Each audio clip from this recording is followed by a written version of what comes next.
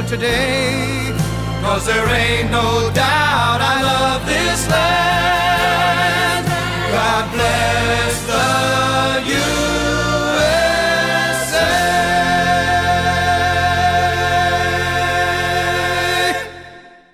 Because they have two setups in here. One of them was off, one was on. You don't need to know any of that, but just FYI. Okay. So there we go. Yeah, so thanks everybody for coming on this morning for your little boardroom session. What I want to use these for is kind of a laser coaching and spend a little bit of time with each of you as you're kind of going from where you're at and where you want to go. So I know we got David, we got Michael in here, Rochelle, Chuck, and so forth. So, but yeah, kind of, give a little bit of quick 30-second background on exactly where you're at and where you're trying to go, and what you own currently, if anything. And then let's move you to the next step. All right. Currently, I am in Virginia Beach, Virginia. I own about 4 single-family homes, looking to get into the multifamily arena.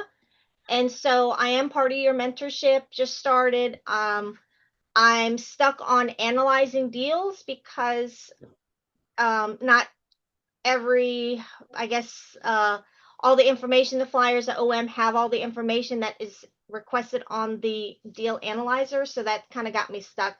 And I did practice and send, I think like 3 properties in last night, but I'm sure there were a lot of errors on it. So, but well, that's I'm okay. But that's, yeah. And that the good news is that's how you learn, right? You got to fumble through it and be okay with, it's not failure. It's just, you got to learn. And we love that, because then it allows the team to kind of say, okay, like, you're doing all these things great. Here's some areas to improve on, and they can respond back on that. So it's kind of to address the question in the air about, hey, if you don't have all of the data from, say, the broker or the seller in terms of financials to take that information and put it into your deal analyzer, then how do you work with that scenario? Because that is, I would say 30% of the time, maybe 40% of the time, you may not have all the information. And when I say the information, there's a few pieces of info that you need in order to analyze the deal pretty quickly. The first and foremost is if the broker has an OM, which is basically their marketing piece about the property that gives all of this data in summary in terms of financials, market, little property info, stuff like that, then you can just take that and plug that in. Right. If they don't have that, or it's, a very basic one, then you can ask for, the rent roll, and then also the T12, which is essentially a profit and loss statement on the property for 12 months. Hence the term T12, time 12 months of time. And if you can get those 3 pieces of information, that allows you to get a decent feel and then plug that information into your deal analyzer, and it should start popping out some data for you. If it's not there, these are kind of some concepts to keep in mind for you. Since most of the deals that any of you and anybody will be dealing with is that class B and C property, like I was going over yesterday, meaning a 1980 property, or maybe even 1990 all the way down into the 60s, right? 1990 property all the way down into the 60s. And you're going to be buying most of them, outside of the coastal zones of the United States. You're going to be running at least at a 40% minimum expense ratio, meaning if you total up all the expenses on that deal analyzer, it should look at around 40%. That percentage at the bottom of that deal analyzer that says the expense ratio should show at least 40% or greater. So some ways to kind of work around if you don't have all the expense numbers is to just plug a gross number in there to where it gets you to 40%. Does that make sense, Rochelle? Yeah. Yes. So like if you didn't have all the detail on the expenses, you could just plug in a number into the current and the pro forma that equals 40% at the bottom of it. And what I mean by that is, let me pull this up. I'll show you.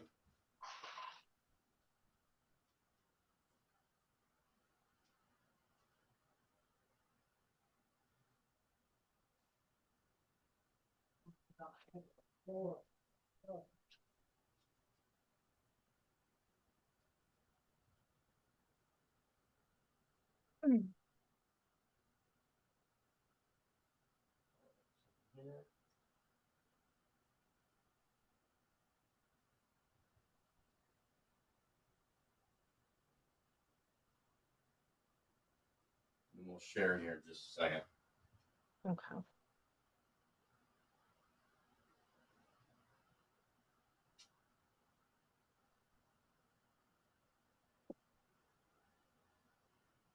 This will be helpful for anybody that's looking at this, because it does come up quite a bit when you don't have all of the data, right? Right. And you need those pieces. Okay.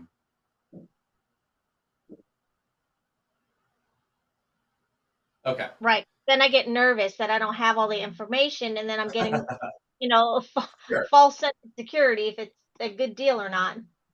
Right. Yeah. So that's a key point to address, because it's going to come up for anybody looking at a property. So I'm going to pull this up. I'll give this to you, Karim, to share. So stand by. Share that, and then so he'll have something to share here. So there we go. Okay.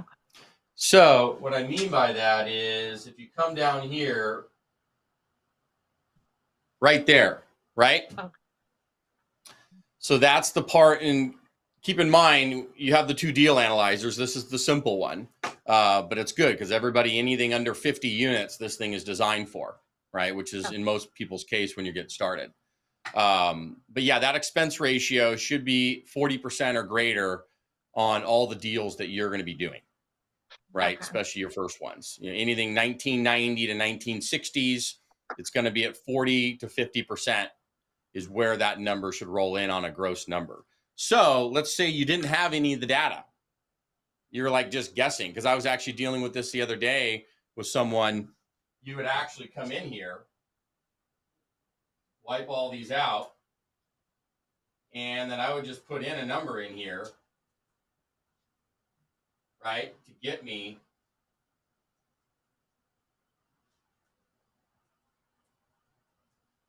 to that number, just to start to play ball, right?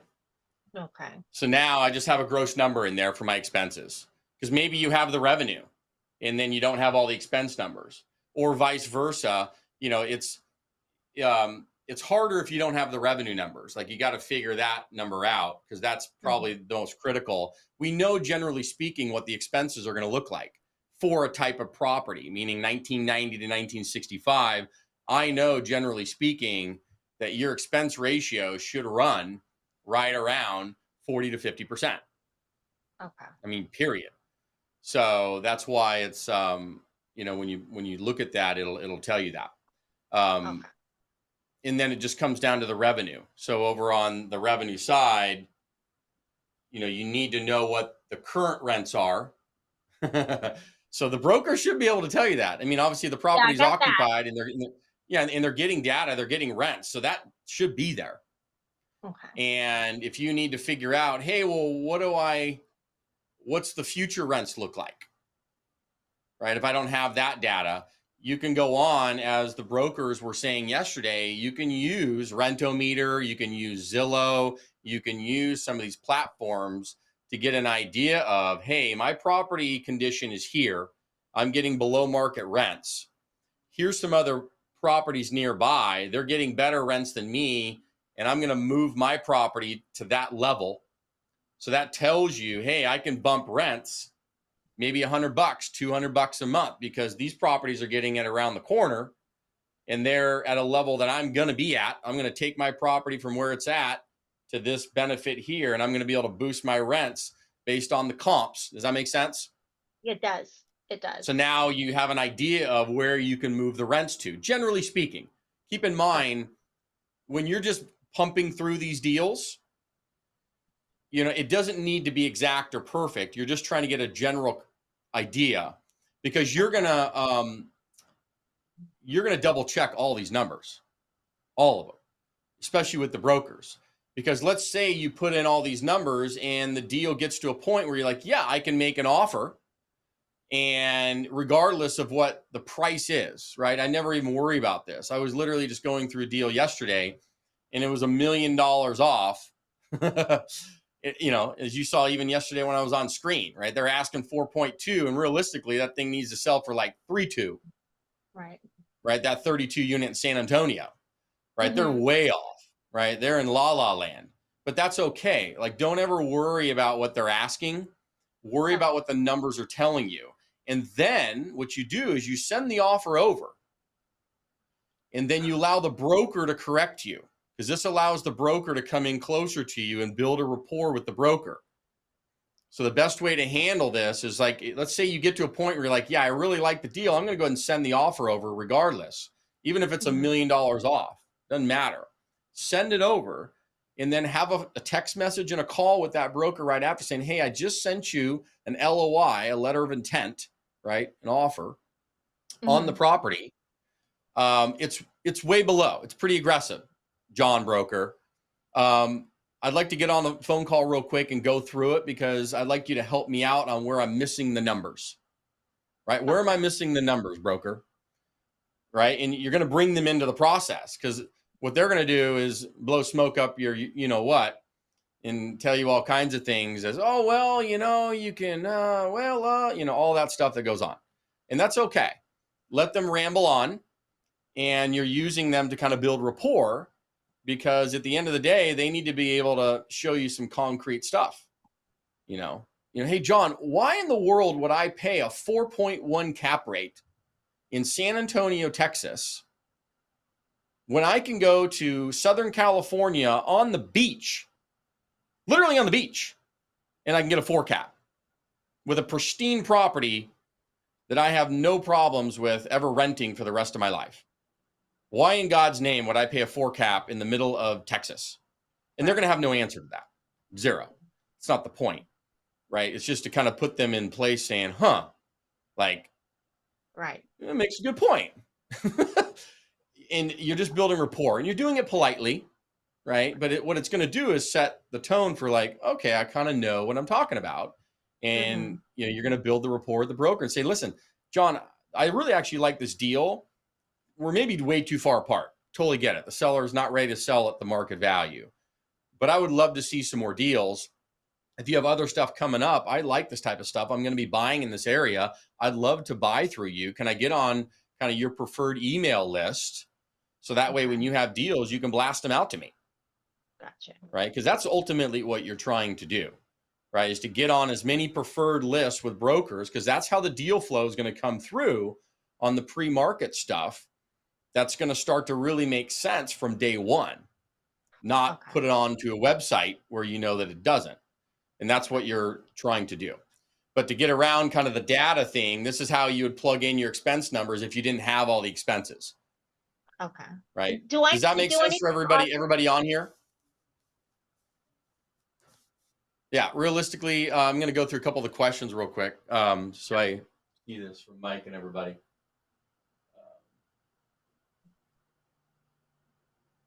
Stand by. Whoops. Where did that go? You're doing well.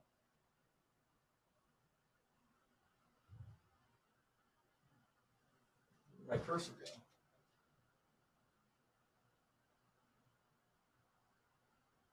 Oh, there we go. Yeah, so just kind of looking at this, we got the echo out.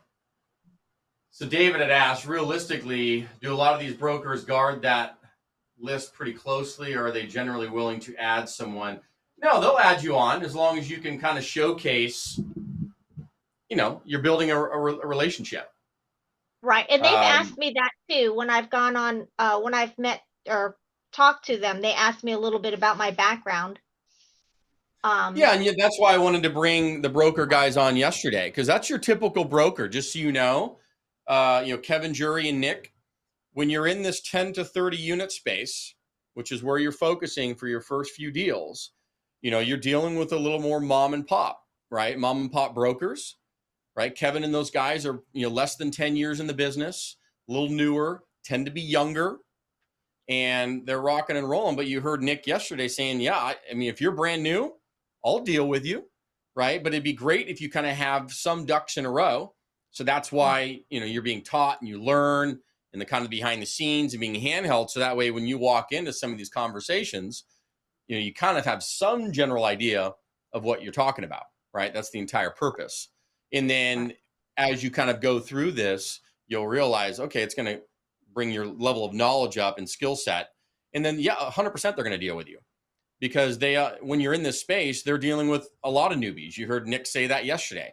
I mean, 60-70% of my clients are brand new, right? And so it's just a matter of understanding some of the process and the lingo, and call it the glossary of terms, to where you can talk with a basic level of understanding of an apartment building. Doesn't have to be sophisticated at all.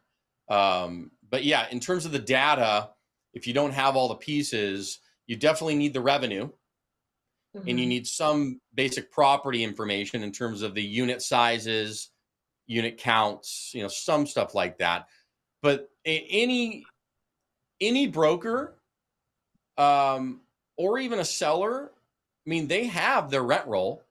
All of them have a rent roll. I mean, there's not a single, I don't care how mom and pop you are, they have a rent roll. They have a rent roll, meaning they have all the units that they own. They have the rent they're getting paid. They have the, bedroom bath count, and they have the square footages. Like every single one of them has that. I can guarantee it. So you can get that data. And then it just comes down to, well, do you have all your expense data? And some of them will, some of them won't.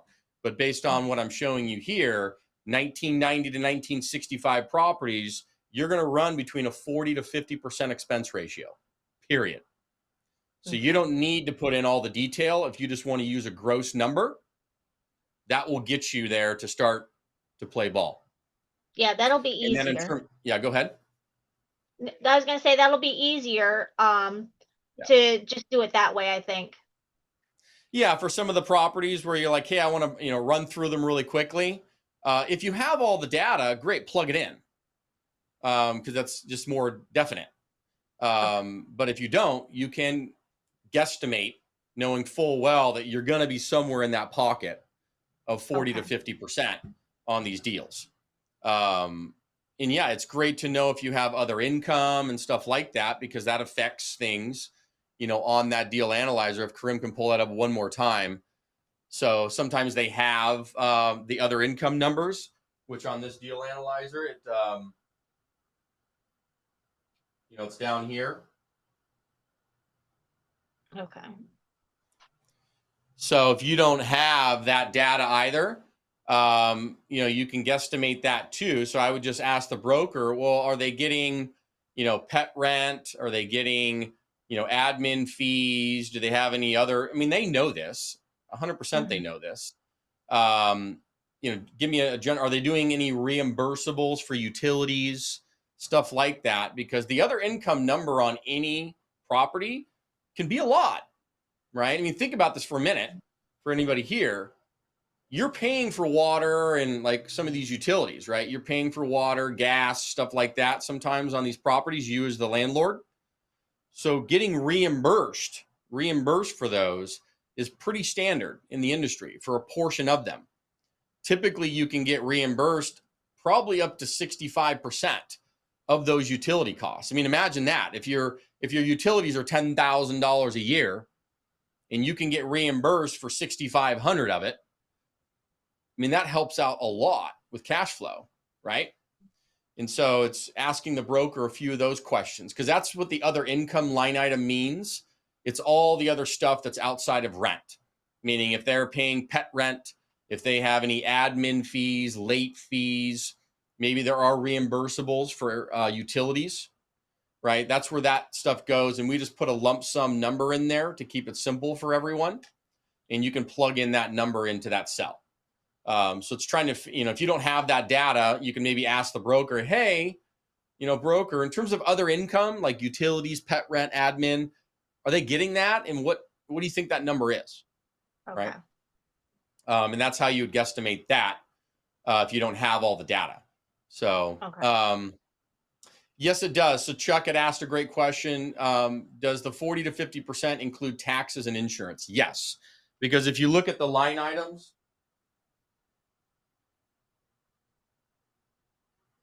we're including everything, right? So that's including property taxes, insurance, maintenance and repair. See that turnover line item? That's turnover of units. That's called make ready.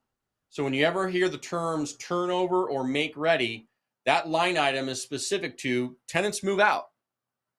and those units get turned, there's a specific cost that you would like to segment out for that cost, because that's outside of your typical maintenance and repairs, like your daily maintenance and repairs. And the reason why it's important to segment that number out is because you want to actually track that, right? Because I will tell you this, and this is why renewals are so critically important. I mean, if you want to make money, a big money in multifamily, keep people in your buildings.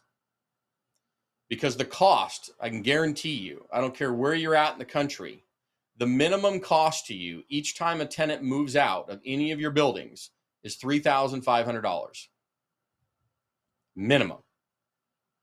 Between lost rent, commissions to release the property, turnover costs to get that unit repainted, clean the carpet, make sure it's nice, ready to go for a new tenant to move in, all of that stuff, marketing, on and on and on. When you really calculate it, it's a minimum $3,500 every single time you turn over a unit. And people don't really calculate the true cost of that. And it's crazy when you do, because then you realize, crap. So how do I keep people in my building? Meaning I don't want anybody moving out ever unless there's a life event, meaning they're buying a new house, somebody died, they're moving, getting jobs out of the state, right? They're relocating, whatever. I want a life event. But if you're moving out because you're pissed off, that's a problem. If we didn't fix your work orders and your repair items fast enough, that's a problem, because you don't want that. That's a big no-no. So that's why you want to, get on these work orders, they call them, right, to repair items pretty quickly, keep your tenants happy, and keep them in those buildings. And think about it. Even if you have to give them a credit to stay there, right? Like we're doing in some of our buildings right now, where we're giving them a free month's rent, meaning we'll go into it with a renewal notice saying, hey, we'll give you a $250 credit to renew. We'll start there. But if they give any kind of pushback, we'll ultimately say, listen, give us a 13-month lease and we'll give you a free month's rent. Because I know that the cost of them moving out is $3,500 minimum. And if I can give them $1,000 to save $3,500, that's why you do it. Make sense? It's very, very, very important. But this is kind of the behind the scenes nuance when you get into the detail a bit of how you would consider that stuff. But yes, all of those line items are included, Chuck. Taxes, insurance, everything is included in that 40 to 50%. Renee had asked, so should you stay away from student housing? Absolutely not. Student housing is great. You just want to make sure, and this is how you could do it. Any market you're in for student housing, go on to ChatGPT. It's amazing how you can use the AI now versus in the past, you'd have to go find this data on the websites. And we have all the websites. They're all free websites, but you have to go spend a lot of time doing it. Now, within 5 minutes, you get the answer. So type in the address of your property into ChatGPT and say, hey, it's in a student housing area next to X university. Is this university growing in population, student housing population? And what is the growth rate for the last 3 years and the projections for the next 3? And it's going to give you a trend on a nice little, table. And you want that to be growing. If you find out the student body has been flat or it's decreasing, that may not be a good student housing to get involved with. Because keep in mind, with student housing, it's transient, right? They're in there for a certain number of months out of the year, right? And then they're moving through. So you're going to deal with a higher vacancy rate. So what we do around student housing areas, if we're buying an apartment complex, to give you an example, we bought a 144 unit in College Station, Texas, Aggie Station, Texas A&M. We closed on it in February of this year. That deal is about 1.5 miles away for Texas A&M, but it's not an all student housing project at all. It's a lot of locals in Texas or College Station, but we have student body, right? So we blend it in. We don't just go all student housing. That's a whole business model in and of itself. And it's a good business model if you're in a student body that's growing drastically. Okay, but you got to really look at that and find out the data for the population. Rochelle, you'd asked a question. I've seen a few properties say that the EMD is non-refundable. Is that typical? They can ask all they want, but there's no way in hell I'm giving a non-refundable EMD at this point in time in this market. The market's not there for it right now. It was 3 years ago where you'd basically have an earnest money quote unquote get the contract, your earnest money is non-refundable day one. We're not in that market right now. Maybe another couple of years out, if the market comes back and starts roaring again, they can start pulling that off, but no way. I mean, if they ask for that, great, I would write it out. I mean, in my letter of intent, it's refundable for the due diligence period of 30 days. And if they don't like that, then it's not a deal for me, because it's just not, there's too many nuances and unknowns right now. You need that time. Specifically as a newer investor, you need that 30 days. I mean, to give you an idea, Joshua McCree, that's also in the community, he just locked up his first deal. He was in here yesterday in the boardroom, and he locked up his first deal. And he has his deposit and all that stuff in there. But he has a 40-day due diligence, which I thought was amazing. Usually it's 30, but he got 40, which is great.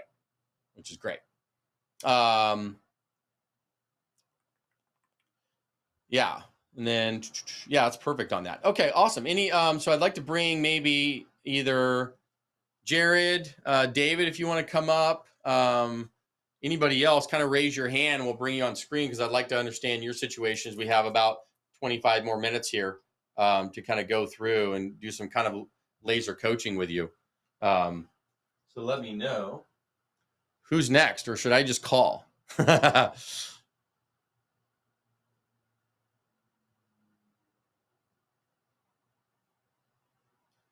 of roll through this.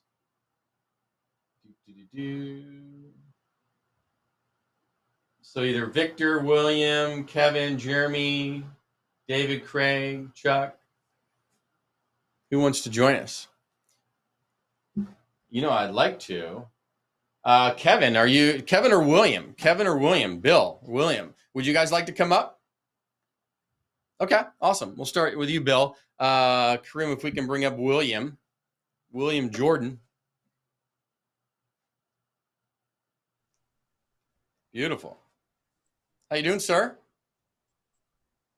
Good morning. Great. Can you hear me? We can hear you. Yeah, we can hear you. A little bit of a delay, but it's good. We're all good. Okay. Yeah, so tell me a little bit about yourself briefly, a little 30 seconds, and then where you live currently, what market you're in, and then maybe we can kind of walk you through on taking the next steps for your first deal. I'm in the Alabama, moved out of Alabama recently into Mississippi from Mobile, Okay. Out in the middle of the country, nowhere. I've done quite a few residential deals, flipped over 300 houses, but I've not done any, multifamily. I've got a couple commercial pieces, one storage facility. I'm looking to get into, the multifamily, and I guess it's like my first deal with single family, when I was told, well, they'll give you the house, subject to, of course. And it was like, nah, they won't give me a house. Yeah, they will. They gave me a house. I made 50 grand on it. Life's good.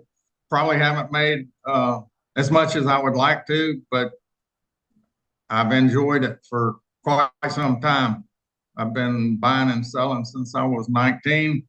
Wow. I don't know of anything else I'd rather be doing than real estate. Yeah, a lot of freedom. Amazing. Great story. A lot of freedom, and once you taste that freedom, you don't ever want to go back to the other side. Yeah, and then so to kind of touch on that identity move, right? Because were you in a W-2 before you started flipping houses? Yeah. Well, I was in a W-2, and doing houses at the same time. Yeah, didn't really become full-time till about 25 years ago, really. And I went full-time and, have done fairly well. Not as good as some, but not as bad as some others. like I said, gave me a lot of freedom with family, which is wonderful. I was able to be right across the street from my parents the last 12 years they were here. I can't put a price tag on that. Nope. I swore I would never put them in a home.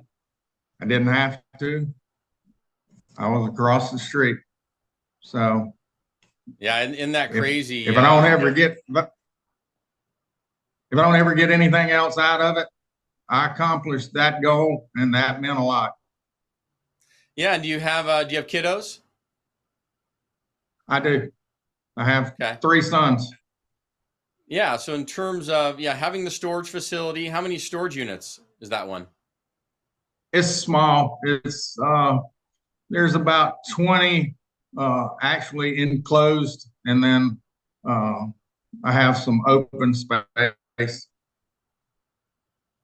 Yeah, and you're in a great market. You're kind of there in the South, Alabama, Mississippi. So you're in a market where you could kill it because, you can pick up stuff for like 30,000 to 100,000 a unit all day long in the multifamily. And then those markets pretty well, whether it's Huntsville, Mobile, other parts of Alabama, obviously Mississippi. But yeah, for you specifically, I would then, just find the markets in either Mississippi or Alabama, and you can use the Chat GPT like we were doing it yesterday versus you having to go hunt it down on websites. But I would find I would literally go into Chat GPT and I would prompt it with this. I would say, I live in Alabama and also Mississippi. I'm looking for the top 5 markets to invest in these 2 states for multifamily investing. Please give me population growth, job growth, and median household income, and list them, 1 to 5 for, these 2 states. Because what that's going to do is give you some data points for the last 3 years on the growth rates for population growth, like we were talking about yesterday, job growth, and median household income, because that's how you identify the best markets. And you probably already have an idea of the best spots. But what you're also looking for is deal flow, right? So it's great to be in a great market, technically, but if there's not a lot of deal flow, then you'll get frustrated because you're not going to see enough deals. So, you could look, across the different markets in those 2 states, and you could kill it down there. Yeah, all of the folks that are in those markets now, like we have Bruce Nefert, I don't know if he's in here this morning, and a few others that are in Alabama. But yeah, teaming up, partnering, going after some of these deals. But you're at a spot because you have some background in it where, and going after, 20 to 30 unit apartment deals for your first ones. And then once you get 1 or 2 under your belt, then you're immediately going to want to go after a 50 to 100 unit all day long. And you'll be able to take that down. And then depending on how far you want to go and what you want to do for your family and your kids and that whole generational game, you could set up a portfolio of 500 units if that's cool enough for you, or if you want more or less, it's up to you. It's just understanding that. And then, but the key is getting to the first one. And so you should definitely be targeting somewhere in that 15 to 30 unit deal for your first deal in those 2 markets, which are great markets. You can pick things up. You can steal some deals down there. You have a lot of mom and pops that are not running deals well, right? They're running them just because they've owned them for a while. They need some work on them. They don't probably have the greatest financials, so it's similar to what Rochelle was saying. They don't have all the data there, but you can put it together and kind of come in with a business mind. Because you said 300 houses? Yeah. Yeah, that's legit. That's legit. And then you have some storage facilities and other things. So yeah, that's a great background. Does anybody want to team up with William down there in Alabama and Mississippi? Yeah, sounds like a good, you could actually connect in here if you guys want to in the chat, even post this 3 days. But yeah, that'd be great. Cause that's what it's all about, right? Is community, collaboration, partnerships. Cause what you'll find out is some people are good at different things. Some people are really good at finding deals. Other folks are great at kind of putting the capital and the structure and some operational stuff together and kind of running some logistic stuff. So you combine those talents. And then some people are great at, just the capital. So you have like finding, you have capital, and then you have structure and operations. And some people are good at all of them. Some people are good at certain segments. So that's why collaborations and partnerships are so critical in the multifamily space, which is why community is so valuable as well, because people can team up and do things and partner. Because keep in mind, you're doing bigger deals. So there's more pie in the game, right? There's more zeros in it, which is why we call it's investable, and you can share in that investment together because there's more zeros in it. So there's plenty to go around for everyone. And that's why the multifamily game is so valuable versus, say, single family, which is not as investable. And if you do a duplex or a fourplex, that's technically still single family. It's not as investable. There's not as many zeros to split the pie. Make sense? Yeah, I was looking at a 20 unit, but it was total vacant. Yeah, and you can get around that. You just gotta plan ahead and realize that the loan you get on that thing is going to be a hard money loan. What you could it could be set up beautifully. Who owns it? Is it foreclosed on, or is it owned by an owner? I haven't checked on it recently. I think it's owned individually, but I'm not sure the area is where I would want to go. I'm thinking, okay. So location's key, man. Yeah, do not sacrifice location. If it's a small town, like you said, and there's not a lot of job growth and stuff going on in there, it's going to kill you. It's not worth it. You're right. Pay a premium for a premium location. I guarantee you it will save your life. Not so much in good times. It's not about when markets are good and there's no recessions and everybody, employment's full and all that stuff. That's easy breezy cover girl. It's when you hit a recession or financial crises, everybody flocks to job centers. That's just by nature, right? Because people got to survive. They're going to flock to job centers. So you need to be in areas that have a little bit of a diverse economy. Hence the reason that we like you to invest in areas like the MSAs, the metropolitan statistical areas. So you can go on to ChatGPT now and you could type in, hey, list the top 100. Yesterday I said list the top 75, but you can go in there and say list the top 100 MSAs in the United States, and it'll give them to you. And then you could say, are any of those around where I'm at? Right? And or like you said, you can go in and ask ChatGPT, in Mississippi and Alabama, give me the top 5 markets for population growth, job growth, and median household income. And it's going to list those for you. And those are the areas you want to invest in. Those are the areas. Okay. I see Rochelle she put in her email in there for partnering up. I see Kevin in there too. I wanted to bring Thomas up real quick because we have a few minutes left. And then if we have some time, Kevin, I'll bring you up, for the laser coaching, if that works. Thanks so much, William. This was awesome. Thank you for sharing. Thank you for being here.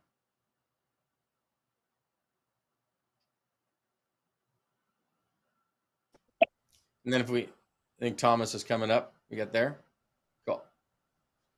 Awesome. So are we there? Then we got Thomas. Is it Thomas Napoli or no? Is it? Yep, yeah, that's me. How are you? Cool, man. You got your gear on. I love that. Yeah. I'm out in the field, man. I'm out in the field. It's really nice to finally meet you, Justin. I've been following you for some time. I'm going to say that I definitely did my due diligence with other influencers out there and everything. And I like what you're doing. I feel very comfortable with you. I didn't sign up yet. As of yet, I have a lot on my plate with things. I currently have 30 doors. Okay, that I'm dealing with in New Jersey. I'll give you a little background. I did 22 years in the pizzeria restaurant business. The point of my life, and I can tell you what a mess that was. My changing point was when my son was born. and just didn't want to be in that hospitality industry no more. There was no future. It was like, 80 hours a week.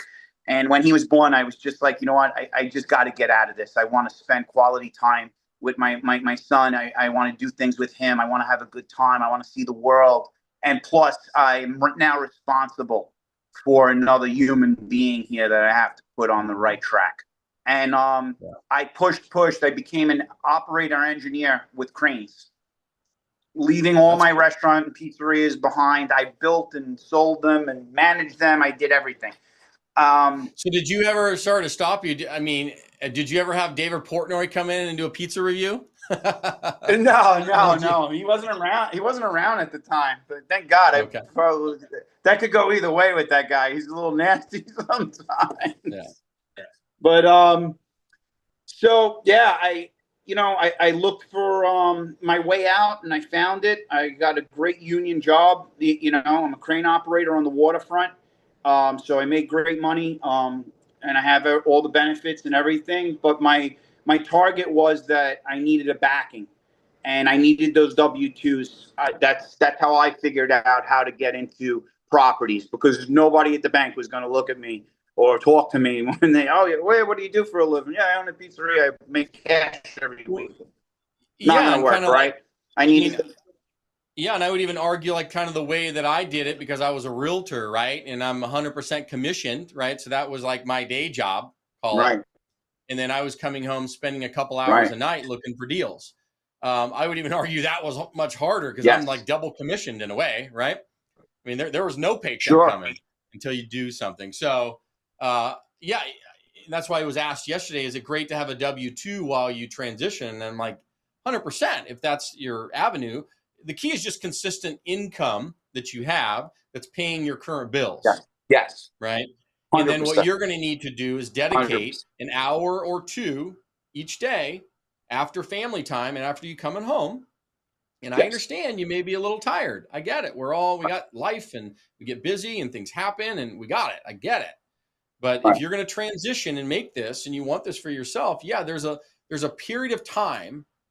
I call it your double hustle sprint, that once you get into it and you start putting in an hour or two, looking at deals, analyzing them, writing some offers, all of a sudden a couple deals will pop, and then you start to make some money from those.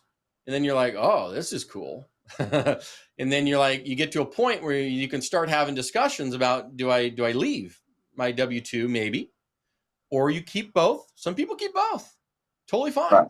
It just depends on ultimately what your ultimate goal is, because there's benefits of having both. It's not like, but at the end of the day, if you can have the creator, right, the creator world of the non-W-2, that's where all the passive money's at. That's where all of the freedom's at. That's where all the tax advantages are at. So that's why you're doing it, is for all of that benefit in conjunction to what you're already doing. Right. Of course. Yeah. So, I mean, in terms of kind of, where you're, go ahead. Sorry.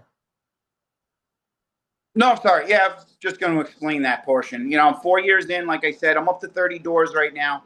I purchased my first 3-family house, was my first purchase on an FHA loan. Deal was a grand slam right off the beginning. I got it, and I eliminated all of my expenses right on the first property. I did not have no living costs. I lived there for free. I own it. It's kind of a unicorn deal. It's like a 2-family in the front with a single family house on the side street. So it worked out perfectly for me. And it gave me the advantage to save money for my next and the next and the next, and I'm cruising along with it. Yes, my ultimate goal, I want to walk out of here. I don't want the W-2 job no more. I'm really good at this. I have a passion for it. I don't mind jumping on planes and going here and going wherever I got to go, and when I followed your story, like you said, you had 10, units, multifamilies and everything with your partner, but you saw a bigger picture. That's what made me cling to you. I have the same vision. Basically. Yeah, because I just didn't know what we didn't know, right? Because like I said, we started doing it, with option A, meaning all with your own money, because I wasn't taught this game of OPM and other people's money and quote unquote syndication. I heard that term and it was a scary word. I'm like, what is that? Right. But once you understand that it's not scary and it's not a big deal, it's just like anything in life, you learn it and then you're comfortable with it and then you're good.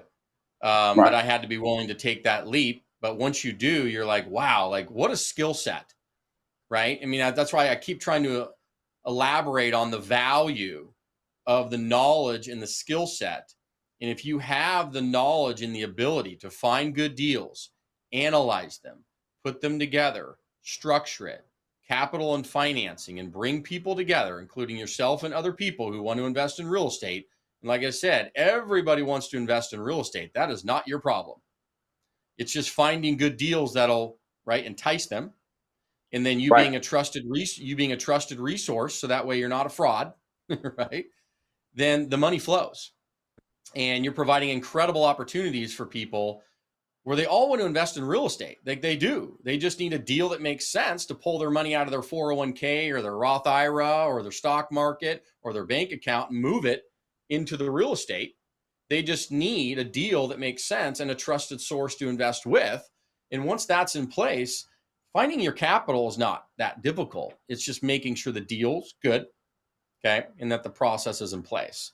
But yeah, once you see that happen, then you realize, gosh, like this skill set is so valuable, which is why you disproportionately make a gob of money, right? And this is where it kind of comes in, work harder, smarter thing, but you're learning an extremely valuable skill set. So that's why I made the analogy. It's kind of like you're the neurosurgeon of apartments, right? Because a neurosurgeon has to spend gobs a year in school.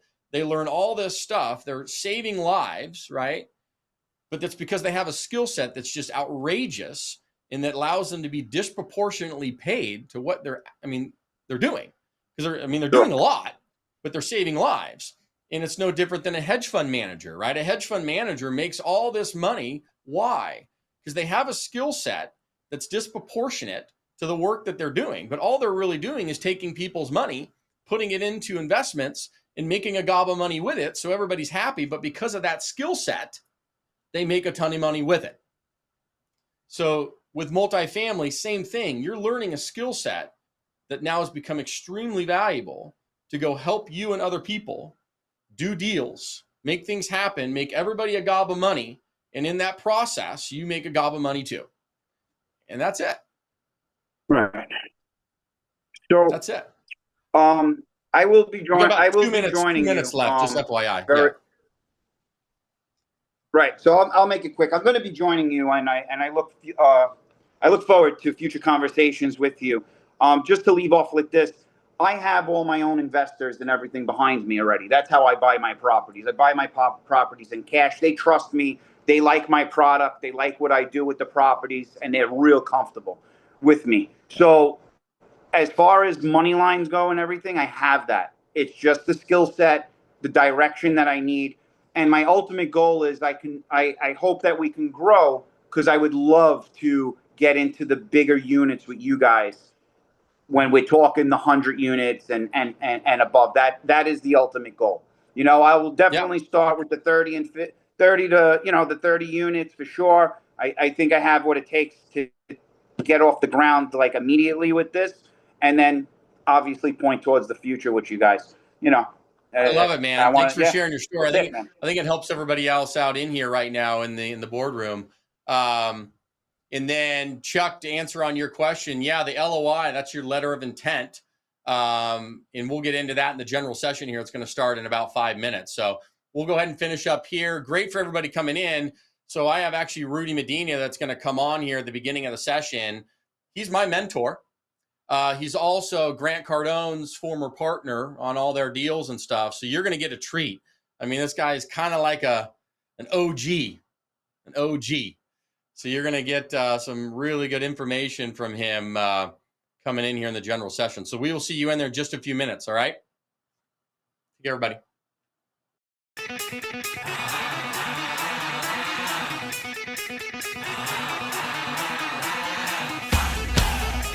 Welcome your host, Justin Brennan.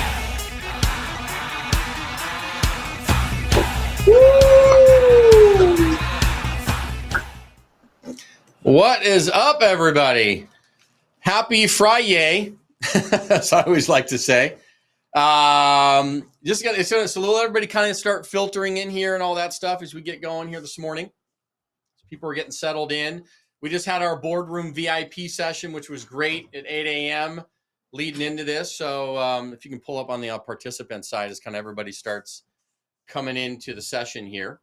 How's everybody doing? Chime in the chat and we'll get things going. Is this the, I think, we may be in the boardroom on the Zoom thing. So I don't know if we need to switch that out real quick. Hey, Kristen, we're in the, I think it's showcasing on the screen. You may have to get out of that one and get into the general session on the Zoom thing. Can everybody see us real quick? All right, cool. We're switching rooms here real quick. You trying to change rooms? I'm just trying to yeah. Stand by 1 second. Little tech thing we're getting through. We're going to switch to our main session room as everybody's kind of coming in.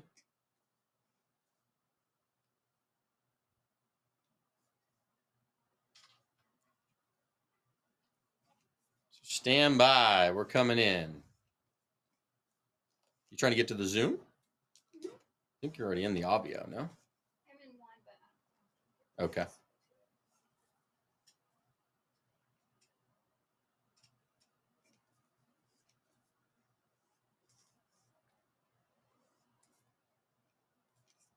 You just need to get to the link, or okay. There we go. Getting everybody in here real quick.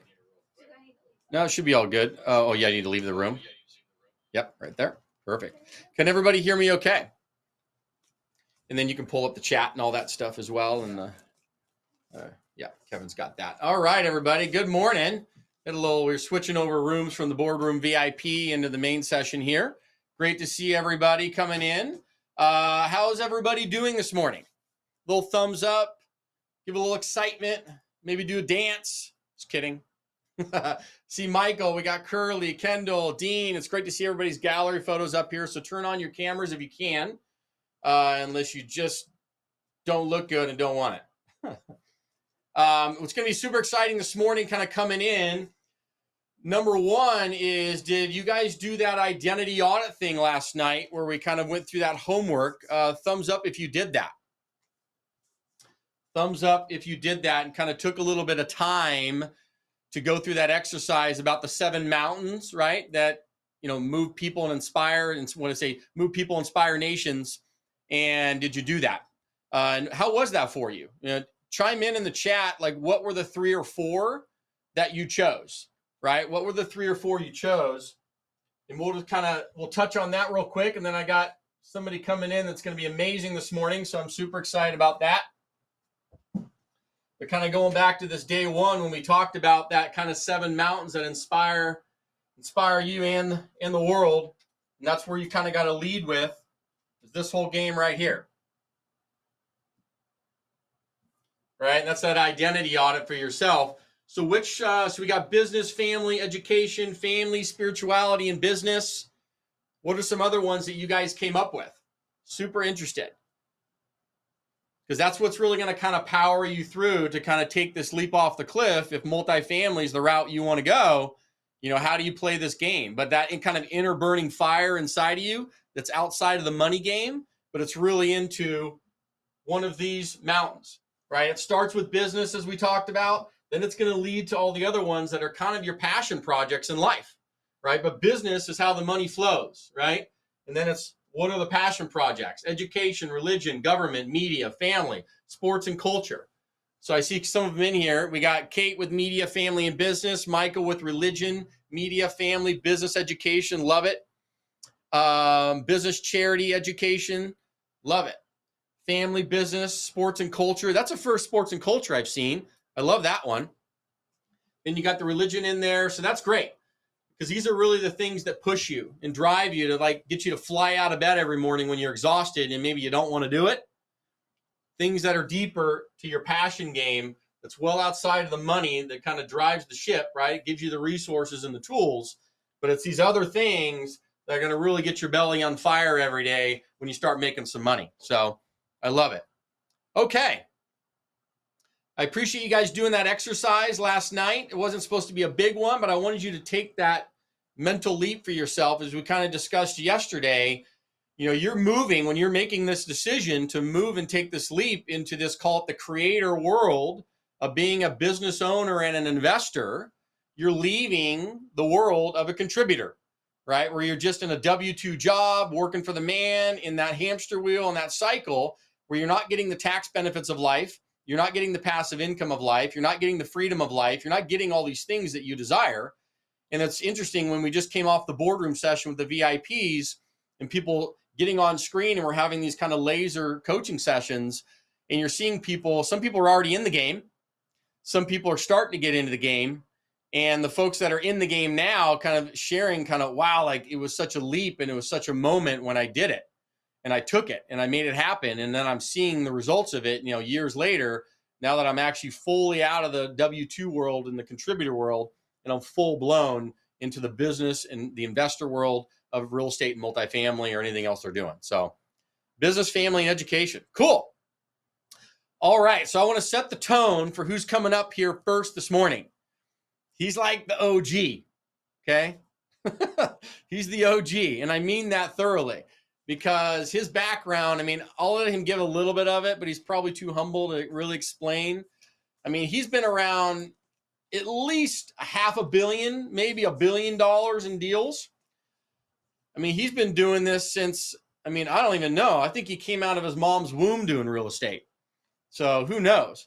But formerly Grant Cardone's partner back in the day. He was a broker with Marcus and Millichat. That's how he started in the space. And then he even helped my dad out many, many, many years ago buying his real estate deals from Las Vegas to San Diego and so forth. But he'll kind of tell the story, and I'll have him briefly touch on it with how Grant Cardone, like I said, like Grant Cardone or not, how he started in San Diego. But it was literally with Rudy. So we're going to kind of go through that story and that timeline, and then we're going to jump into, Rudy's got a small presentation about the capital, the financing, the deal structure. Because everybody, when you came in, we kind of did that quick Q&A on, hey, what are some of the biggest roadblocks? And the biggest roadblocks for just about everybody I ever talked to is in the financing and capital game. So today is really focused on three things: the finance, right? The debt, the equity, and then taxes. How do you avoid income taxes for the rest of your life? Because those are really the big things, right? How do we finance and structure deals both from the debt and the equity side? So we're focusing there today. And then the tax game, bonus depreciation, cost segregation. How can we get you to wipe out your income taxes for the remainder of your human existence on this planet? And you can do it. You can do it through multifamily and commercial real estate. So without further ado, Mr. Rudy Medina coming up on stage. We're going to bring him up side by side. There he is. There's the man. Everybody say hi to Rudy. Do audio? Can you hear me? We can hear you. Can everybody else hear Rudy?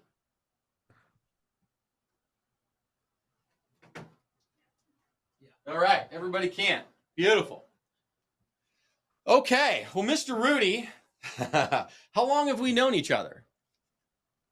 Well, I think I've known your family for 35 years, and when you were giving the introduction, it made me think of a story that I don't even think you know. So I was in my family business until the late 80s, which was the tuna fishing business, and you see some of that on social media. I was actually a fisherman, and I spent almost 15 years at sea, but I transitioned out of that and I got into real estate, and I actually started in property management, and I got my general contractor's license because some of my fishing skills translated into renovation.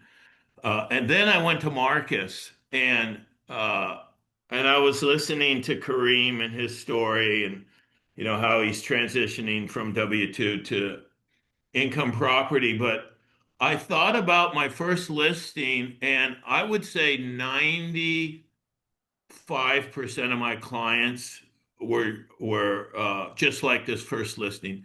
And my first listing was with your grandmother. And you Really? know your grandmother, yeah, Italian immigrant, I don't know how much education she had. She certainly didn't speak very good English. But this woman was a dynamo, and I knew she was in real estate in Chula Vista. And over time, she, accumulated. She was only about 4'11". She accumulated hundreds of units in Chula Vista. And she used to drive around in a truck with her mink coat on when she was in her 80s and sweep the driveways and collect her own rents. And that was my first listing, but it just reminded me so much of when I was at Marcus. Uh, 9 out of the 10 meetings I'd have would be with these, regular people, whether they were in construction, or I met attorneys, or I met accountants, or doctors, or business owners. And they had their main gig, and they'd had their main gig for years and years and years. And they had aggregated 100, 200, 300 units in their little micro market, just like your grandmother. And they were worth tens of millions of dollars. It wasn't just the guys like you and me that, over time transition 100% into being syndicators and developers and trying to put together $500 million portfolio.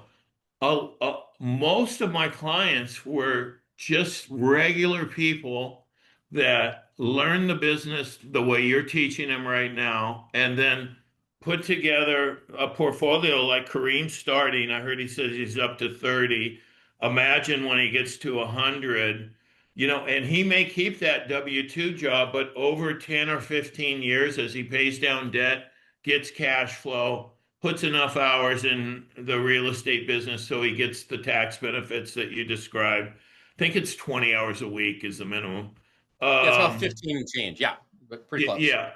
You know, you like over that arc of time, because you really hardly ever can save enough with the W-2, but your net worth in your 100, 200, or 300 unit portfolio just will hockey stick, and you'll be worth, depending on markets, millions or tens of millions of dollars. And as you kind of age out, you will retire from your W-2 business, and you'll have your real estate portfolio. So you don't need to be Grant Cardone and go from the first couple deals he did with me to owning 4 billion under management. So that kind of leads to the next kind of little story. And last name is Medina. There's a question coming in for your last name. It's Rudy Medina. Medina. Medina.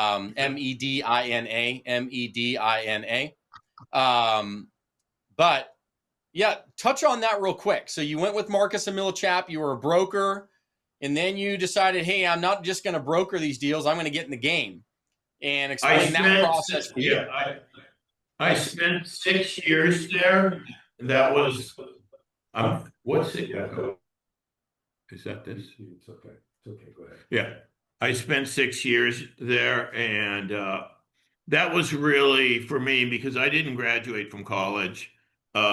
That was, my mini MBA. I became very transactional, learned the legal side of the business, learned the finance, understood the capital stack. But the most important thing I learned there was the power of relationships. And despite when I started there, we didn't have the internet and we didn't have cell phones. So real estate is a belly-to-belly business. It was then, and it is now. If you're going to raise money or do a number of transactions, the relationships you build are probably the most important thing. And so in my time there, I developed relationships with investors that that I had then as clients. They're some of our investors together. And it included, I met Grant Cardone probably halfway through my time there, and we spent he was interested in real estate. We became friends, and I'd show him deals. Every time he was off the road, he was kind of the Tony Robbins of the automobile industry that then doing seminars every week. And we'd look at real estate deals on the weekends when he was home. And, finally, after 3 years, I had seen the amount of money that I'd made for my clients, buying apartments. And I just, despite the fear that I had, and I'm sure the same fears that a lot of people have in this group, I just said, I have to leave brokerage, even though that I was successful at that and making six figures doing that. I've got to, in order to increase my net worth, I've got to leave that and start buying apartments. And I literally started with no money. And the first deal I syndicated was with my parents and with Grant Cardone. I had no money. I made a very favorable deal with them as investors. It turned out to be a home run on a 47 unit in Vista, and we did another one after that. I did another one with Cardone after that, and kind of the rest is history. But I also stayed in a kind of a side. I became VP of real estate for a restaurant group, and with that CEO, we spent 50% of our time building restaurants on a very hot chain, and the other 50% of our time we spent syndicating real estate. And a lot of my investors, I have a half a dozen that go back to that period that still invest with me, and one or two of them because they're in our deals together. But it's about proximity and developing the relationships. And I was very lucky to form that friendship with Grant and get him as my first investor. And the rest is history. I mean, he moved on to LA, and obviously he's in Florida now doing other things. But we started out together as far as owning real estate assets. Pretty cool story. So kind of speaking to the folks in here right now that are, some of them a little bit into the market and doing some different types of real estate, whether, maybe they're doing some flipping, wholesaling, some rental properties, even some into the initial parts of multifamily. A lot of people, they want to do it. They know that it's good to do it, and they know they need to leap off and do it, kind of like you did, even despite fear. But they get caught up in what I did, like I did initially, and that is, raising money and finding good deals, but focusing on kind of the financing side of it, which is the debt and the equity. What pieces of a little bit of advice can you give to someone who's just now starting off? And, let's say they found a good deal that makes some financial sense, and maybe they only have $30,000 to $50,000 of their own to go put into this. And we've shown people obviously how to structure it and syndicate. That's not the problem. But in terms of, like you said, bringing in some other people, what advice can you give to get people to understand that if you have a good deal, right, and you have a process for it, the money will typically find you, right? And you don't have to fear not finding money, because you just need to fear building a few relationships. So you gave part of the answer there, because my biggest fear after I left Marcus was, even though I did, those first deals with Cardone, obviously I wanted to do more deals. And in the beginning, he could only do a couple, and then I wanted to do more. And I joined a partner that was very sophisticated in finance, and I asked him, I go, how are we going to raise money? I go, I mean, I don't know. I mean, the few people I've known, I've kind of tapped already. And he gave me a great answer. He goes, you never worry about raising money. The thing you worry about is finding a great deal. And if you find a great deal that you've done your homework on, it looks good on paper, you've validated it with a couple of lenders, you have your inner circle, you have guys like you that are coaching that can say, hey, I'm buying a 5 or 6 cap here and it's an 8 cap after I reposition or renovate or whatever you need to do. That's a great start.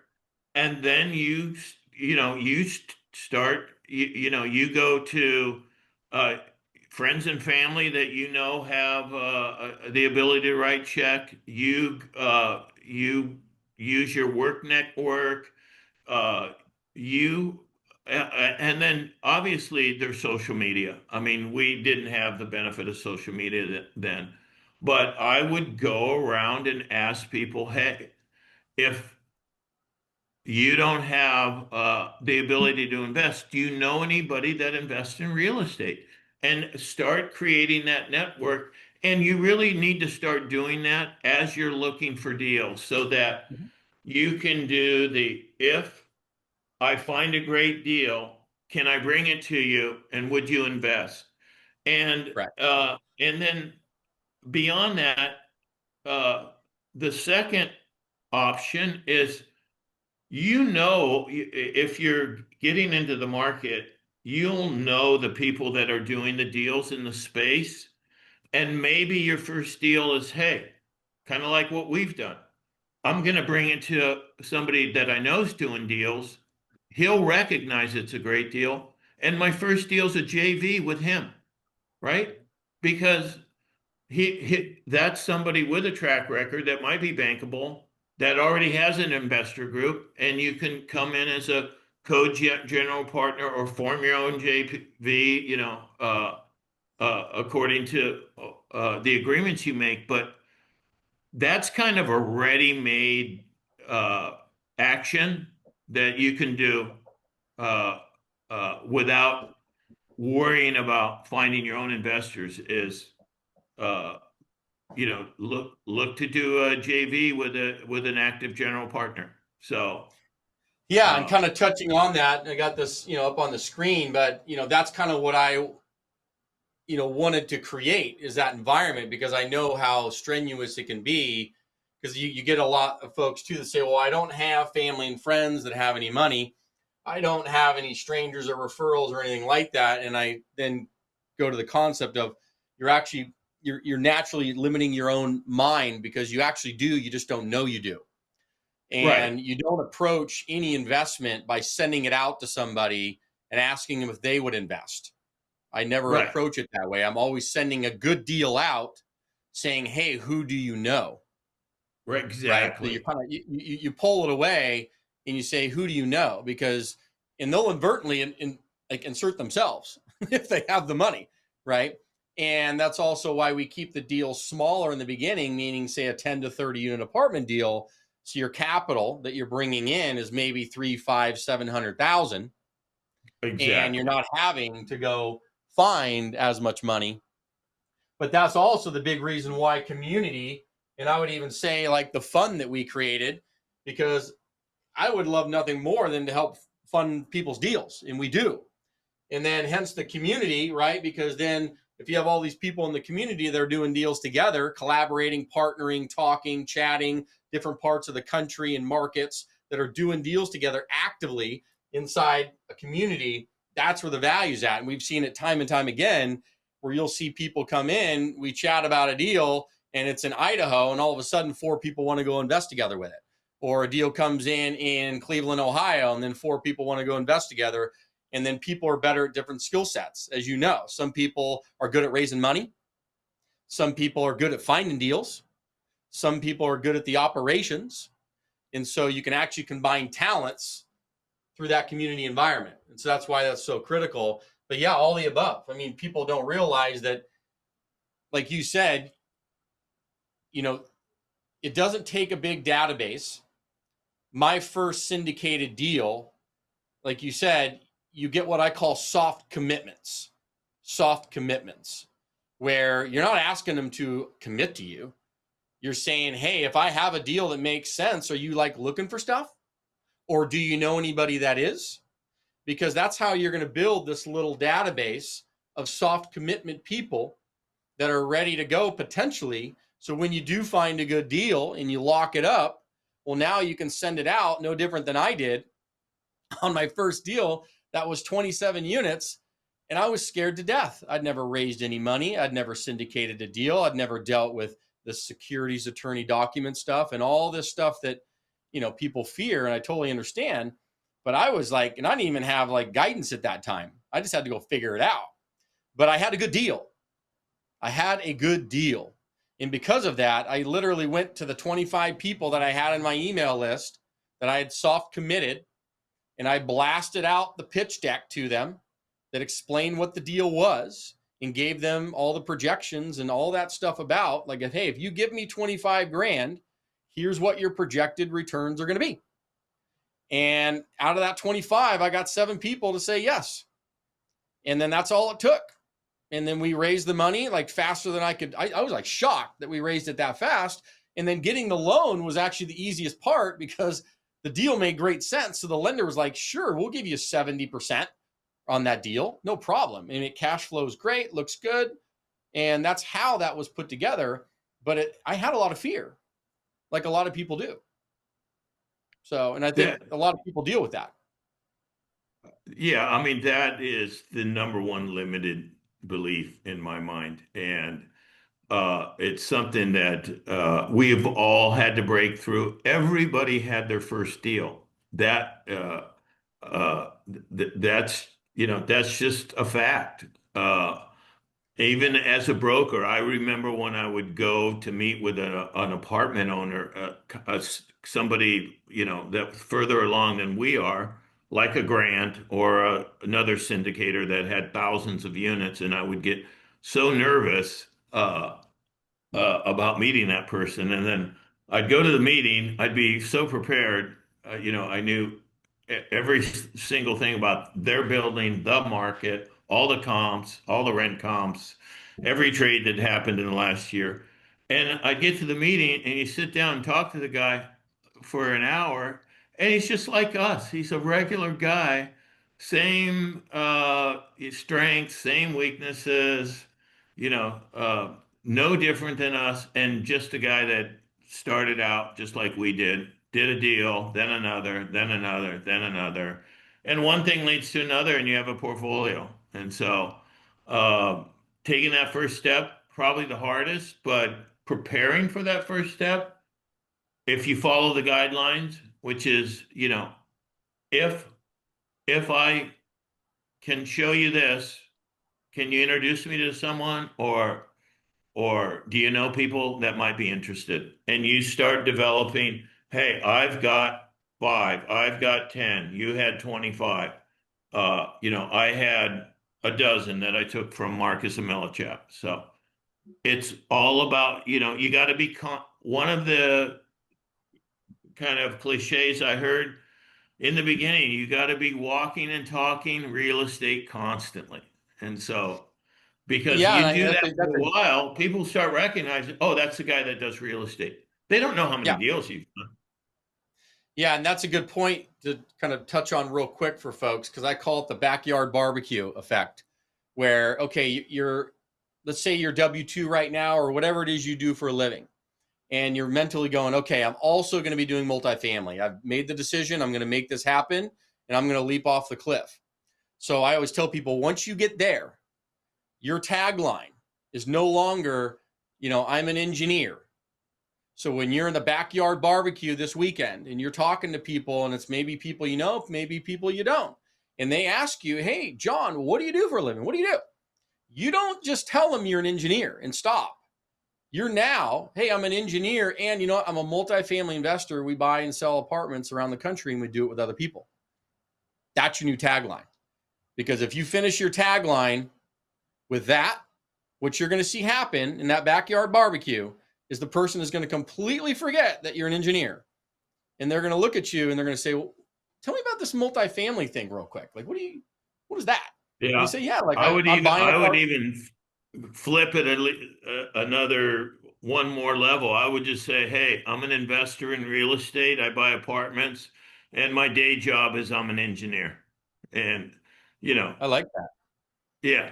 So Yeah, because I do once you get that multifamily. going, like it's going to open up conversations with people, and you just let them know, yeah, I'm buying apartments and I'm doing it with other people. And then the next question they're going to have, well, like, well, you know, what types of like returns and stuff do these things get? And you could just broadly talk, you know, about 18% a year, typically for the investors.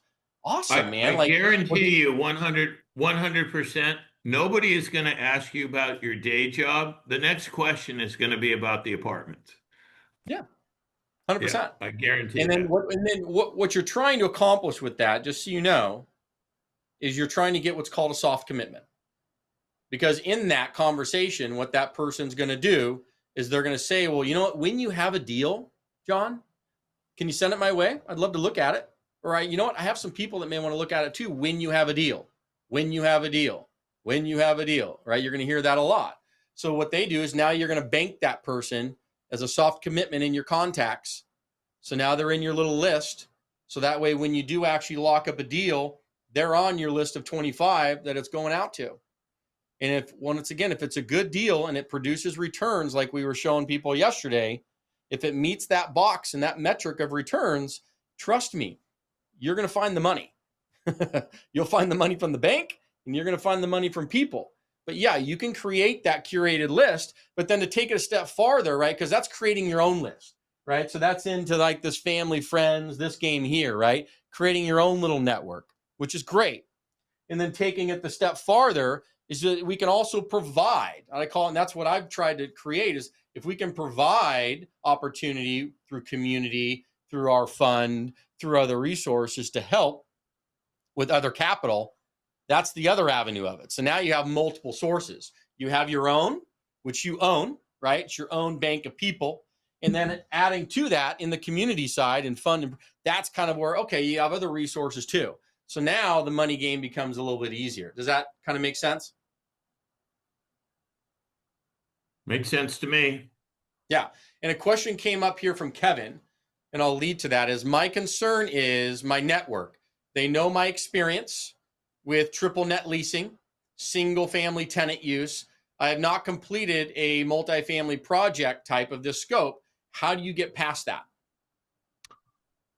Well, I actually think that that's a strength because if you've been in the environment of real estate, if you've been, you said triple net and multi-tenant, Yep. if you've been And doing those single deals, family. you Yeah. have a sophistication in real estate that will translate into multifamily. I mean, multi-tenant retail or commercial, I was in that space and it's leasing. Leasing to residential tenants is a lot easier, actually. And so, uh, I would use that as probably hey, I've been in multi-tenant commercial and triple net, and now I'm transitioning into multifamily because I've got a track record of success in those first two endeavors, and now we're going into multi. I Mhm. don't think I think it's a strength. Yeah, I would agree with that. It's just kind of spinning Yeah, that a little bit because yeah, you already yeah, have a background a bit, and yeah. even if you didn't, right? I mean, even if you didn't, it's not. You're keep in mind that goes to the power of community because you're right. If you do it alone, it could be a little harder. But if you do it in collaboration and partnerships where you're inside a community, whatever community that is, you can leverage the track record of the community, right? And you could say, you know, I'm partnered with other people in the community. We're doing deals together, right? And we have that track record. Some people have done thousands, some people a few hundreds, but we're partnered together. So that's the power of that as well. It's not just trying to, Uh, you know, uh, solo this thing. if somebody came to me like that, being in the real estate profession now for 36 years, and they said, "Hey, I have a track record in multi-tenant commercial and in triple net, and now I'm transitioning into apartments," I would think, "Oh, okay, great. That guy knows his stuff." So he's probably thinking, presenting it to like a first time or a lay person, that might appear maybe a negative, but really from one real estate professional to another, I'd look at that as, okay, this guy's already got 2 degrees in real estate, and now he's going for another one. So I Yeah. think it's a positive. Beautiful. So I guess with the next, kind of 20 minutes left here with you, I know you have a little bit of presentation stuff to present on. Give me a high level of what that is, and then that way we can kind of filter it into what we're doing here. And then if you have any other questions, anybody in the chat, please chime in, for Rudy. And then on your workbook that we put into your WhatsApp and everything for you, take some summary notes in there so you can keep them for yourselves. So you'll have this kind of post, this interview and set up with Rudy. So yeah, it's very, very cool. Yeah. Tell me a little bit about I know you wanted to talk about the financing and capital stack stuff, and you guys, this may get a little kind of in the weeds a little bit, a little detail oriented, but that's okay. Just know that that's what we're here to do. I mean, it's not just about giving you everything high level without the detail. So that's why some of this is important. So if this kind of feels like it's going to go over your head a little bit, don't worry, right? That's why you're here. So we covered, like I had 5 myths. So we covered, it's, I don't know enough rich people. I don't have a track record. This is my first deal. Myth number 4. So a couple of other ones just to wrap up. I'm not a finance expert. For real estate, you don't need to be a Harvard MBA or graduate from Wharton or Stanford. Justin's giving you the templates. Analyzing multifamily is really, it's basic math. You will become more sophisticated in finance as you talk to lenders and other people that are affiliated with the financing space. I didn't graduate from college. I had a cup of coffee there, and it wasn't anything to write home about. So just a regular guy that, took action, and little by little, it became a career. And the last is I don't have any experience. If I can come from 3,000 miles at sea 90% of the time, the first 15 years of my working life to become a real estate professional, I think anybody can, because I wasn't even connected to society for most of the time. So it's all achievable. Justin's giving you the framework, and it's really about taking action. And kind of this leads back on your story real quick. Sorry to interrupt you, Rudy, but with your tuna fisherman background, I don't want to get off too much of segment here. Yeah. But if they would have had like a TV show of like your tuna, back in the day, it'd be like Deadliest Catch on steroids, right? Like that show on Discovery. Basically, our boats were 300 feet, and our crews were 25 men. And at one time, it was the most dangerous job in the world. So I can just tell you that for about 10 years. Yeah. So more guys got killed doing that than most people who get into real estate are not experts, right? They're just not. They had to fumble through it. They had to make mistakes. But I think more than anything with this process is, even over these 3 days of going through the workshops, it's less about the detail. Like the details come. It's more about this identity kind of shift that you have to make and get to the edge of the cliff and just jump and realize you're going to show up, and the how's going to show up with you. And you can do it alone, and that's fine. It's a little harder that way, or you can do it in collaboration and partnerships and getting with other people and stuff, which I did too. And I let people know, like, you've been my mentor into this space, especially in the level of sophistication of capital stacking and sophistication of structuring deals financially. And then I would say taking it to the next level, I have never met someone so stoic in the moment of chaos, where most people's heads would pop off their shoulder with the level of stress going on, and you can sit there in a level of calm, almost like you're like meditating. And I'm like, bro, the world's collapsing and you're sitting here like on your Zen podium. How do you do this? That's wild, because that is a skill set of remaining emotionally disciplined that is very difficult for people to do. And I've learned from that to kind of calm yourself in the moments of chaos, to walk through it emotionally. So yeah, hands down. But I think it's important for people with this identity shift to work through that. Any kind of technical stuff you want to talk about regarding capital stacks, financing, regarding the lending, like the debt and the equity side, that you think would be important for people? I do, because we have two deals together. One of them we did pre-interest rate acceleration, and we did what I would call, it was a very typical model, but I think it's an outdated model. And the second one we did right in the middle of the interest rate hike, and we did what I call the more current model, or what I like to say is we put together a ironclad balance sheet, a fortress balance sheet is really what I like to say. And so if you have $1 million acquisition, and all in your units, your renovation, all your soft costs, you can underwrite that project. Yeah, there you go. And you can typically get like 80% loan to cost. And that would mean you'd have 200,000 down,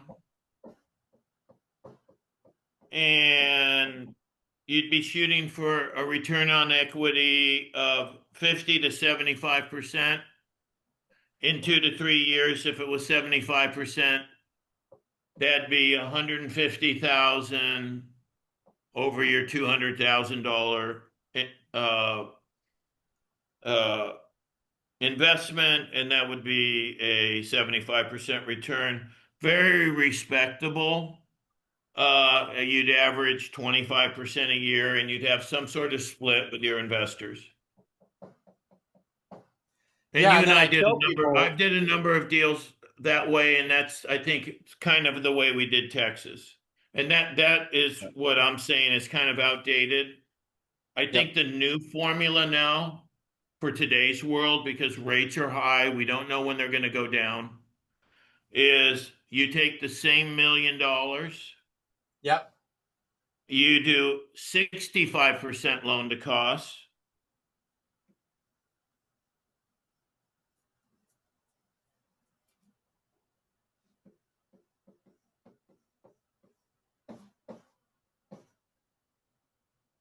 Right? So you have 350 down. And you do your return analysis, so you have a 1.35 return on cost, which means in 3 years that asset will be worth $1,350,000. Okay. And it's very simple. You'll see that, the 350,000 I put down equals 350,000 in profit. So you'll have 100% return on investment or equity. That's the way you need to be analyzing deals today. And that gives you a fortress balance sheet, because when you have a 1,350,000 value and you only have 650 in debt from when you made your acquisition, your financing options on the back end are unlimited. You can go banks, you can go Fannie Freddie, you can do, if you want to create a long-term hold and not exit, it gives you a lot more financing options. And this is kind of the old school, like 40, 50 years ago, the syndications that my parents were in and your dad used to do. This was like the fortress balance sheet model that, you're never forced to sell at an inopportune time. Where on the other, in the first model, you're almost doing the deal as a kind of a merchant sale where you may not be able to finance out your initial loan. Well, And yeah, so I because like this a the lot first better. one, yeah, the first one is typically with variable rate debt, right? The first That's model, right. like we showed, and that's fine when rates are low in the market, like you're in that pocket where the market allows that to happen. And then, but you can get caught, right? You can get caught, and a lot of people have. And so the big problem, as we all know in commercial right now, is that specific issue. So then fast forward, and you're right, the correct model is to have more So the equity in the second deal. model is how we did NC18. So Correct. that's why, and we got fixed rate financing from a bank for 5 years at 6.5%, which was very competitive.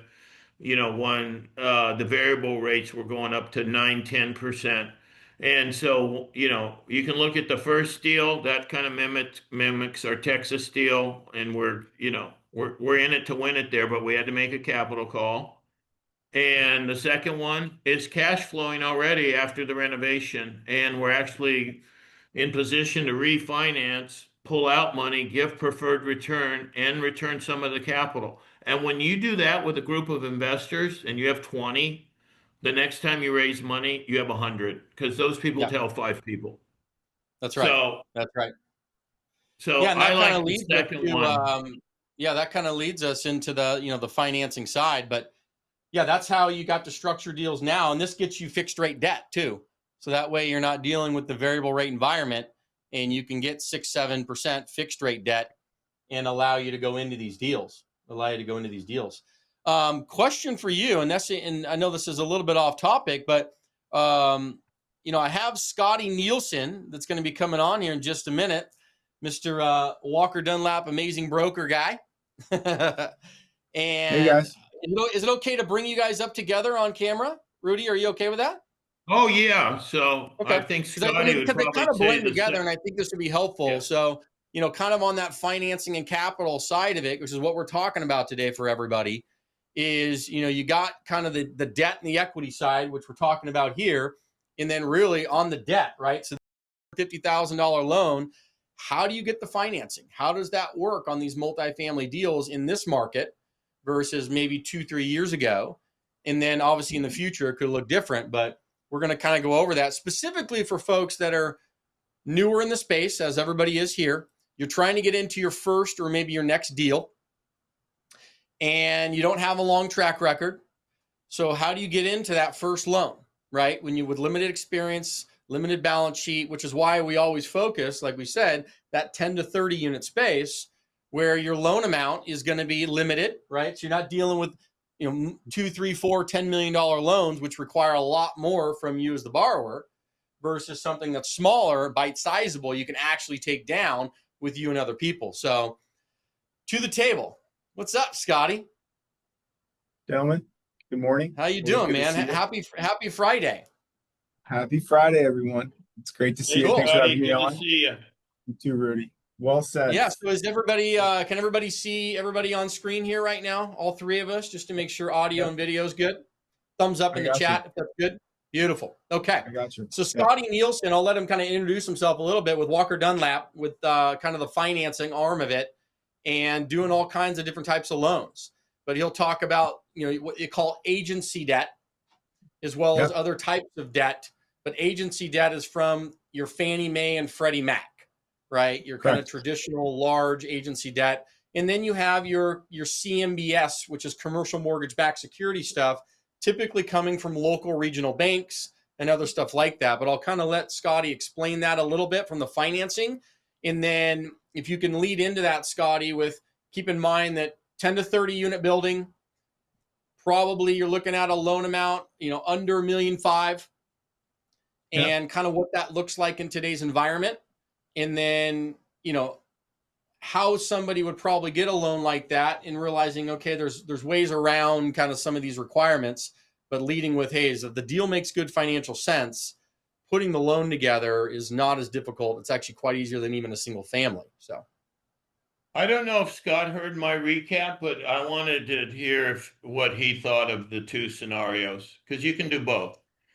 You can do both. right. And So what, yeah, I've been on for the last 10 minutes. So I caught the majority of what you were talking about, Rudy. And I think, where we are in the market right now, the second example that you provided is where deals are actually getting traded and executed and done, right? Okay, good. Because of where we are in the cycle and where credit is, right? And so if you to speak to on what you're talking about, Justin, in terms of who you guys are mentoring and trying to get into the multifamily space, one of the words I heard was collaboration. And I think that if you're trying to buy your first deal, there's so many different mitigating factors to do that. But the biggest thing is where we've found the most success and people have had, getting off to a quick start in a way of getting into their first deal, but then also being able to grow their career in this space is not only, getting mentored by somebody like you, but building your team out, right? Having, strong property management in place, understanding who your general contractor is going to be, being able to work with somebody that's in your local market, because, not only on the raise aspect of it, of trying to raise capital, but on the credit side right now, it's vital that the people that are going to be the managing member of that deal have experience in that marketplace and can be able to, that, if I'm going to go out, either lend money to you with Fannie and Freddie, we're a direct lender with Fannie and Freddie, probably 98% of our deal flow, my partner and I, we're based in Phoenix, Arizona, but closed in 12 different states last year. So we go nationally. But if we're going to lend to you, Fannie and Freddie have their own requirements. We can kind of go through that later. But we need to be able to go out into the market and tell, if it's a debt fund, if you're doing a transitional property, value add play, or a bank, life insurance, like we need to be able to sell the team around you to be able to get the deal traded and financed, right? And that's a very critical right now. I mean, I'd say, like, overall, the credit market's very healthy. There's a lot of capital that wants to be put into the multifamily space. The underlying fundamentals are strong, but credit is tighter in terms of what Rudy was talking about. Leverage is been brought from, call it 85 to 80%. Now more down to the 75-65% range, depending on the market, loan size, and vintage, all the other factors that go into that. So, I think that's the most important thing that we are seeing in the marketplace right now is if somebody's new going in, but they've got somebody who has experience that they can partner with, along with the team, then that's a very financeable transaction. And that's where credit wants to be. So. Yeah, and you're touching on a great point, which is why even yesterday, session one was really focused on finding great deals. And part of that process of finding great deals is setting up the team, right? And setting up the market. So some people just race in and start trying to get deal flow, underwriting, and trying to get deals put together. And I said, no. I said, do it how we did it when I got started, when I had never done a deal before, right? So I said, you touched on it, having the team in place where I went into a market like Kansas City, did my reconnaissance mission, set up my broker team. I had 3 brokers in the market. I had 3 PM companies. I had 3 construction crews, and I met with 3 local lenders. And I set up the entire market. So now I had my little mini team ready to go. So that way, when I did see deal flow, I kind of wasn't catching tail, number one. But number two, I could present to a lender or even a broker trying to get the deal and lock it up that I'm not, just showed up yesterday. So setting up that kind of, and it doesn't take a lot. Like I said, I flew out there, spent 3 days on the ground, set up that little team, had all my meetings, came back home. Now I started seeing deal flow from the broker relationships I'd made there. And then I could tell those brokers, you know, I got a couple PM companies lined up, a couple construction guys, and some lenders that I've already talked to about the financing in the market. So give me the deal, basically. And then you lock it up. And then as long as the deal makes great financial sense, right, where it actually pencils based upon requirements, which we analyze, then raising the money and putting it together is not as hard once you have, like you said, the fundamentals in place.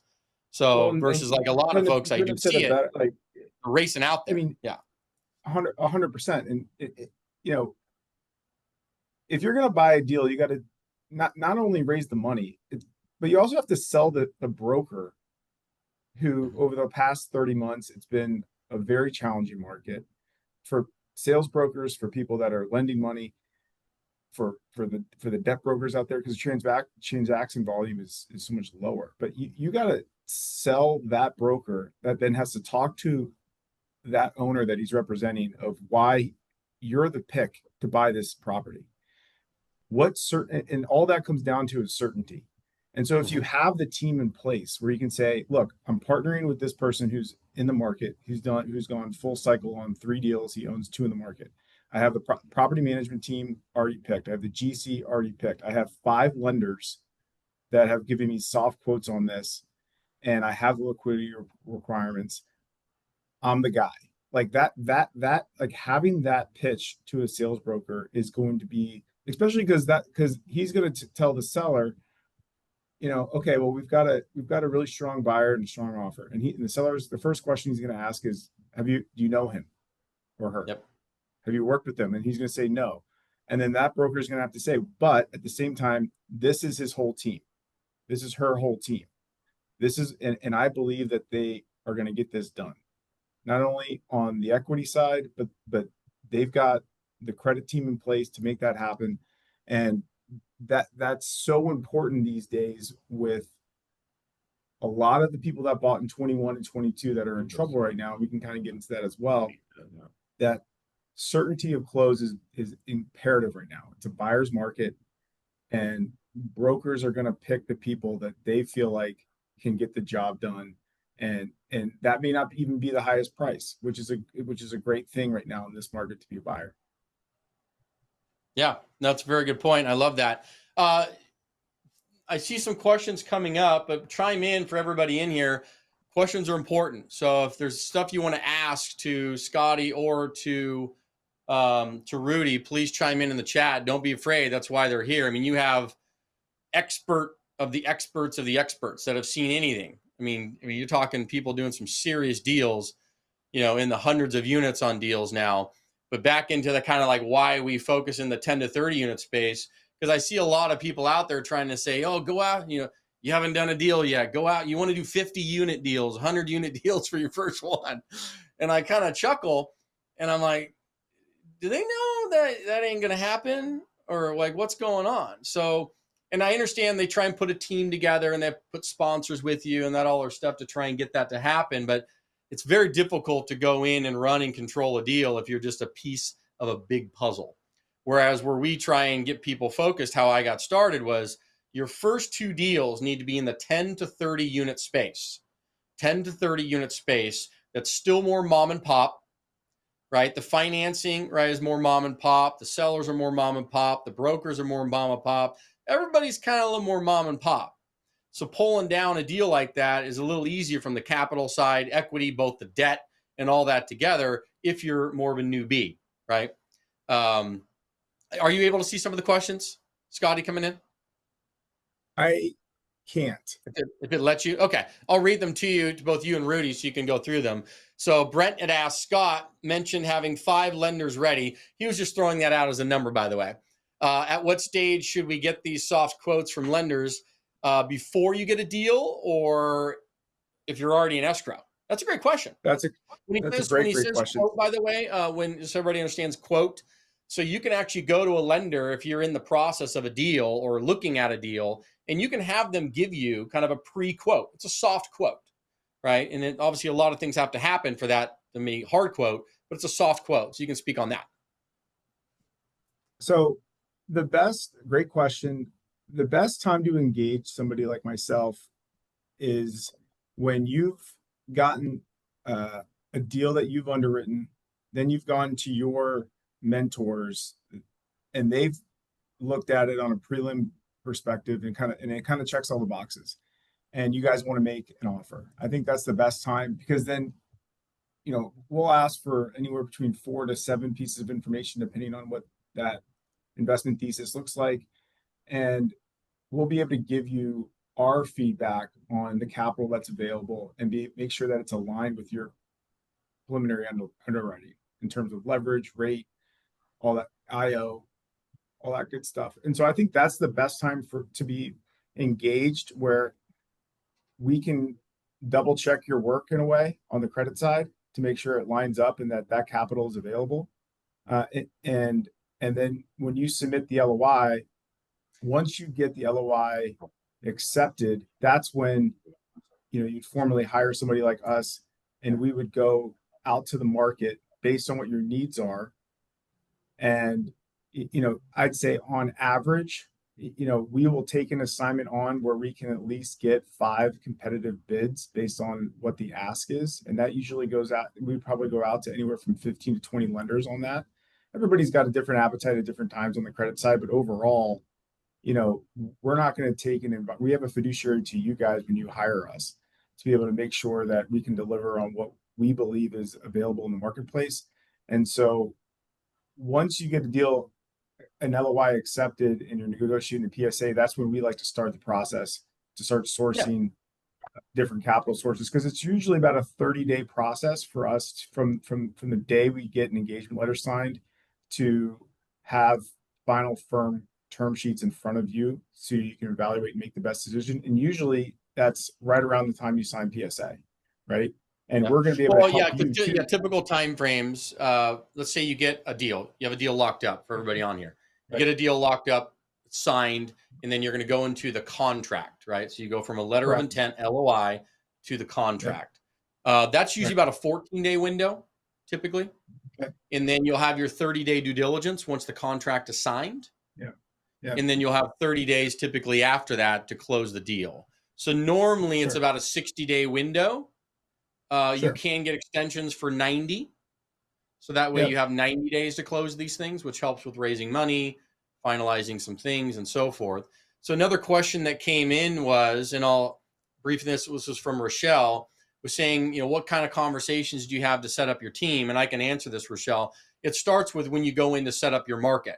So let's say hypothetically you're going into Cleveland, Ohio. If that's the market you want to start looking into invest into, I'm going to set up a 3-day trip out to that market. In that 3-day trip, I'm going to go online. I'm going to find 3 properties, 3 brokers that I can tour some deals with. I'm going to use those brokers to identify property managers located in the market. I'm going to use them also to find some local lenders that I may be able to meet and connect with as well.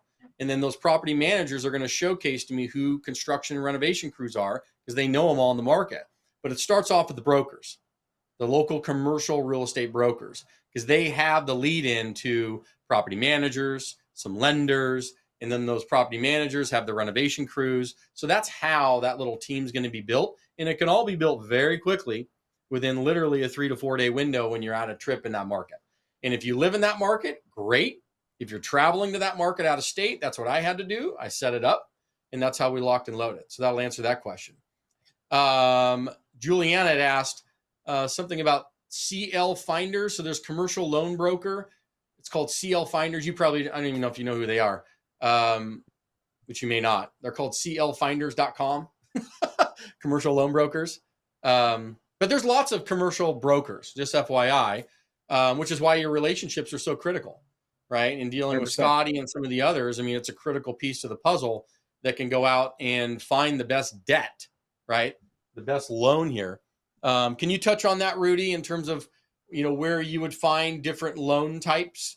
Because there are a few different loan types, but how you would find debt market people? Yeah, I have a catalog. We have the institutional, like Scott, where we're going to do agency, which is Fannie Freddie or Lifeco. loans and maybe some of the big bridges, and then I'll have an investment banker that deals exclusively with bridge financing. Those are SOFR plus products, SOFR plus 3, 4, 5, depending on the risk and the asset. And then I have hard money guys. When I was buying houses 5 years ago at San Diego State, because you had to close in 15 to 30 days, and we knew those houses eventually were going to be key apartment sites, and we would close with hard money and renovate them, and then we'd put permanent financing out, but we'd have it all kind of factored in. So you have to have 4 or 5 of those people. In Scott's case, maybe you have 1 or 2, maybe you have Walker Dunlap and you have JLL, or relationships there. You only need those 2. But in the bridge, in the hard, in the variable financing, have 5 or 6, because those people come in and out. You'll have a hard money guy that you've used for a year, and then he's tapped out, and you might need a different one.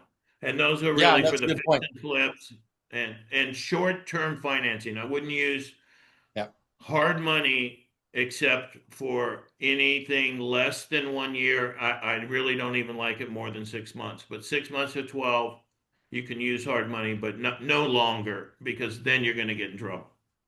Yeah, and that's why even. Sorry, go ahead. Go ahead, Scotty.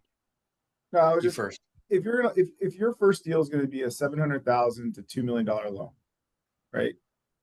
And let's say you own a portfolio of single family homes right now, and you're trying to get into the multifamily sector. Well, one of the most successful things that we've seen is most of the time your single family homes have debt on it already from somebody, whether it's a hard money guy, whether it's a bank. Utilize those relationships at first. Talk to them saying, hey, I really enjoyed working with you. You've been great to me. I've been great to you. I'm looking to get into multifamily space. Okay. And this is kind of what I'm targeting. Is this something that you guys would want to partner with me on as well? And if they say yes, great. Well, that's one option. That's one debt option that you can have, at least, to maybe do a deal, and you can underwrite it on that.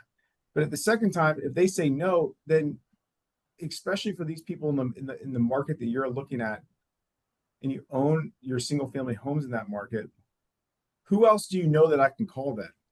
Because it's such a small community on the lending side, where if somebody is a hard money lender in Phoenix but doesn't really like doing multifamily homes, there's a pretty good chance that he knows 2 or 3 people on the lending side, like a direct lender or a broker, that you can connect with, and you're just growing your network out from a soft referral from people that are in this market doing what you need, right? And I think that's something that's been a very, very strong way to grow your debt relationships, was either on the internal side of just talking to the people that you have loans with. And if you don't have a loan, that's fine. But it's just saying, in this specific example, that's where we've seen a lot of people have success.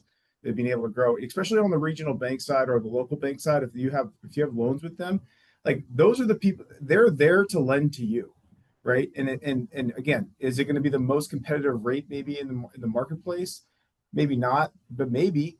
But grow those internal, those current relationships that you currently have. That has been a way to get from the single family side to the multifamily side, especially at the loan amounts of 700,000 and 1.5 million. That's where they're going to be very competitive. And especially if you bring somebody in like Justin or Rudy to be with you, those terms are going to get even more aggressive, because there's a lot more confidence in your ability to execute.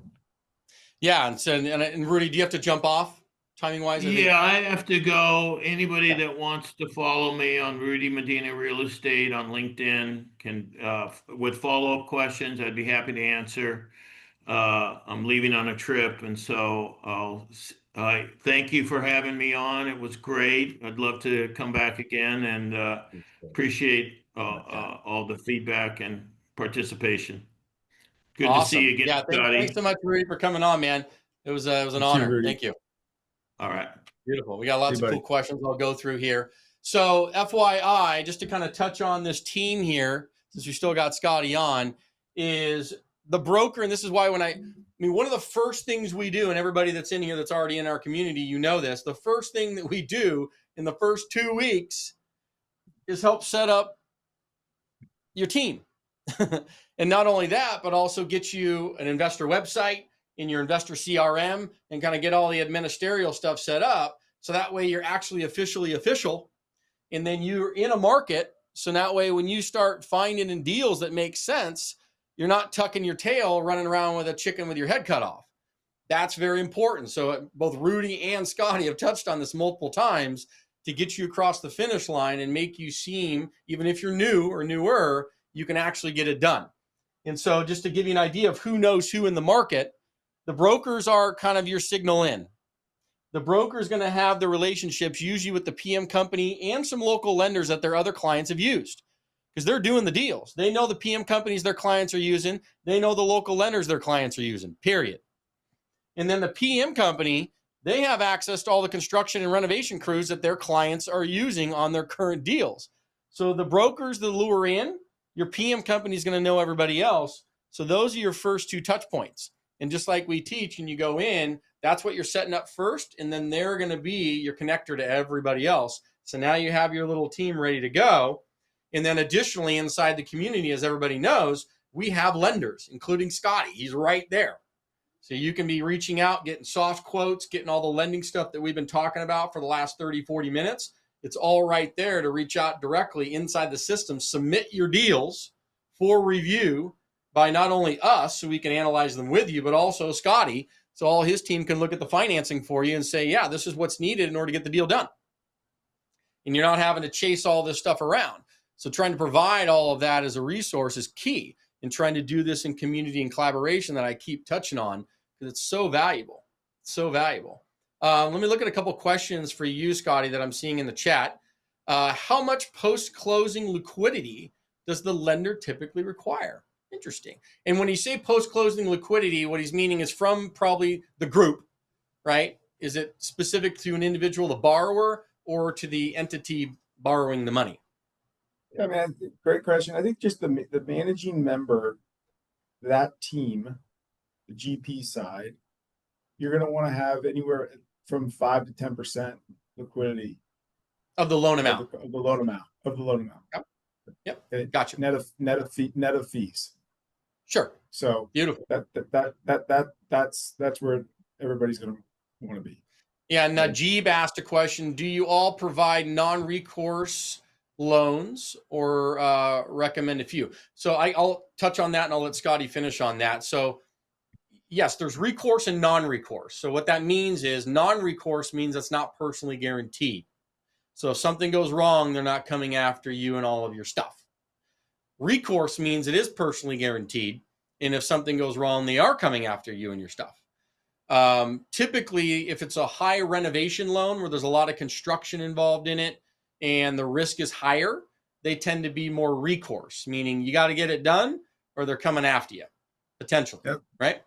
And that's usually for not necessarily all the loan amount, but a portion of it, depending on the deal. And then non-recourse is typically given on probably most of the deals that anybody in here is going to do as your first one, where it's relatively stabilized. It's cash flowing from day one. You're putting, like we've all talked about, 65 to 70% leverage on it. And there's not a ton of risk for the lender. So therefore, they're going to give you a fixed rate loan that's non-recourse. And then any renovation stuff may be handled as a portion of the loan or could be brought in through equity. And that's typically how you'll get the non-recourse, safer type loans. And maybe you can elaborate on that, Scotty.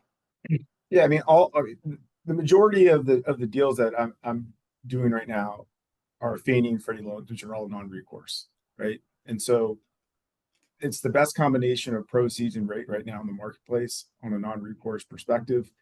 Depending on the leverage, you're going to get either partial or full-term IO, and it's a huge selling point to a lot of investors as well. If you're going to be bringing them in on the GP side, where they don't want to, I mean, they'll give you money and they'll sign on it, but they don't want to be personally guaranteed either. So I'd say non-recourse is kind of our bread and butter So of what we let's do. touch on that for a minute. You brought up a very good point. So everybody understands in terms of signing on the loan. So if you happen to have an investor that wants to give you money and you may need them to also help sign on the loan, you can bring them in as a portion of the actual general partnership, not just the limited partnership. And we're going to get into the deal structure. We got into a little bit of it yesterday, but I'm going to get into it more today in the session about the deal structure. But limited partner is just completely passive.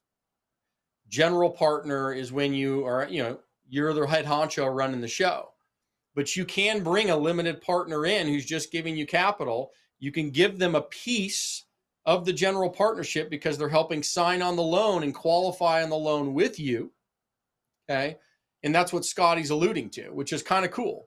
How would that typically work? So you're saying if you're getting $1 million loan and I don't have $100,000, meaning 10% liquidity, but my investor does, I can bring them in as a partner with me in the general partnership side to help sign on the loan.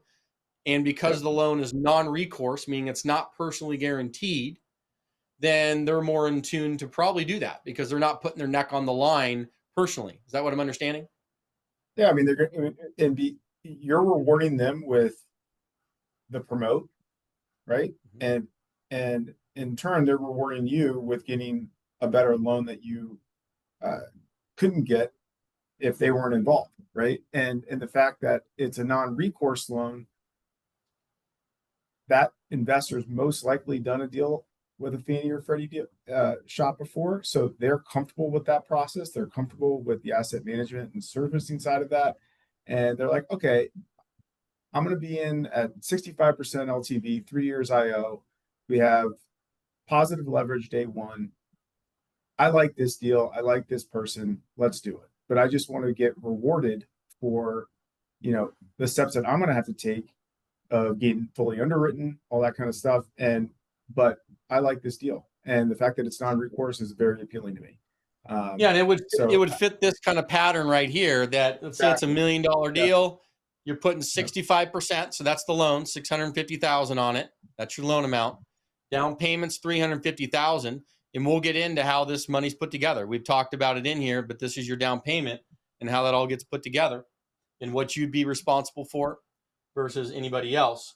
And then Rudy was touching on kind of like where you'd like to see that property in 3 years, right? After you improve it, is taking it from $1 million to $1,350,000 in 3 years. That's basically 100% return on your money in a 3-year window, right? And then your investors are happy, you're happy, you're getting everybody nice, good returns. You haven't over leveraged it. You have good debt. Yes, that means you came in with more equity, but I can't tell you when you actually approach investors and you tell them, hey, we're actually going to be putting more money down to keep it safer for everybody. What it triggers to an investor is, okay, I'm not going to lose my money. And that's 100%. Especially in today's market, investors will take less return for a safer environment. Yep. Period. So you don't have to look at it and giving these crazy returns. If you're producing a return for an investor that's going to give you money anywhere north of 14% to 15% per year on their money, and it's in a safe multifamily cash flowing asset, most people are going to be pretty good with that in today's environment, right? Because they're only getting maybe 8-10% or something doing other things, but then they can move it into an asset where they're not only going to get like 15% a year or greater on their money, but they're also now going to get all the tax write-offs that they weren't getting elsewhere. And so you combine those two together and it's like liquid gold. So let me go through a couple other questions real quick. Yeah, go ahead. Well, just to follow up on that point, like, if you're going to go to a bank right now that you've never had a relationship with, they're going to want recourse. If you're going to go to a small balance bridge, and you want a competitive rate, they're going to want recourse, right? So if you're able to, and again, it's understanding what the return profiles are of your investor base, like you're talking about. But if you can get into a deal and they're starting to become more and more available right now because the bid-ask spread is compressing because there's so many liquidity issues right now in the marketplace, and there's more pressures on sellers than there's been in a very long time, where the math is the math. And for deals to work, the majority of the market, especially if a property is 90% occupied right now, okay, and if you can get agency financing on it, like that cap rate in the deal side profile that you're targeting is going to be, for the most part, neutral to even maybe positive leverage right now, right? So it's not only that it's a safer investment, but it's also something where you can cash flow day one, and then you're looking at the underlying fundamentals today, but more importantly in the marketplace moving forward with where rents are going, that you're going to be able to hit those return metrics by not being crazy on your exit valuation right now, right? And that's a great place to be from an investor perspective. So yeah, it's buying under today's fundamentals. A question from Michael: I have a partner who's a loan broker in California.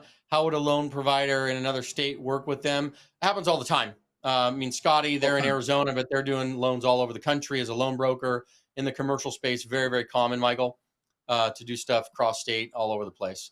So not abnormal. Jared asked a question: what is, if any, the exit strategy for a 10 to 30 unit? We always go into all of our deals, Jared, with a business plan originally at 3 to 5 years. 3 to 5 years is the initial business plan. That can change depending on the market. Keeping in mind, the reason why we have it 3 and 5 years is because most commercial loans, you don't have 30-year mortgages, right? You're not dealing with a 30-year deal. The loans are either 3, 5, 7, or 10-year.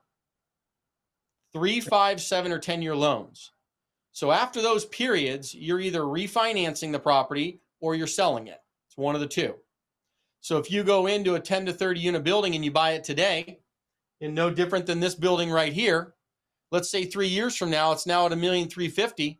Well, now you can go get a new loan on it. You can actually pay off a good portion of your investor's money.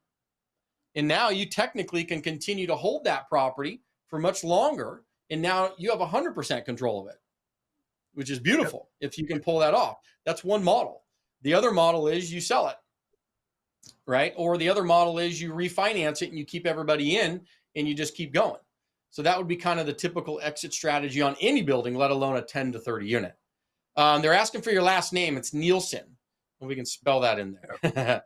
And then do we have his email and phone number we can put up? Is that possible?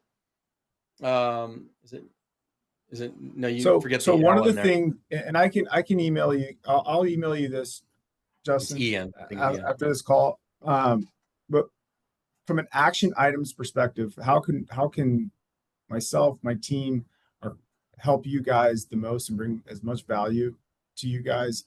Is I'm going to send Justin a list of the things that we need to be able to provide feedback to you on the deals you guys are looking at. And I think that's critical for us to be able to give quick, within a week, feedback on how we're looking at the capital markets in your deal and what's the best fit for it.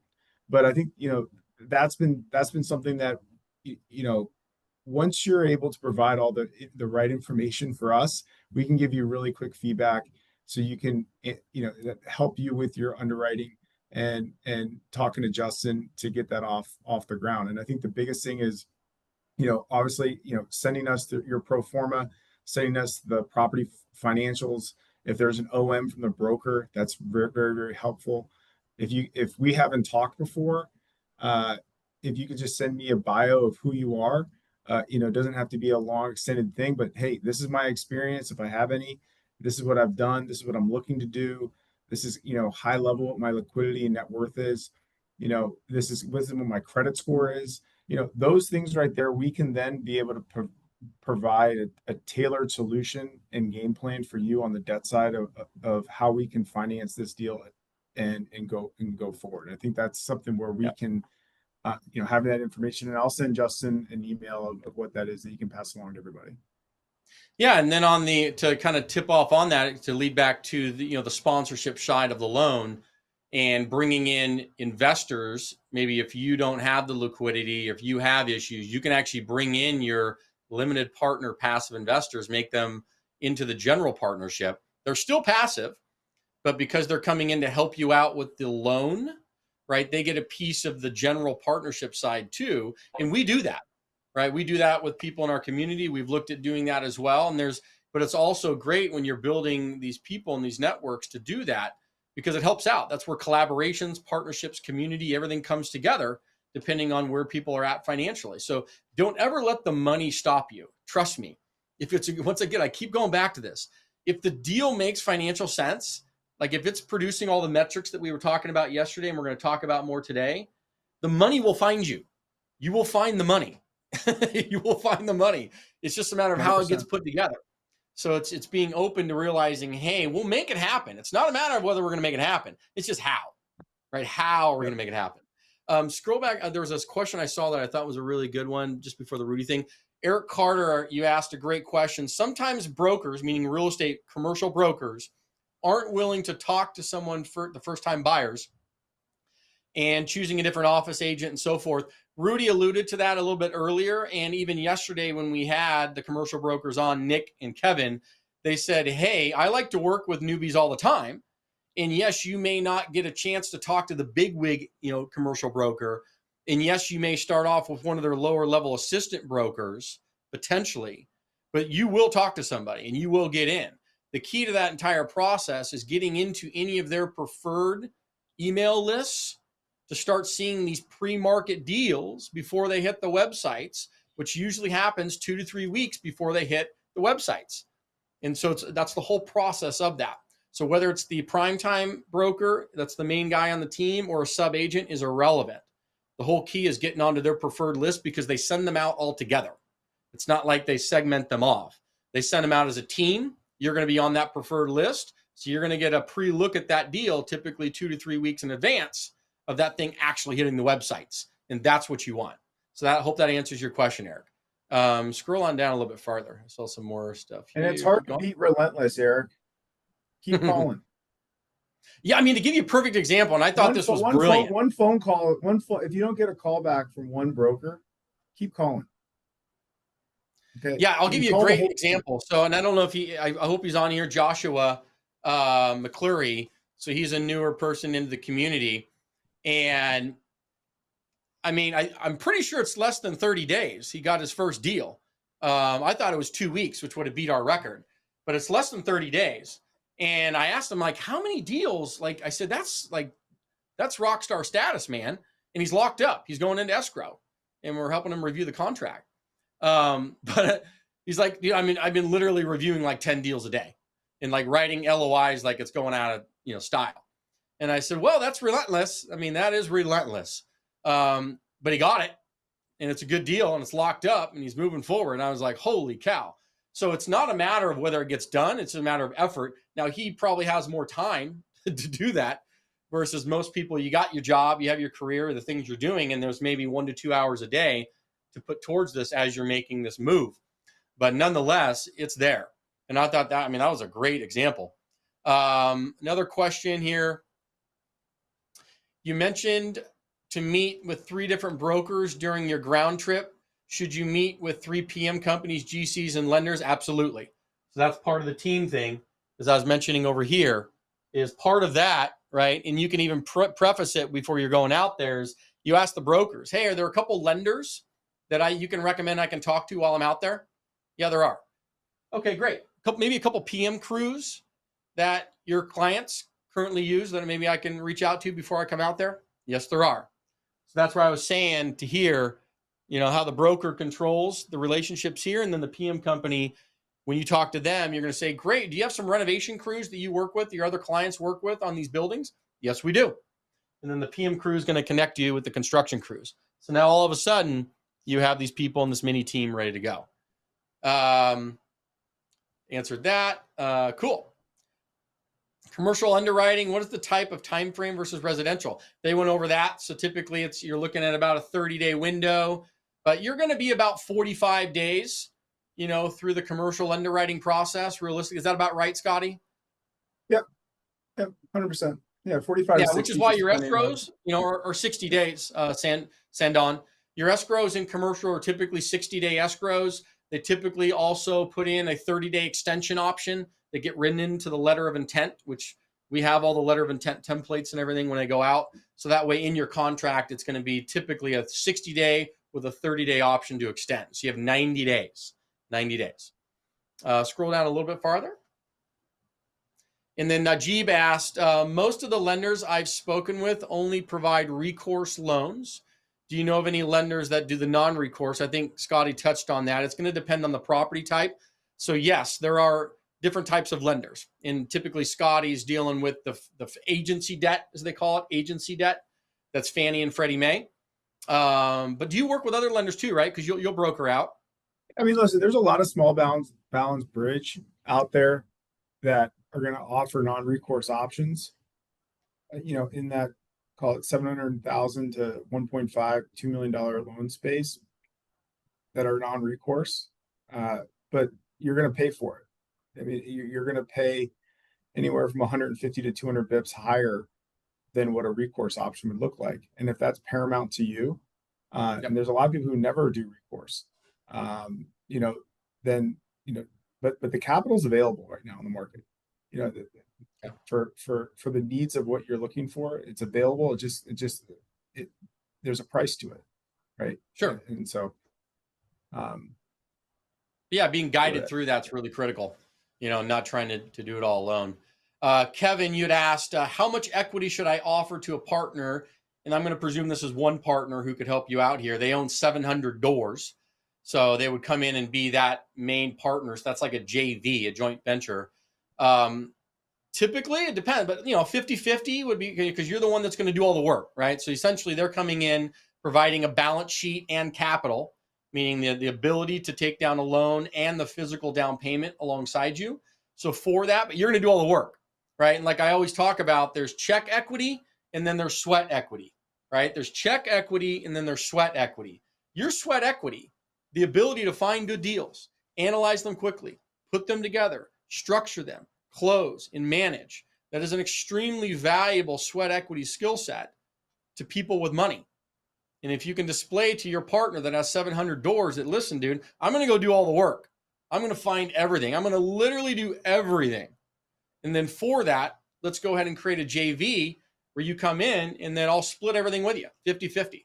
And that would be reasonable, right? Be reasonable for that. I mean, because you're going to control it. You're going to run it, but they're going to be behind the scenes, especially if they're helping sign on the loan alongside you. They'll want to have some oversight on that. So I hope that answers that. And then to piggyback on the question about commercial underwriting timelines, the average time first conversation, that 45 to 60 days, and I'd say 60 days if you're literally just starting the conversation now. So that way Scotty can get to know you and stuff. And then, let's say after a week of you talking, you find a deal, right? And then you start that process. So you're probably 45. Yeah, you're probably 60 days, I'm guessing. Does that sound about right, Scotty? Yep. Yeah. Earlier the better. I mean, look, if you're writing an LOI and you like the deal, that's the time to engage. Yeah. And then Juliana, yes. Go ahead. Sorry. No, just earlier the better, just because then we can provide realistic timeframes for you.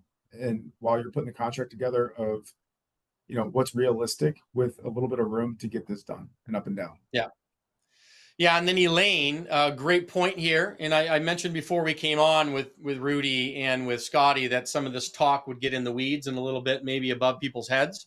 Don't fear. That's why you're here. That's the whole point. It's okay. It's like taking it in like a sponge. Don't worry about like all the details, but that's also why you try maybe not to do it alone per se. And that's why you're learning. But I think that's a great point. So you're saying a lot of this talk is above my head right now. Will this be clearer in the clearer in the afternoon? The answer is yes, right? We'll simplify some things for you, but it's good. It's good that you're being like thrown to the wolves in some of this finance and capital talk, because it is some details here that I think are critical. And even though you may not comprehend it right now, you're hearing it, right? And it's that step into it to where as you hear it more and more, it becomes more routine and you understand the lingo. That's part of it. but understand the And we've all value. been there. Yeah, everybody's been there. We've all been there. We've all been there. I mean, Yeah. you know, it's a lot, and it can be, you know, sometimes intimidating, but at the same time, when you have somebody like Justin that can break it down or give us a call, like, you know, that's what we're here for. You know, that's big, because we've all been in your shoes, you know, and it's a lot. So. Yeah, and I think they answered the question on the next break. I think we're coming up here in a few minutes, if I'm not mistaken, team. Yeah. I think we got just a few minutes and we'll have a break here, so bear with us. But yeah, this has been incredible. So a couple more questions and we'll go to break. One of them was, what happens when some investors want out of the deal after 3 years? That's a problem. So the way that it works, just so you know, depending on how your deal's set up. So in those deals, you have control, okay? Investors know when they come into these deals that it's a 3 to 5 year business plan. That's the initial business plan. And if all goes as planned, you'll be in and out of that deal within that window of 3 to 5 years. Markets do change and things can happen and things maybe not be able to go as planned. So, you know, they're in it just like you are, and that's pretty typical. Most investors don't care as much if they're getting their returns and everything's fine. But at the end of the day, the key is not losing their money, right? And making sure the deals are going as planned and then protecting the assets. So, cool. And we'll get into all these other questions about partnerships and all this other stuff and structure in the next sessions and stuff. Scroll down a little bit farther. And then I think is it ready for the break? Just want to make sure. Okay. Yeah. So we are ready for our first break. It's going to be 15 minutes, if I'm not mistaken. And going on a couple of I think I got, so we have our laser coach. Oh, so FYI, we do have our laser coaching applications on the homepage of your dashboard. And we're going to do some laser coaching kind of one-on-one towards the end of the day, which is going to be incredible, where I'm going to literally be jumping on with you, the application, to go over your specific situation live in real time. It's going to be very, very cool. So if you want that, fill out that application on your dashboard. And then 15-minute break, and we will be back. Ready to go. Thanks so much, everybody. It's going to be awesome. So we're coming up with some amazing stuff just after the break. So stay tuned. Stay tuned. Thank you.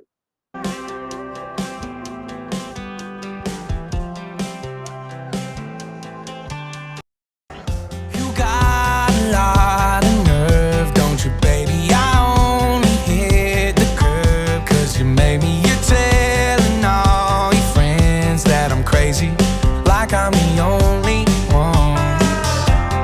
Why'd you throw them stones if you had a wild heaven on it too?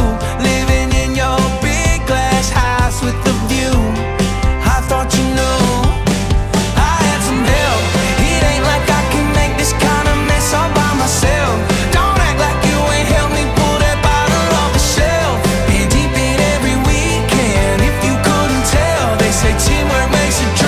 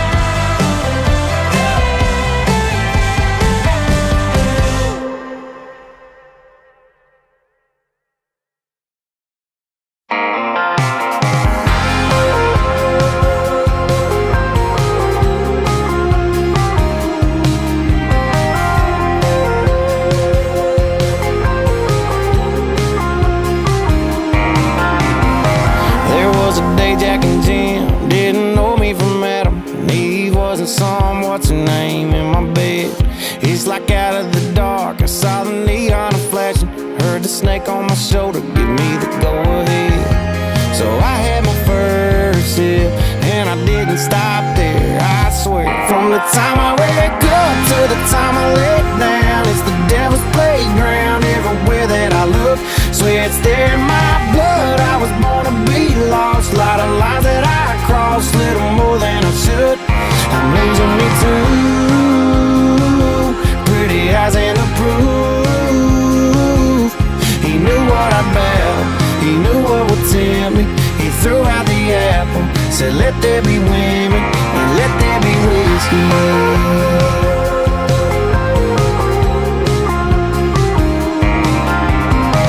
Wish I could take all these troubles and put them back in a bottle. Wish I could take all them girls and take them home.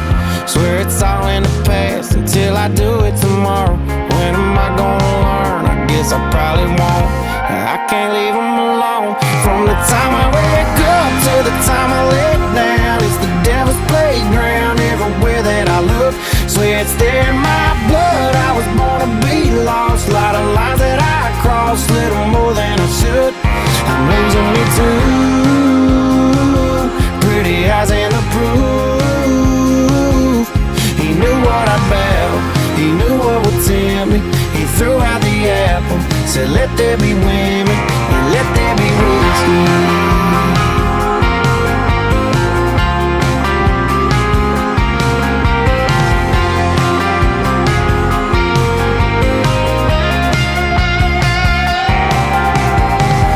I do good for a second, then I can't help myself.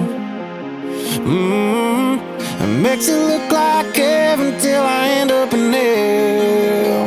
Hell, from the time I wake up to the time I lay down, it's the devil's playground everywhere that I look. Swear it's there in my blood, I was born to be lost. Lot of lines that I crossed, little more than I should. I'm losing me too. Pretty eyes and the proof. He knew what I battled, he knew what would tempt me. He threw out the apple, said let there be women and let there be whiskey.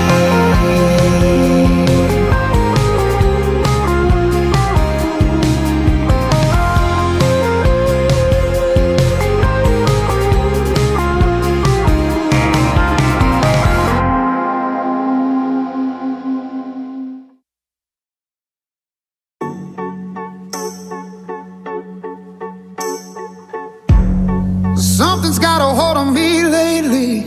No, I don't know myself anymore. Feels like the walls are all closing in and the devil's knocking at my door. Whoa, out of my mind. How many times did I tell you I'm no good at being alone? Yeah, it's taking a toll on me. Trying my best to keep from tearing the skin off my bones. Don't you know I lose control when you're not next to me? I'm falling apart right in front of you. Can't you see? I lose control when you're not next to me. Yeah, you're breaking my heart, baby. You make a mess of me. Problematic. Problem is I want your body like a fiend, like a bad habit. Bad habits hard to break when I'm with you. Yeah, I know I could do it on my own, but I want that real full moon, black magic, and it takes two. Problematic. Problem is when I'm with you, I'm an addict, and I need some relief. My skin ain't your teeth, can't see the forest through the trees. Got me down on my knees, darling, please. Oh, I lose control when you're not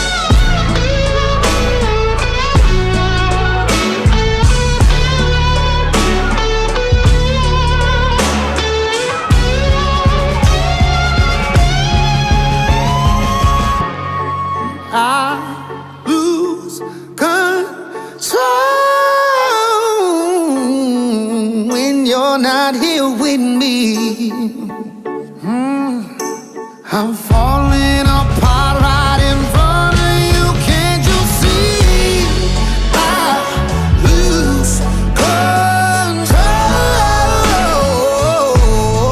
when you're not here with me.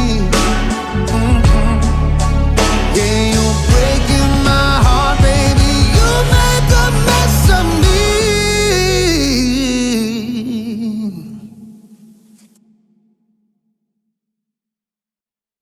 Yeah, here's to the boys back home drinking dirt road beers on a Friday night. Yeah, I'm wishing I was with y'all singing them old songs, trucks circled up round a farm fire. Let's go.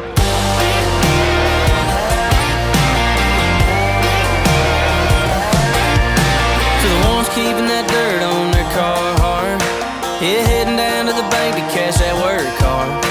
To the ones pushing that needle in the red in a diesel, they my kind of people underneath them stars down in Georgia.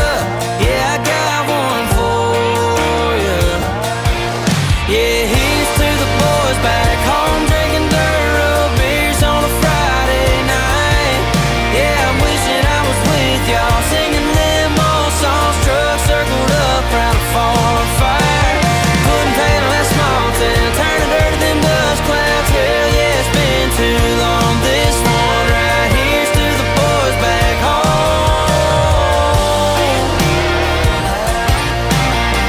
Boys back home, baby. Yo, tell them about it. Got a pack of Timberwolves back in Minnesota. Sipping purple rain and howling at the moon all night. Picklebacks and firing silver bullets. And it's cold as hell, now we don't need a Yeti full of ice. Midwest really cold as hell, baby.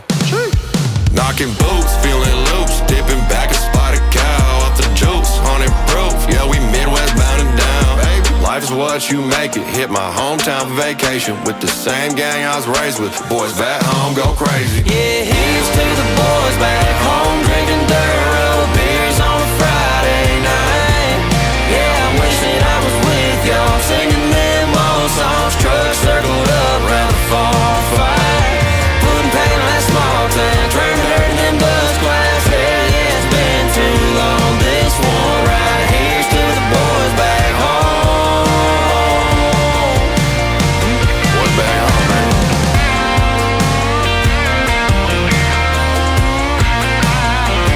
To them boys back home, baby. Day one. Damn. Yeah, here's to the boys back home drinking dirt road beers on a Friday night.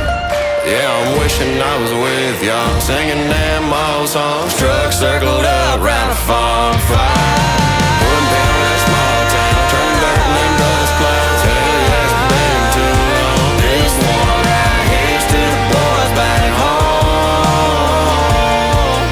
Yeah, this one right here's to the boys back home. Boys back home, baby.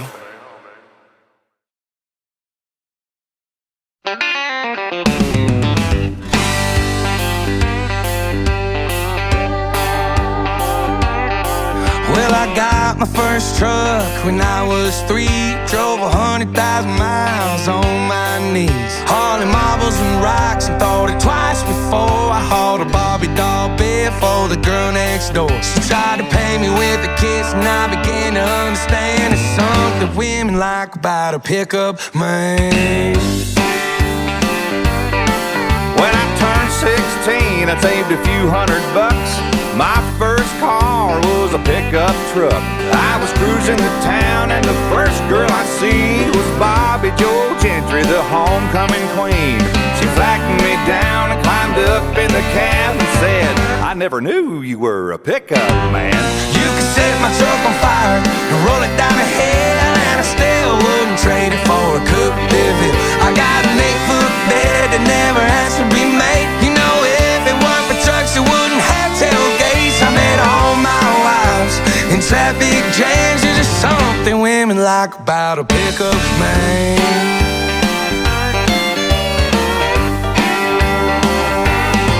Most Friday nights I could be found in the bed of my truck on an old chase line, back in my spot.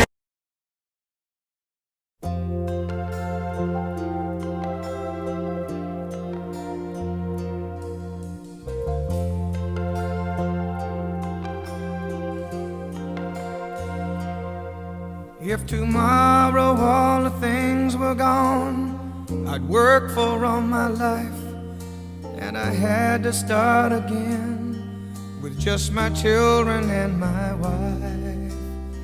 I thank my lucky stars to be living here today, 'cause the flag still stands for freedom, and they can't take that away. And I'm proud to be an American, where at least I know I'm free.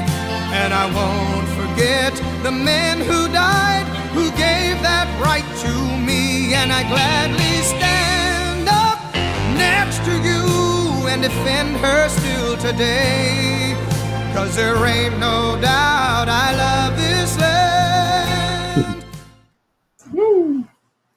And how many do we have on that thing right there? So we're going to show it up. All right, cool. Great to see everybody hanging in here, man. All right. If you need a couple minutes, it's all right. Filter back in. Yeah. So just real quick, I mean, as kind of people come back in and all that stuff. And then we'll stop right there. I had a couple questions up there I'll finish up with. Just regarding contracts and stuff like that. I saw one of those. Yeah. How did you like that kind of morning setup? Bringing on, the real folks, the real OGs. And yes, I totally understand, which is why I prefaced it before we started. I said, listen, guys, you're going to get into the weeds a little bit here. And yes, it could feel like it's over your head a little bit, but it's designed to do that, right? Because what I'm not going to do is just come on here and just teach everything so high level that we don't get into some of the, the actual, like, this is how it's really done, kind of behind the scenes, real nitty gritty stuff, because that doesn't serve you, right? My entire goal at the end of the day of these 3 days was specifically to give you the tools and the resources. Number one, to go get into your first 10 to 30 unit apartment deal in the next 90 days and execute it by the end of the year. That was number one goal that I talked about yesterday. Number two is to show you how I can wipe out your taxes for the rest of your life. And we're going to be showing you that today as well. So yes, very eye-opening. Yes, thank you very much. You're welcome. Great info. Thanks for bringing them on. Yeah, it's intense. I get it, but that's the design. I'm trying to literally throw it at you, let you kind of absorb it. Maybe you get a little wide-eyed, which is totally okay. Trust me. I kind of wish I had this before I did my first deal, because even though I thought I had it all together and I was kind of doing it alone on my first one, I then had to kind of catch tail a little bit, because I didn't know the lending side or the equity or raising money or the legality, but I did do all the front end setup, which was the team, the infrastructure, all of that. So when I did start seeing my first deal, I wasn't completely all over the place, but I did have to figure out the capital raising and the legal docs and all that other stuff that I did not have in place, and learn how to, raise money and put it together and all of that. So I was kind of chasing it even more so. But at least now you're getting this now, so you kind of know what to expect. And we're going to go over some of that infrastructure and deal structure here now, summarize, clarify everything we just talked about for the last hour and change with both Rudy and with Scotty, and then give it to you in context. Cool. Yeah, I'm glad. He was really good. It was over my head. That's okay. It was that way by design, so don't feel unique. I'm sure everybody in here, that's, they're using terms and language and all this stuff that you're like, what in the world? It seems foreign. It's designed to do that in the beginning, but it will seem much, much, much better as you get more into it. So, cool. And then Gideon says, since I'm a licensed real estate agent, do I need to make my own license inactive? No, you do not. I'm a licensed real estate broker myself. No, you are not required to use any NAR contracts. In fact, you probably would not. Now, having said that, because your first deals are going to be in that kind of 10 to 30 unit space, it's very likely that you would be using the commercial standard contract from your local state. So whether that's Alabama, Arkansas, New Jersey, Florida, wherever it is in the country, the contract that's used is probably going to be your local commercial contract in the state in which you're located or the deal's located. Pretty standard. So it's going to be a 10 to 15 page contract. We were just reviewing one with Joshua McClure last night that he just put his 10-unit deal into escrow. So he's reviewing that contract, pretty standard contract. Nothing sexy about it. But there's, little tidbits here and there to make sure that you're protected and your investors are protected and everybody's protected. Cool.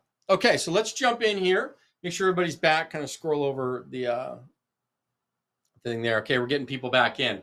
And if we can text everybody too that maybe not back on yet, just to let everybody know we're back live after session, because the next sessions are going to be really, really cool. We're going to be kind of going through summarizing this capital structure, deal structures, all that.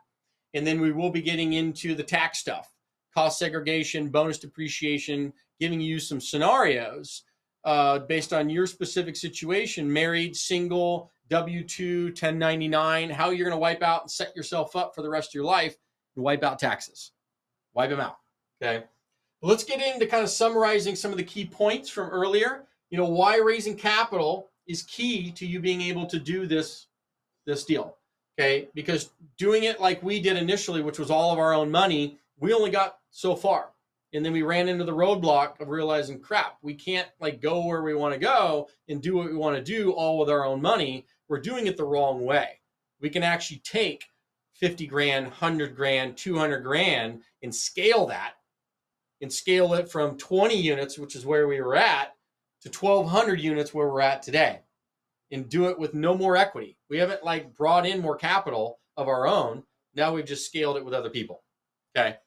But this is why it's important. Most people think they need all of their own money themselves. That's false, as you know. Every major multifamily investor, even billionaires, use OPM. And I've talked about it before. If you look at any successful entrepreneur, Elon Musk, the richest guy in the world, he owns less than 10% of Tesla, yet he's the richest guy in the world. He figured out OPM. He uses his money in conjunction with other people's money, gives away, think about it, he gave away 90% of the company, and he's the richest guy in the world. Clearly he figured something out, right? The game of OPM. Everybody, you can go to Jeff Bezos. The list keeps going on, and those are in businesses. Then you take it to the multifamily game, you realize, even if it's a Grant Cardone, who we were talking about, Rudy, his partner and stuff earlier, he went and he scaled it through syndicating, right? And he went from 0 to $4 billion in real estate because he learned this beautiful game of OPM. And then, of course, he added that to his media, right? The social media game. And then there you go. So why? Because once you learn how to raise some money, and we're kind of going through that and getting through some of the fears you have, you're unlimited. You're unlimited by your own bank account. Because right now you're thinking all with your own money and all with your own bank account, not realizing that it's a skill set. And once you learn it, now you're combining yours with yours. So how are people feeling in general, just off the top of your head, about raising some money, right? Using some of your money in conjunction with other people's money. Are you nervous about it? You feel pretty good about it? You're like, nah, I still want to do everything with my own money. Chime in the chat as to kind of where you probably feel you're at with that. Okay. Gideon says, good, I'm ready to go. Thomas says, good. Kevin's like, OPM, baby. Nisei says, I'm fired up. Yeah, and Michael, it's okay. I don't have any money, so I need to leverage OPM. So then you need the skill set, Michael, right? If you don't have a bunch of this capital, then you need the skill set, because now you become extremely valuable to people with money, okay? Yeah, and it's just, you're ready once you understand it, once you learn more, all of that stuff. Yeah.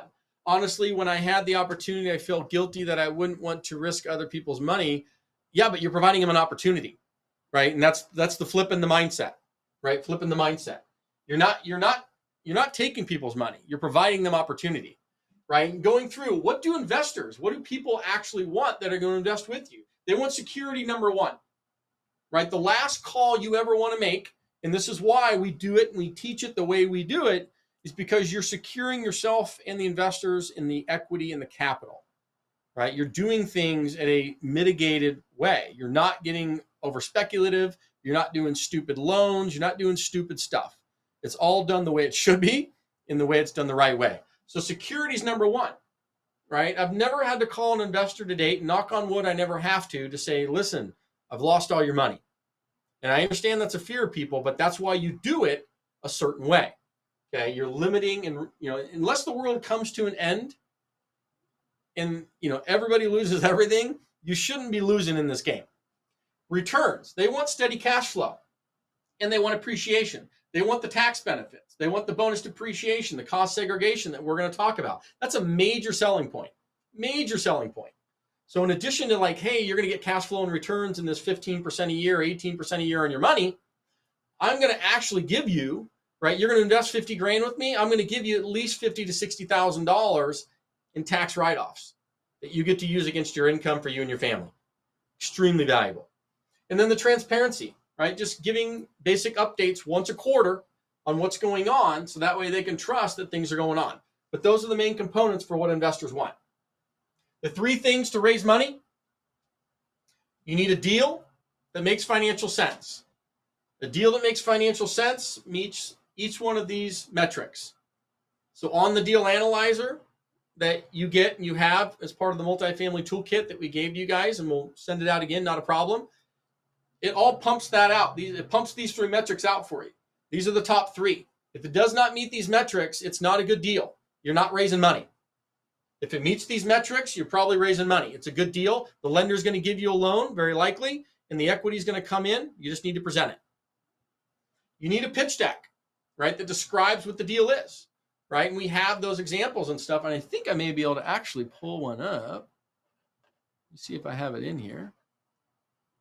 Hold on one second, because I did actually pull it in. And I'm going to show you an example of one completed.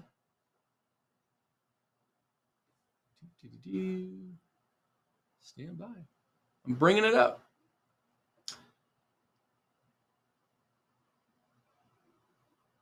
And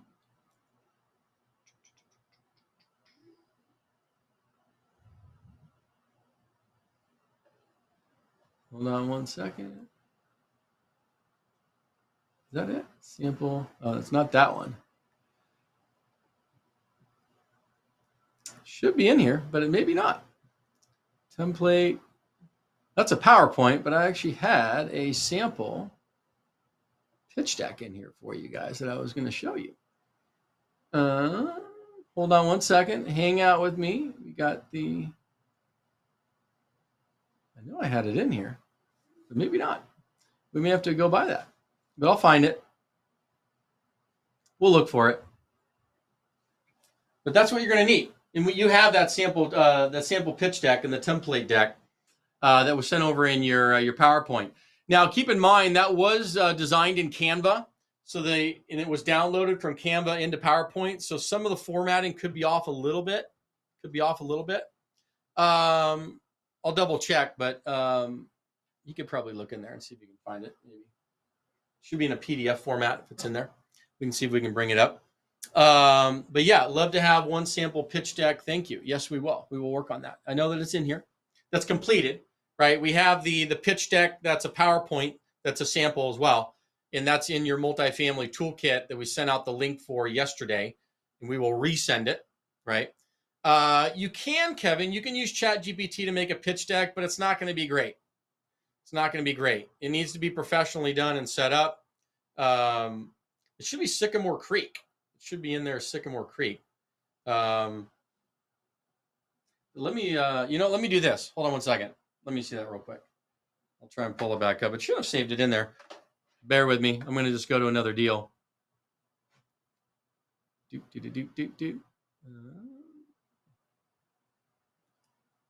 Hold on. Give me 2 seconds. We're loading up. It's going to give 2 seconds. But yeah, on the sample pitch deck, we'll pull that up here in just a second. It's just loading up. But that's what you're going to need. And then you're going to need a process to kind of bring that money in. Here it is, y'all. There it is on the workshop. Oh, it says a template thing in there. Yeah, things are just loading a little slow, but bear with us. But yeah, the pitch deck, and we'll give you full examples of that. There's the PowerPoint version there that's there.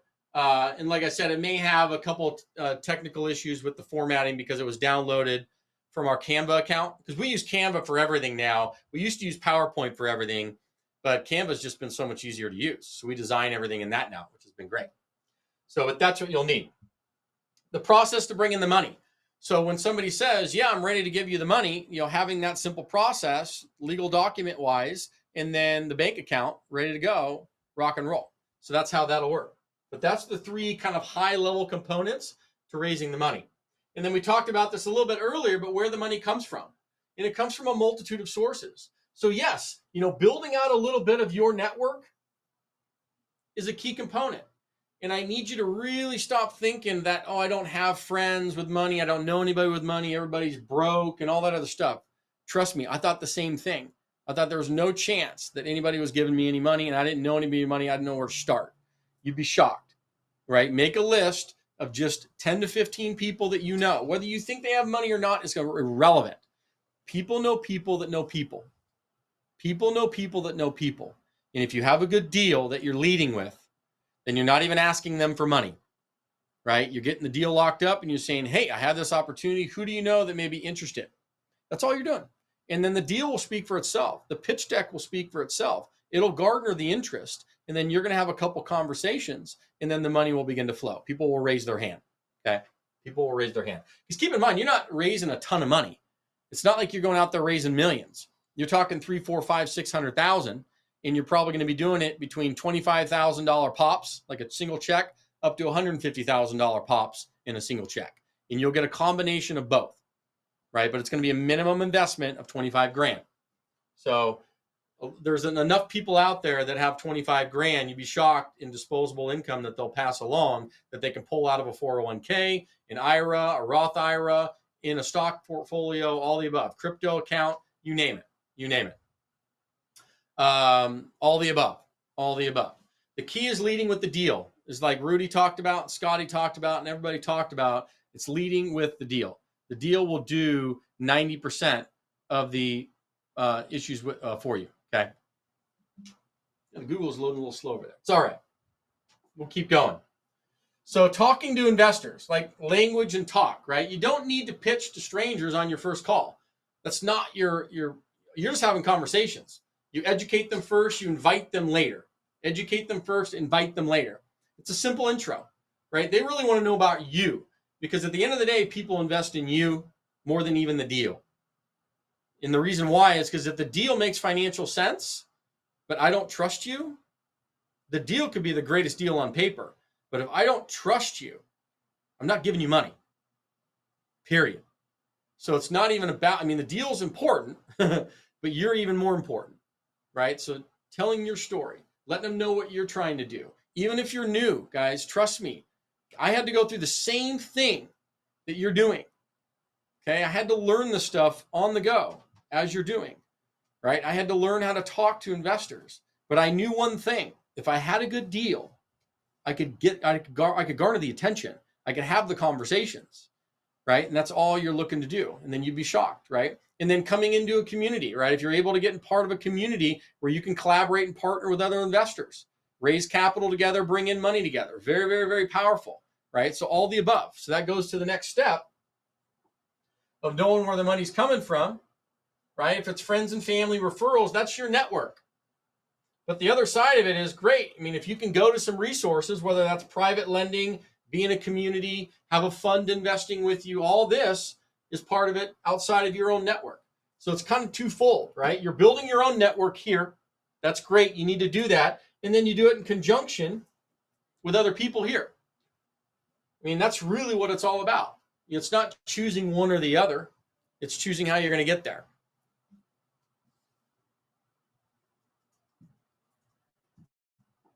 The 4 steps to getting money, right? You got to build the credibility. Your personal story is everything, right? And we're going to talk about that. Think about your story, where you're at, whether you're in your W-2 job, whether you're in, 1099, you're flipping houses, you've done some real estate, not done any real estate, doesn't really matter. But that personal story is really important because people connect emotionally, right? They want to know who you are, who they're going to be investing with. It's everything. So share your story. Don't be scared of it. I don't care what your education level is, what your sophistication is or lack thereof, college, no college is irrelevant. Rudy, guy's done over $500 million in real estate, has 0 college education, right? And I don't care whether it's 1995 or 2025, it's all the same thing. right? Real estate is one of the greatest industries that is a level playing field if you bring in a skill set and your knowledge to be able to execute. I would even argue that having some crazy college educations and degrees can sometimes be detrimental, because then you talk almost too smart for your own good. And it can be a challenge, right? Versus kind of coming into it a little bit naive without that, then you're rocking and rolling. Sometimes it's easier, right? But your story is really important. Identify the right investors, have low pressure conversations, right? Present the deal when they're ready, not immediately. It's not the first conversations, right? You're just getting to know people. This is why the backyard, right, barbecue conversations are so critical. And you're just doing it with that methodology to build what they call soft commitments. It's about you first, deals second, right? But having that soft commitment database, so that way when a deal happens, and you could have been starting that 3 weeks ago, it could be starting today. It's irrelevant, because no longer are you just an engineer or a doctor or bus driver or whatever it is you do for a living. That conversation is now going to have a new tagline. I'm a multifamily investor. Like, you are officially, after this 3-day workshop, you are officially a multifamily investor. I don't care whether you're in it or not. I'm dead serious.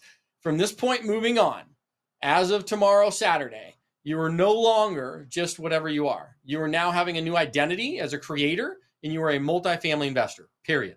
And that is the tagline that's going to end at the end of your conversations every single time, period. And watch what happens. Like, you'll fumble through it, which is great, because then people are going to be like, they'll forget what you even do. And they're going to be like, dude, tell me about this multifamily thing. And you're like, I don't know, but I'm thinking about doing it, right? It doesn't matter. It's just starting the conversations, because then they're going to be like, yeah, man, like, I've been looking to get into that too. Watch what happens to the conversation. Look, when you have a deal, let me know about it. I'd be interested. Or maybe I know some people, or let's do it together. Watch what happens. Okay, but you're officially a multifamily investor. Because I guarantee after these 3 days, as you've been going through it, you are more sophisticated than probably 80% of the people who didn't even learn any of this stuff to get go. Okay, trust me. But the fears that you're having is, what if people say no? What if I lose someone's money? I'm scared to talk about money. These are all natural fears. You're not going to lose their money. The only way you're losing their money is if you don't follow the stuff we're telling you today. Okay, it's very, very difficult in multifamily to lose a deal as long as you don't over leverage and you focus on cash flow as king. Don't over leverage and focus on cash flow as king, which is everything we're giving you here. It's all the basic fundamentals. Legal compliance stuff, right? Yes, there are rules, right? If you get into syndicating, right? You're dealing with the SEC, PPMs, LLCs. We'll get into a little bit of that. Don't worry. I mean, I literally had a 27-unit deal locked up, multi-million-dollar deal. I had no idea what the hell this stuff was. And I had to learn it in 30 days. Like, you're going to learn it way ahead of time. So no, you do not have to figure it out. You don't have to do it alone. So let's give you a couple case studies, right? And then what's cool is we're going to actually have Hayden and a couple other folks on in our inspiration panel just after the lunch break and all that stuff, as we go through things after the tax. Several people on just to kind of talk about, how they did it, what they did it. They were newer. They're still newer, but some people have done 0 deals. Some people have done multiple deals. But I think it's important for you to hear it from people that aren't maybe as far along as me now, or aren't far as long as others that are just getting into the realm of it. So his first deal, 10-unit deal, they bought it for $1,340,000. They put in $70,000 in renovation. They had $40,000 in closing costs. So their total into the deal was $1,450,000. They went out and got a loan, $800,000 loan, 55% loan to cost. The seller, this was a creative financing deal, financed that for them. That was cool about this deal.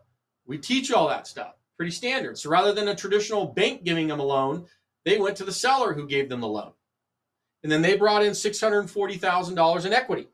That came in with a handful of people. I think it's less than 8 people came in with that.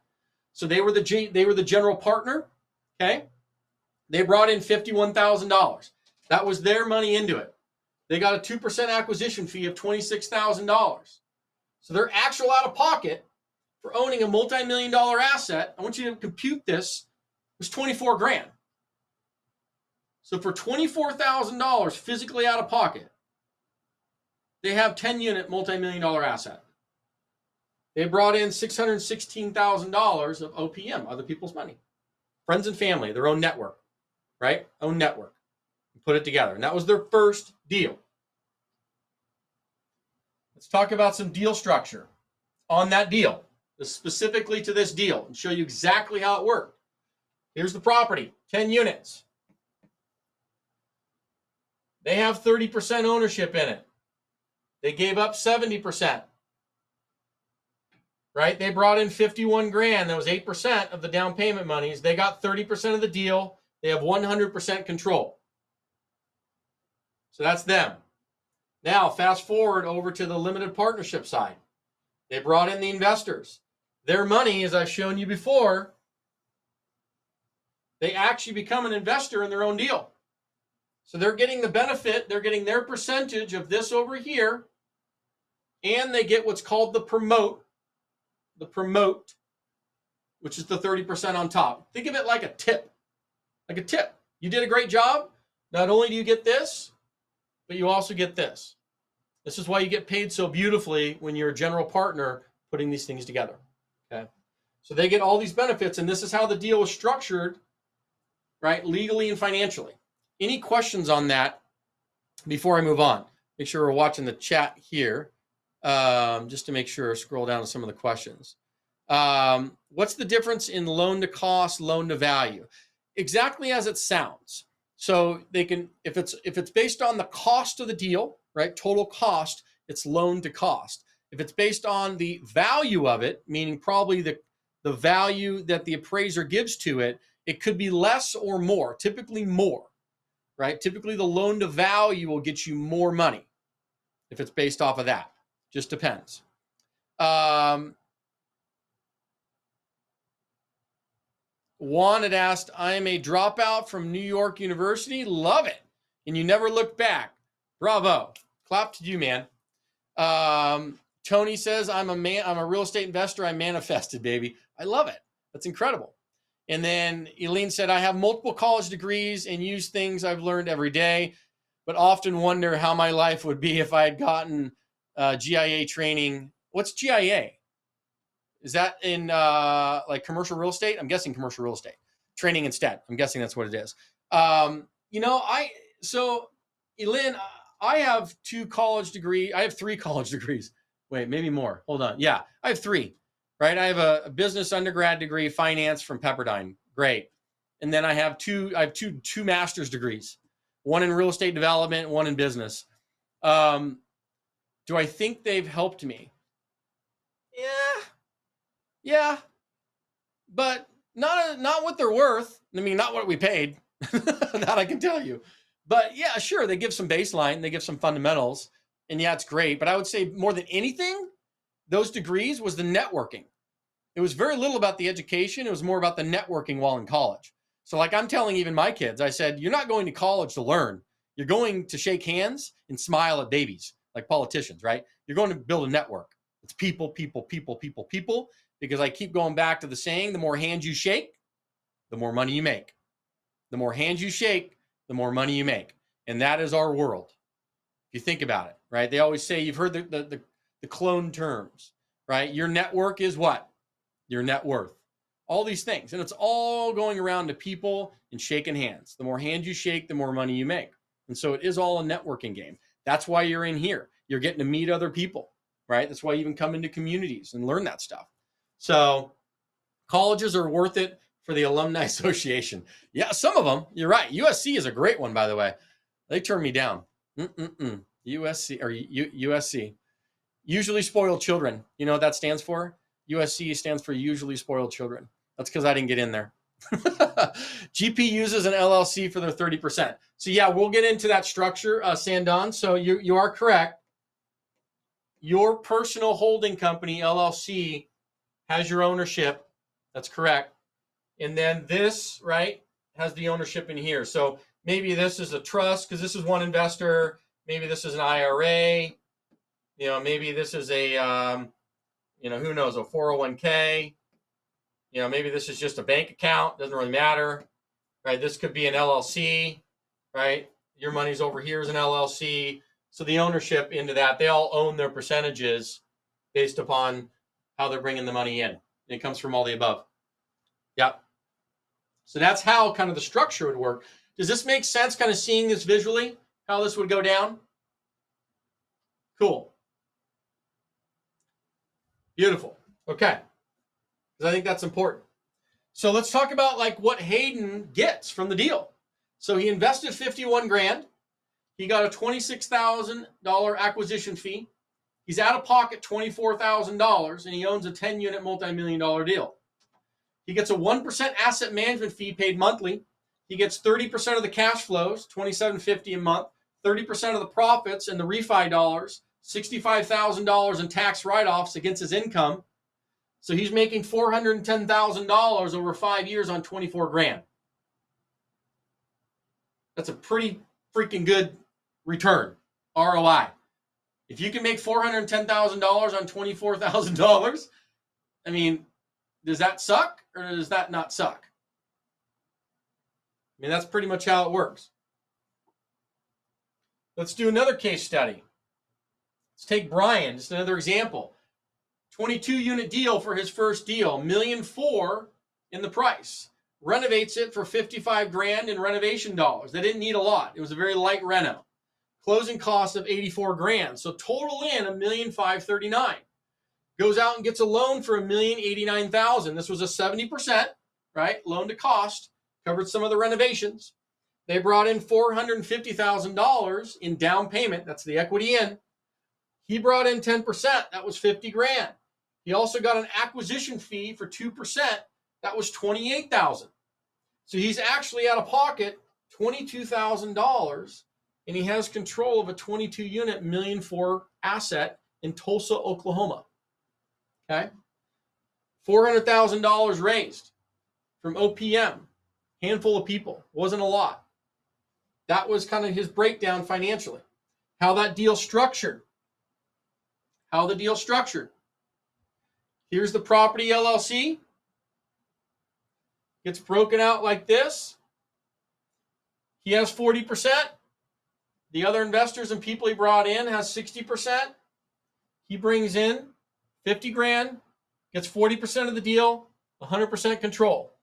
His $50,000, as we did before, he gets the benefit of also being his own investor. So in alignment with the rest of his investors, he's getting his portion of 60%, his portion of a 6% preferred return, and everybody else gets the same thing. So he's his own investor in his own deal, which investors love, by the way, because they're like, dude, your money's right alongside mine. Let's ride. Let's ride. So it's a great selling point. And then he gets the general partnership, i.e. the promote, in addition. Gets to make a bunch of money. So what Brian is going to be getting on this deal, invest $50,000, he gets a $28,000 acquisition fee. He's out of pocket $22,000. He owns and controls a 22-unit $1.4 million asset in the Midwest. He gets a 1% asset management fee monthly, 40% of the cash flows, that's $3,200 a month, 40% of the profits and refi when they do that. So $55,000 in tax write-offs, that's literally money. It's a paper loss that comes through, gets attached to all his income, wipes out any income tax. Because keep in mind, and we're going to get into this, you're either paying Uncle Sam the $55,000 or you put it into a real estate asset and grow your family's wealth. You have two options, and we're going to get into that. So $325,000 on a $22,000 investment. It's pretty crazy. This is over a few-year period. $22,000 in, $325,000 out. The acquisition fee, Juliana, is determined. It's typically 2 to 3% of the purchase price. 2 to 3% of the purchase price. Very common, very standard. Very standard. Michael had asked, is a sponsor required as part of these deals? No, you are the sponsor. So that's another terminology, just FYI. Just so you understand terminology real quick. So the general partner,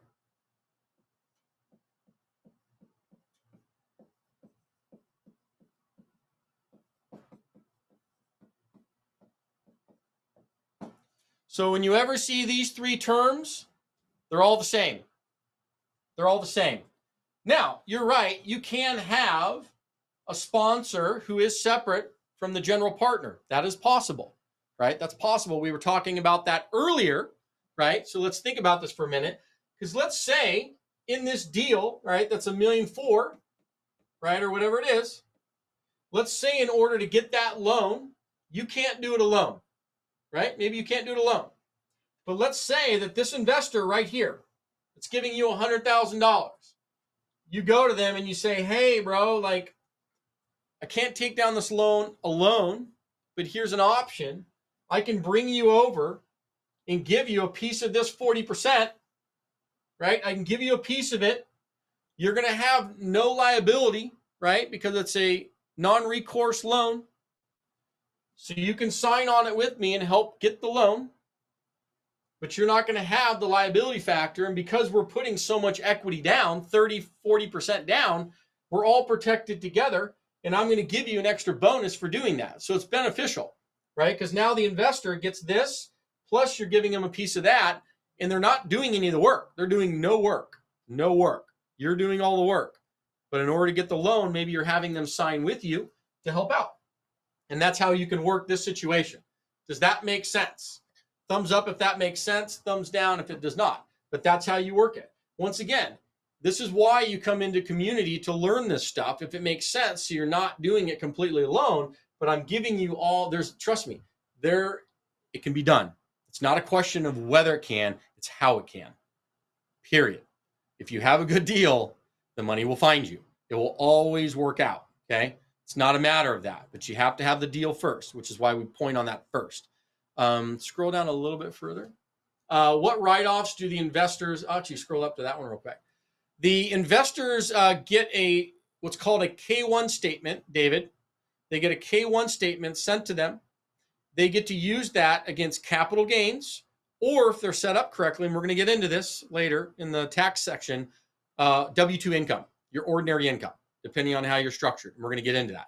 But the investors get to use it just like you do. Same, because they're part of the ownership. They're going to get their percentage against their money. Typically, it's a 1-to-1, and I'll show you this. So if they invest 50 grand, they're typically going to get a $50,000 write-off to use against their taxes. It's basically a negative paper loss. It's not a real loss, it's a paper loss. And you get to wipe out your income for that year, and you can carry it forward. And we'll get into that. So that's kind of the structure of this deal with Brian. Now, what does Brian get? We talked about that, $325,000 on 22 grand. So raising capital is the key to unlocking a deal, right? So now you understand like the what to do, the why it works, lots of the detail. But that is, why sometimes people get help, right? That's why people get into communities and they try and do things together, right? And make things happen. So you're not just stuck there trying to figure it out alone. It's very important. Elaine said, new LLC for every deal. Yes. So Elaine, the bank's going to require that you have what's called an SPE, a single property entity, SPE, for each deal in the commercial space. So if you're doing a multifamily deal, the bank's going to require you to have a single asset entity.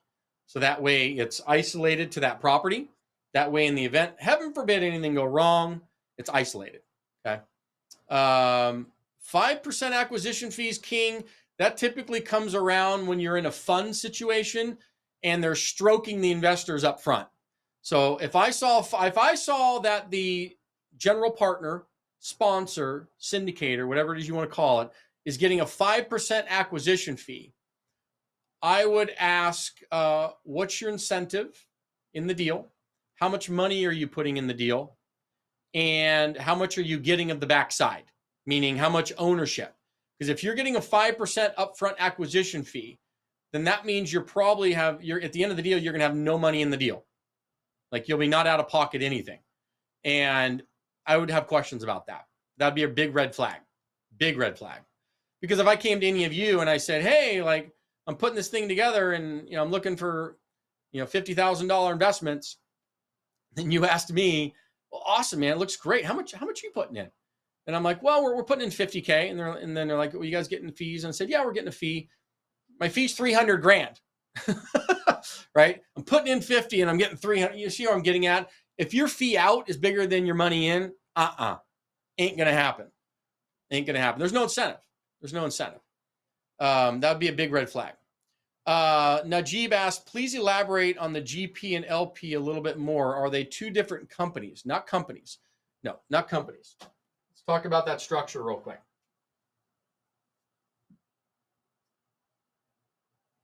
And how are we doing on time? I think we have up until about noon, if I'm not mistaken. Yep. Yeah. Yeah, King, it's not 5% on your acquisition fees. I mean, I'd like to see how they're pulling that one off. But that's got to be some interesting structure that they're pulling off. But the deal structure is just like this. So to touch on your thing, Najib, it's not two companies. They're having ownership in the single purpose entity because this is the property. The property is owned by a single purpose entity, an LLC. All you're doing is investing into that. So everybody's ownership is in one company. It's just, I'm just showing you kind of physically, right, how it's going to put together. Right? Because you have GP, LP, GP, LP. And I'm just trying to showcase the difference. But it's all owned inside of one. Okay? But these individual investors, right? Like this could be investor one. Maybe they're their own LLC. Maybe this is a trust. Maybe this is an IRA. Right? Maybe this is a 401k. They can all invest. Right? This could be somebody's 401k. They're putting 75 grand in from their 401k. They're putting 150,000 in from their IRA. They're putting in 25,000 from their trust, right? And they're putting in $50,000 from their LLC. It's just how they invest into the deal. Okay. Pamela asked, what defines the percentage that the GP gets? How much money you're putting in? Because keep in mind, you're doing all the work. So the reason why you get this differential, meaning you bring in 10% of the money, you get 40, 30% of the deal, right? You're getting 3 and 4x on your money in, is because you're doing all the work.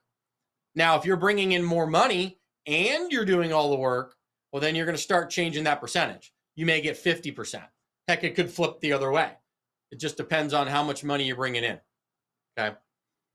The preferred return, generally speaking, somebody asked about how does that? It's typically 6 to 8%. That's like an industry standard, Gideon. 6 to 8% preferred return.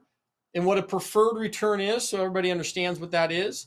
All that means is that that money gets paid to the investors first before you go into the profit splits. Okay.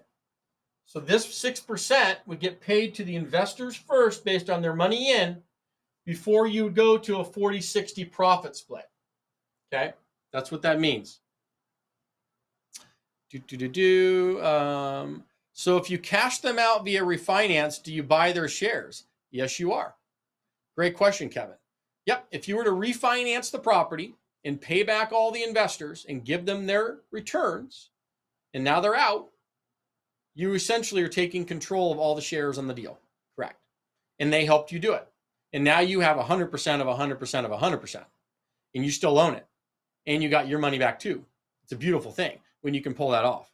I mean, it does happen. A little harder right now in this market, but it does happen. It does happen. Who is the general partner managing the LLC? Jillian, another company? No, it's not. Well, it can be. So, let's presume you're the general partner, as you would be. You would have your own holding company. That's just your personal LLC that would own this interest. Okay? So that's yours. That's what, like, part of it, like when people come into community, the first thing they do is get their LLC set up. That's their holding company, because now that's the company they're going to invest into and hold their control in with. Okay? Makes sense? Frank Young, LP, LLC, Trust 401k, including GP, LLC, are they taxed as a partnership? Well, they're taxed differently. That is correct. But your investors would have their own, because once it's a pass-through, keep in mind, all the money, right, is coming into this. It gets dispersed out. Each person is responsible for their own taxable situation. That's it. This is just a pass-through entity. That's all it is. Okay, it serves for ownership, and it's a pass-through. So all the money just gets dispersed, And then each person will have their own personal tax situation based on everybody here. You have your own tax situation. Correct, Juan. Yep. We always recommend your holding companies be set up in Wyoming or Delaware. Wyoming or Delaware. That is your personal investing company, right? That's your investing company. That would be in Wyoming or Delaware. Yes, Azaria, promote. It just means like a tip. It's like, this is your 40%. So that's just terminology, right? It's just language terminology. So when I say promote, all that means is your 40%, right? Or your 30%, or whatever you're getting over here is technically called a promote, right? If you went to a restaurant and you were giving the server a tip, it's the same thing, just has different language. So this is like getting a tip. You did a great job, right? You paid all your investors what you promised them. Now you get this on, it's like a cherry on top. You get a tip. Yeah, GP side is a promote. That is correct. Julianne, why you do it in Wyoming or Delaware? For a couple reasons. Legal reasons. It's just better for business climate. So that way if creditors have to come after or do anything, it's just better for business climate. It's cheaper to maintain them. So Wyoming is super cheap to maintain your LLC from an annual cost perspective. And it has non-disclosure rights, meaning you don't even have to disclose who you are inside of that LLC. So if you want to go in and be like a ninja, you can do it. That's why you do it. Yeah, hope that answers that question.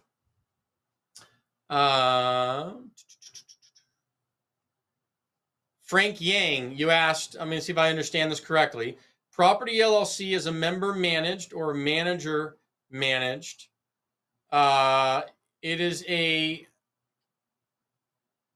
manager managed LLC. Manager managed LLC. Then you have all the other things, LP, LLC, trust, 401k are all members. Correct. That is right. That is right. Okay. We have about 5 minutes left, so I'm going to kind of run through this stuff to make sure I get it in front of you. So top 10 money FAQs, which you were actually asking, which was great. When would I start raising money for a deal? When would I start raising money for a deal? Today. You talked about soft commitments, right? You're not going to get people to give you any money if you don't have a deal, but you can give them the commitment, right? They can soft commit to you on any conversations. Yeah, when you have a deal, John, I'll give you some money. When I'll have a deal, I'll take a look at it, considering giving you money. So you want to start now. Who and why would people give me any money? Once again, everybody wants to invest in real estate. I have yet to have a person tell me that they hate real estate and the world's coming to an end and I'll never do it, right? It's, do you have a deal that makes financial sense, that is going to give me a decent return on my money, right? And is also protected, so it's risk-adjusted return. And I trust you. If I give you my money, I know that you're going to do everything you can to protect that money as though it's your own. That's it. Those two things are critical. So how do you ask for money without sounding desperate or salesy? Well, you start the conversations with not talking about the deal.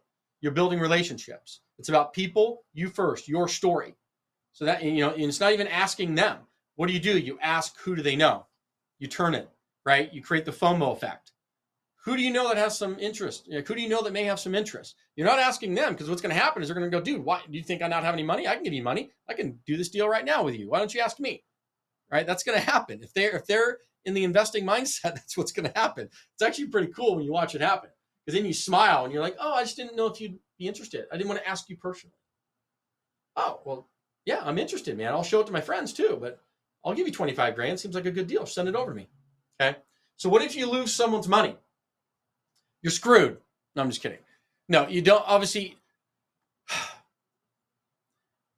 as long as you are not a fraud and you're keeping things legally legit, the only way you're losing money is due to market conditions. Okay, that's the only way it would ever go down, because from a fundamental perspective, you're buying these deals correctly, you're putting enough down payment, you're not over leveraging them, you're basing it on cash flows. The only way you lose a deal is if you're forced to sell it, because you will always win in real estate. You could literally look this stat up. There's never been a time in American history that over a 10-year window, a multifamily apartment building has not doubled. Ever. Ever. Nowhere in a 10-year span of U.S. history, if you buy an apartment building today, within 10 years, it'll be doubled in value. The key is, can you hold it? Can you get there? Or do you finance it wrong, right? Do you over leverage it? Do you over speculate it? Then you get into trouble. Then you lose your ass. So that's the only way that happens, because you're buying a cash flowing asset today, ready to go. You're not buying on speculation. You're buying on reality, okay? Is it even legal for me to raise money? Yes, we'll get into that on the raising money side, the legality, the SEC rules and all that.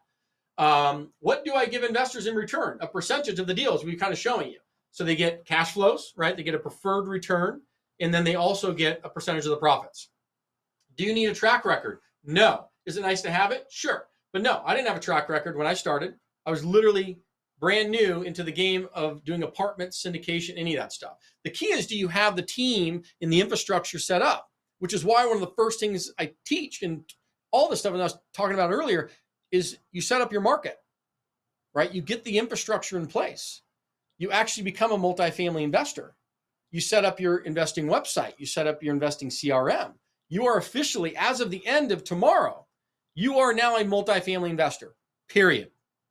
All of you are now finishing your tagline at the next barbecue with, I'm a multifamily investor. I buy and invest in apartments around the country. I do it with other people. Officially as of tomorrow. If you want to start today, be awesome, okay? Be awesome. But that's how it's going to happen, because that's how you begin the momentum. So how much can you raise as a beginner? You probably want to keep it under $1 million. You probably want to keep it under $1 million. And then the last one here, how do I find investors outside of my family and friends? Community, events, conferences, investor meetups, local investor meetups, all of that are great spots.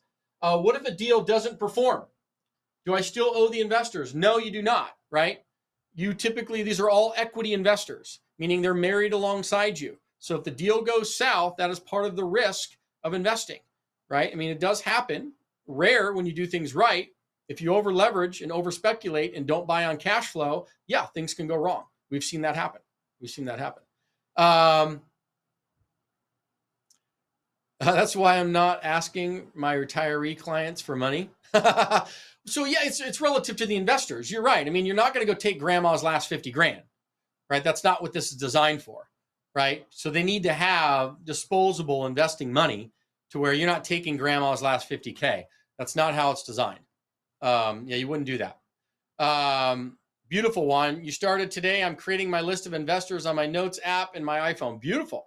Love it. What number is he 1% management fee based on?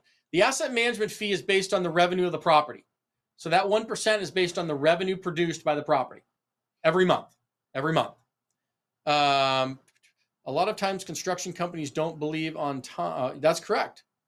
Yeah, rule number 1 of construction, always costs more than you think. Rule number 2 of construction, always costs more and takes longer of construction. I'm a licensed general contractor. Trust me, I know that firsthand. You build in contingencies and buffers for that. That's how you get around that. It's just knowing that that's the reality. So you buffer in for that. I would like to get a tax write-off for 2025. If I find a 10 to 30 unit building within the next 90 days, is there a chance you would want to close on it before December 31st? You would want to close on it before December 31st. And or Renee, you can get into a syndication, somebody else's deals, and get the tax write-off through them. Depends. So it depends. There's 2 ways to handle it. You can go find another multifamily investor to invest with, and they can give that to you this year. Or you can go buy your own building and do it as well. But you do want to close before the end of the year. Yeah. And then the last question I'll finish on is, how is a promote calculated? You get 40% as a promote GP of NOI. No, it's based on the cash flows. So if you have $10,000 coming out of that property, after you pay that preferred return, then let's say you have $9,000 left over after you pay the preferred return. So now that 40% is coming out of that 9,000. They get 60% of the 9,000. You get 40% of the 9,000. That's how it's calculated. Correct. Awesome, everybody. Great questions. I hope I'm able to answer these like in real time. It's like spot on. I love it. And listen, sometimes you don't know the detail you're going to get, but all you guys are thinking the right way. You're in the right mindset. Have I answered the questions decent, like for you, and been very direct with them as well? Chime in, thumbs up if you think it's good. How will you find good markets to invest in? Yes, we will. Yeah, and we'll get into that as well. Love that. ChatGPT is great for that. So we have touched on that a little bit, Azar, by using ChatGPT in the past, right? Setting up your markets and doing that stuff, you would have to go onto these free websites and pull up all this market data to determine it. Now you could literally go to ChatGPT, depending on an area you're interested in, and you can have it give you the top 75 MSAs. So list the top 75 MSAs, which is metropolitan statistical areas. Just type in MSAs. It knows this. Top 75 or top 100 MSAs in the United States, and give me the population growth, the job growth, and the median household income for each of these markets, and list it in a table for me, top to bottom. And it will do that. And then from that, you can kind of decipher which market you like best. Jacksonville's a great market, Juan. And then Jared asked, given your experience as a broker, syndicator, and general contractor, is building a 30-unit plus more profitable due to builder equity? There's always scale. There's always economies of scale, Jared. So yes, as you go bigger, more economies of scale, more zeros. That is true. But if you're trying to do that as a first deal, you don't want to do that, right? If you're a newbie to this space, going over 30 units for your first deal, you know, I mean, you better get a good partner that's done it before. The only way you're pulling that off is if you have other sponsors and people involved in that deal that have helped and have done it before with a track record. It's the only way you're pulling it off. Okay. Can you step to the left or right? No, I cannot. Just kidding. Yes, I will. Yes, please screenshot that. Are those the money FAQs? Because we're going to get into the tax stuff next after the break. And this is our lunch break, correct? Yep. So we're going into a lunch break. So after this, guys, we're going into how to avoid taxes for the rest of your life. Very, very, very important. We're going to get into bonus depreciation, cost segregation, all that stuff. So if you're not on here, you're going to be sorry you're not. We're going to get into everything. And then we'll have our inspiration panel and all that stuff to kind of really break down from a newbie's perspective how you can launch this thing in the next 90 days. So awesome, everybody. Enjoy your lunch. Come back, and we will see you soon.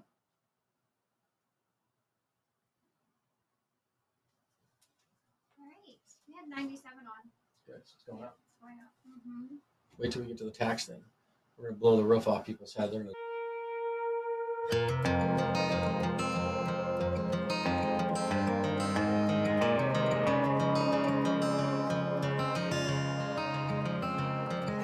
Say I'll never change.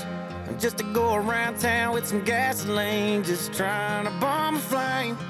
Gonna burn the whole place down. And how do you explain ever falling in love with a guy like me in the first place, and turn around and say that I'm the worst thing? I guess I'm the problem, and your mess never do no wrong. If I'm so awful, then why'd you stick around this long and there fits the whiskey? And why you keep on pulling it off the shelf? You hate that when you look at me, you halfway see yourself, and it got me thinking, if I'm the problem, well, you might be the reason.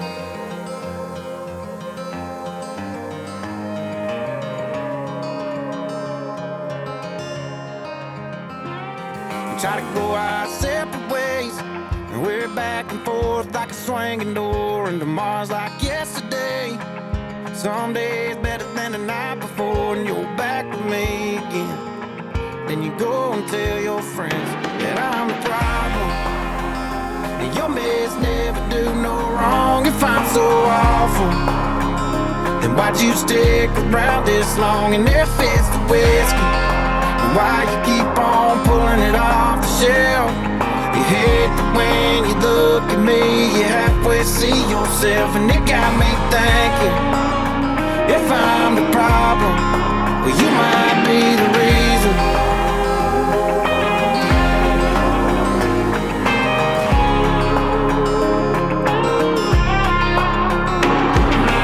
If I'm such a waste of breath, the time, why you on your way to waste another Friday night? If I'm the problem, And your mess never do no wrong. If I'm so awful, then why'd you stick around this long and never fix the whiskey? And why you keep on pulling it off the shelf? You hate it when you look at me, you halfway see yourself, and it got me thinking, if I'm the problem, well, you might. If you are in the boardroom, please head on over to that Zoom call as we will be starting in 12 minutes. Thank you.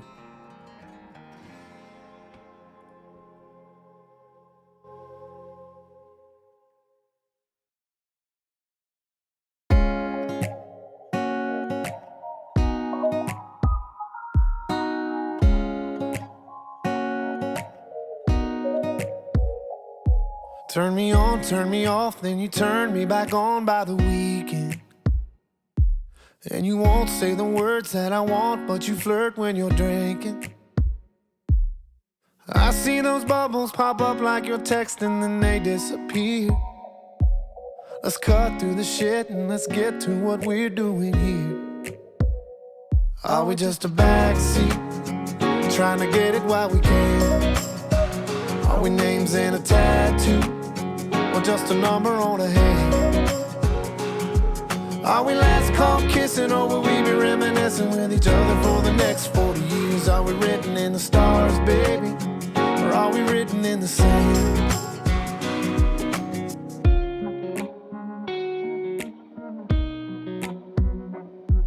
Yeah, I want you to want me to take you back home to my mama.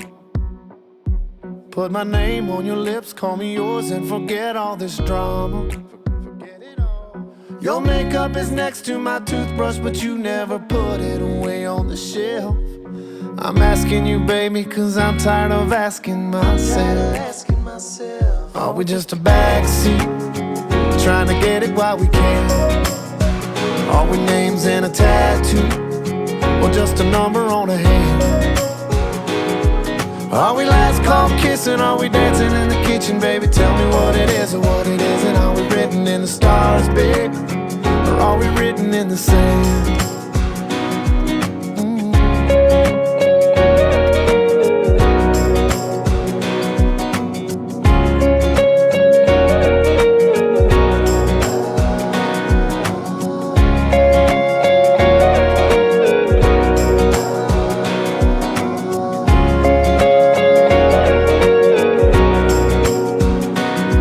Just a backseat, trying to get it while we can.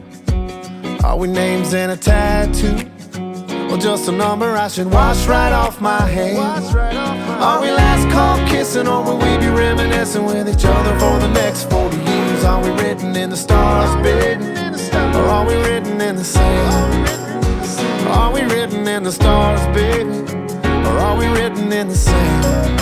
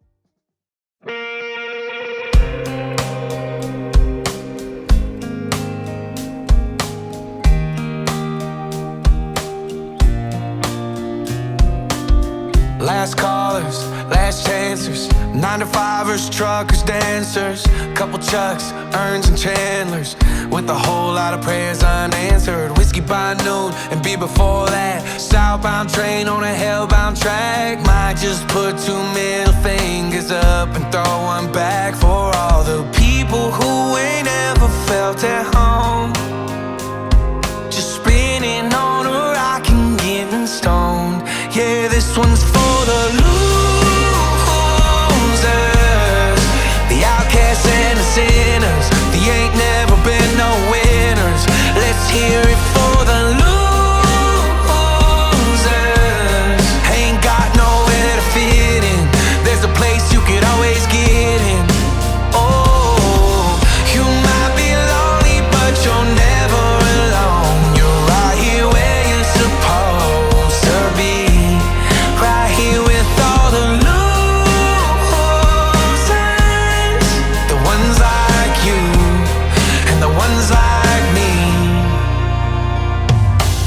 My therapist is a good bartender. Heartbreakers and to my benders. Bad times that we can't forget and good times that we won't remember. Raise them up when we hear a sad song. Love to cry but still guitar. No way to change the way we are. This one's for the losers, the outcasts and the sinners. They ain't never been no winners. Let's hear it for the losers. Ain't got nowhere to fit in. There's a place you can always get in. You might be lonely, but you're never alone. You're right here where you're supposed to be. Right here with all the losers,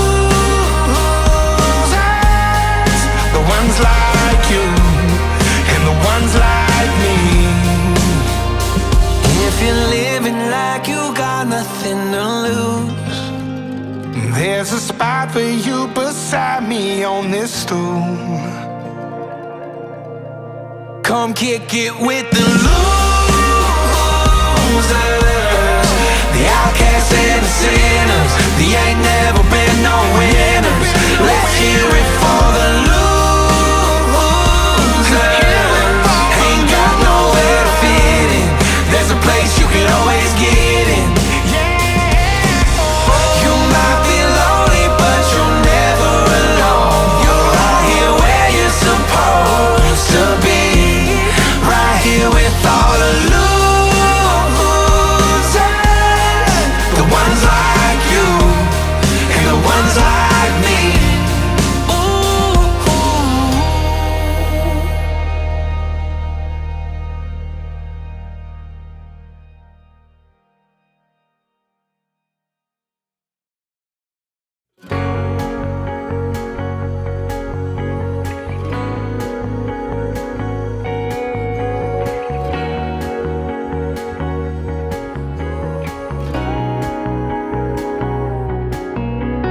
Girl, our mamas are best friends, and so are we. The whole town's rooting for us like the home team. Most likely to settle down, plant a few roots real deep and let them grow. But we can't stop this real world from spinning us. Your bright lights caught, I don't blame you for picking up your big drink bags. Are all packed up and ready to go. But I just need you to know I love you more than a California sunset, more than a beer when you ain't 21 yet, more than a Sunday morning Lord turning some poor lost soul found. Hallelujah bound. Yeah, I love you more than the feeling when the bass hits the hook, when the guy gets the girl at the end of the book. But baby, this might be the last time I get to lay you down, 'cause I can't love you more than my hometown.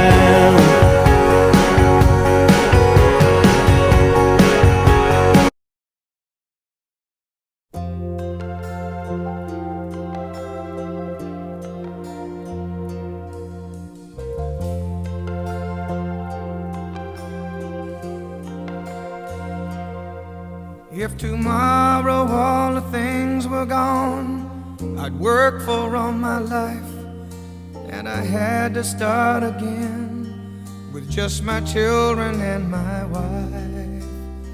I thank my lucky stars to be living here today, 'cause the flag still stands for freedom, and they can't take that away.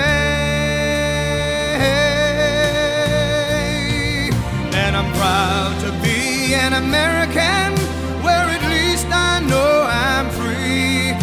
And I won't forget the men who died, who gave that right to me. And I gladly stand up next to you and defend her still today, 'cause there ain't no doubt I love this land. God bless the USA.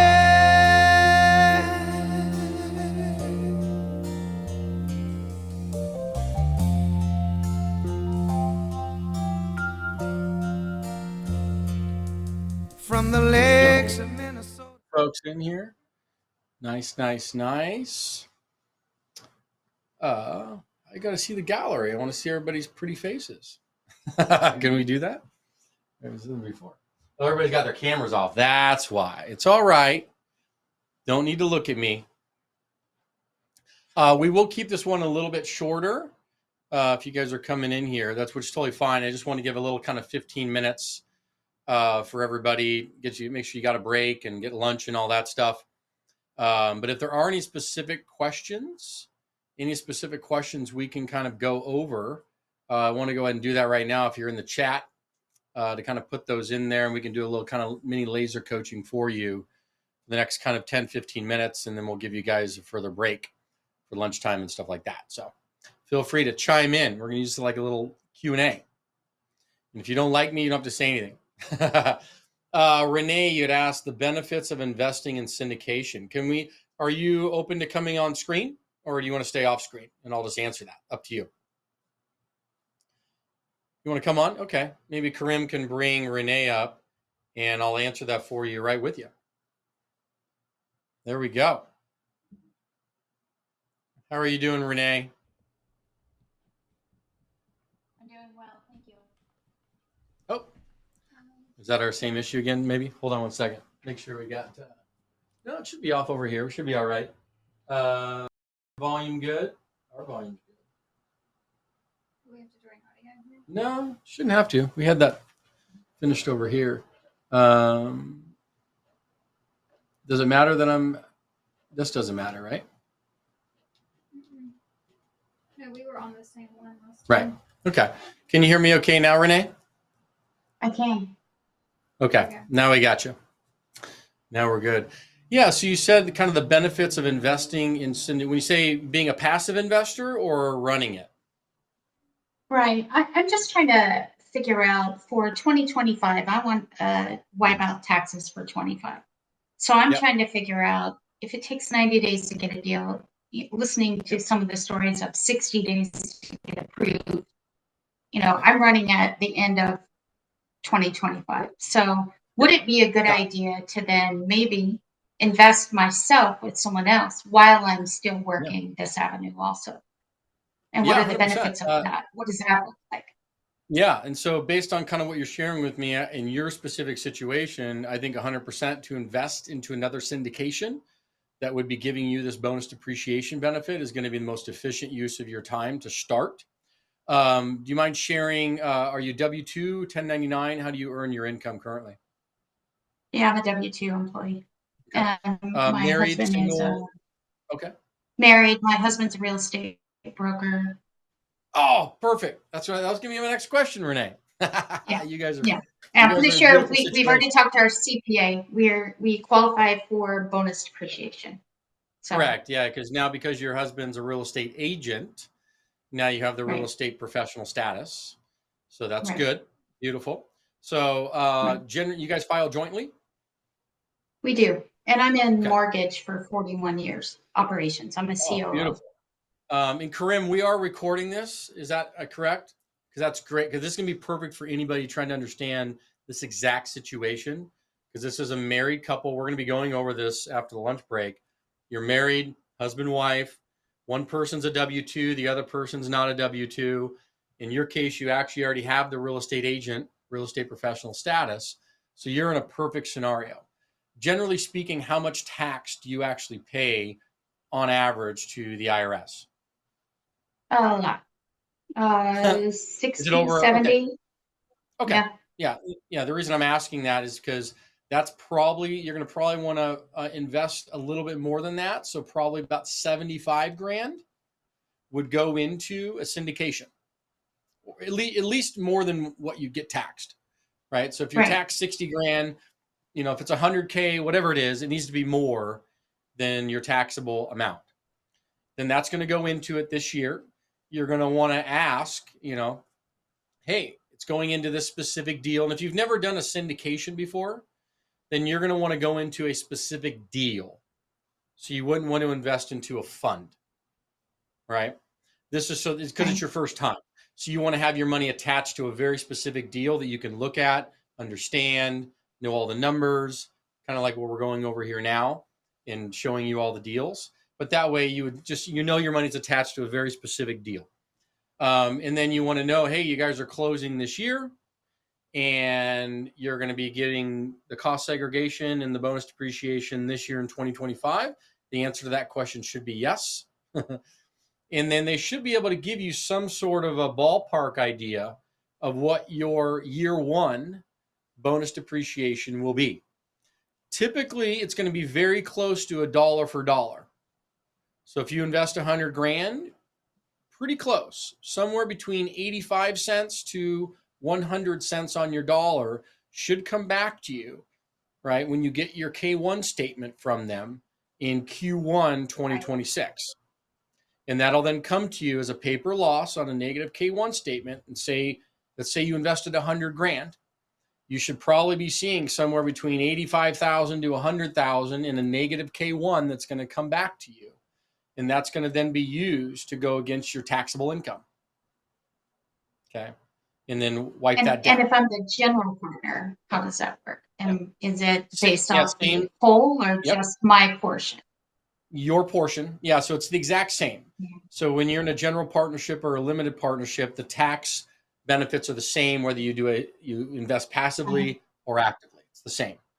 The benefits of being the general partner is you get all the other stuff with it, right? You're getting paid 5 to 8 ways, right?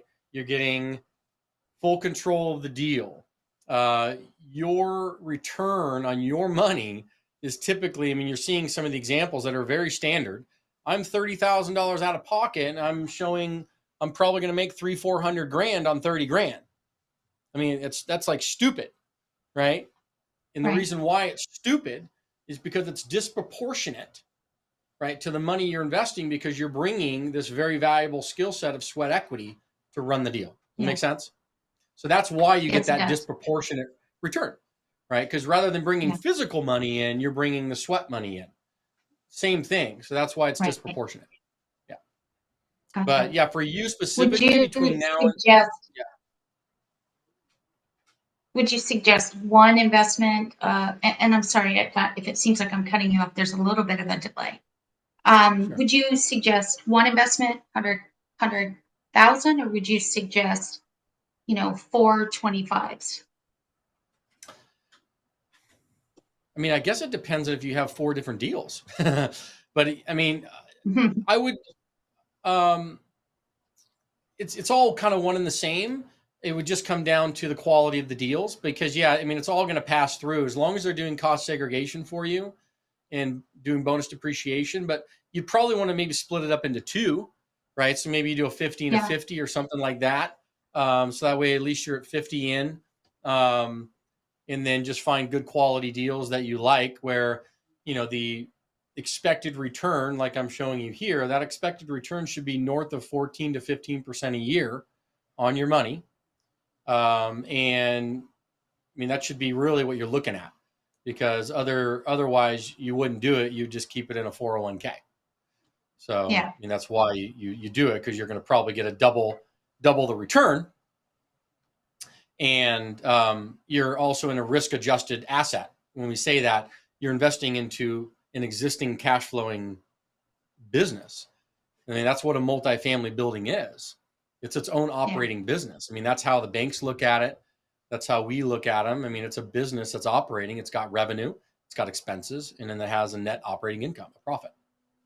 So, but yeah, any of those deals, you know, and maybe if you're comfortable with it, some stuff. Where are you located at currently? California, Orange County. Orange County. Okay. Yeah. So you're like me. You're getting hosed on taxes. Congratulations. Yeah. Yeah. So this is why I've actually establishing residency in Nevada. You know, just for the state income tax side of it, and then just setting up 51% of the time, you know, out of Cali. Right. You can be anywhere out of Cali, just can't be in Cali 51% of the time. But that'll allow me to then wipe out the 13% or the 9% in state income tax, because the bonus depreciation, this cost segregation game, really only applies a majority of it to your IRS federals. Right? It does some for the state, but the state of California, every state's different. The state of California doesn't really adhere to this whole, you know, they want their money. So they don't adhere to this bonus depreciation game the same way the feds do. So that's why you'll get some, but you won't get the same benefits that you would with others. So perfect. Cool. Thank you. Yeah, you bet. Yeah, this was very, very helpful, because this is a great example of how the tax game can work on a case-by-case basis. Is there anybody else that want to talk about taxes? Because we're going to get into that. And I don't know if you want to talk about how you benefit you or anything specific to the multifamily games. We got just a couple more minutes, and then we'll give you guys some time for lunch. I see most people have cameras off and stuff, so you're probably just either not at the screen, but you're in the bonus room or not, which is totally okay. I want you to take a break and enjoy it. So we'll give just another minute, and then we'll jump off.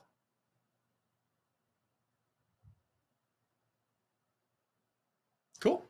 All right, everybody, enjoy the rest of your lunch, and we will be back on in just a little bit. Thanks so much. City sky ain't the same black. Ain't that a mad dog shame? And to think that I love you more than a California sunset, more than a beer when you ain't 21 yet, more than a Sunday morning Lord turning some poor lost soul found. Hallelujah bound.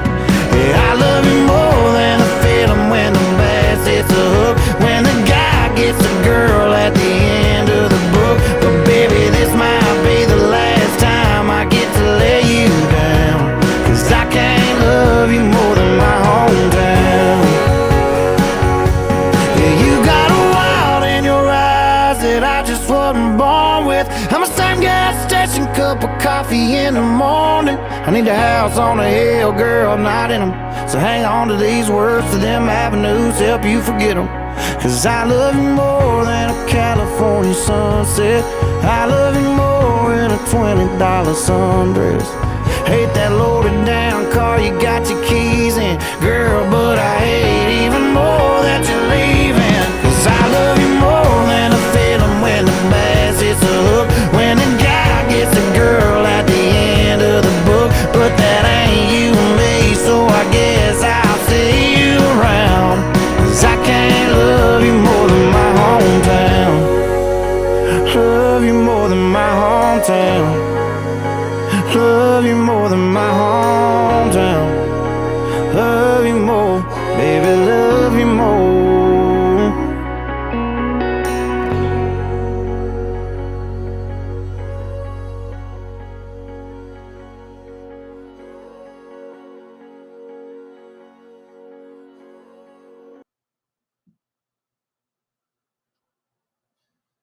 Wait for everybody to kind of start coming in here. How are we doing right now?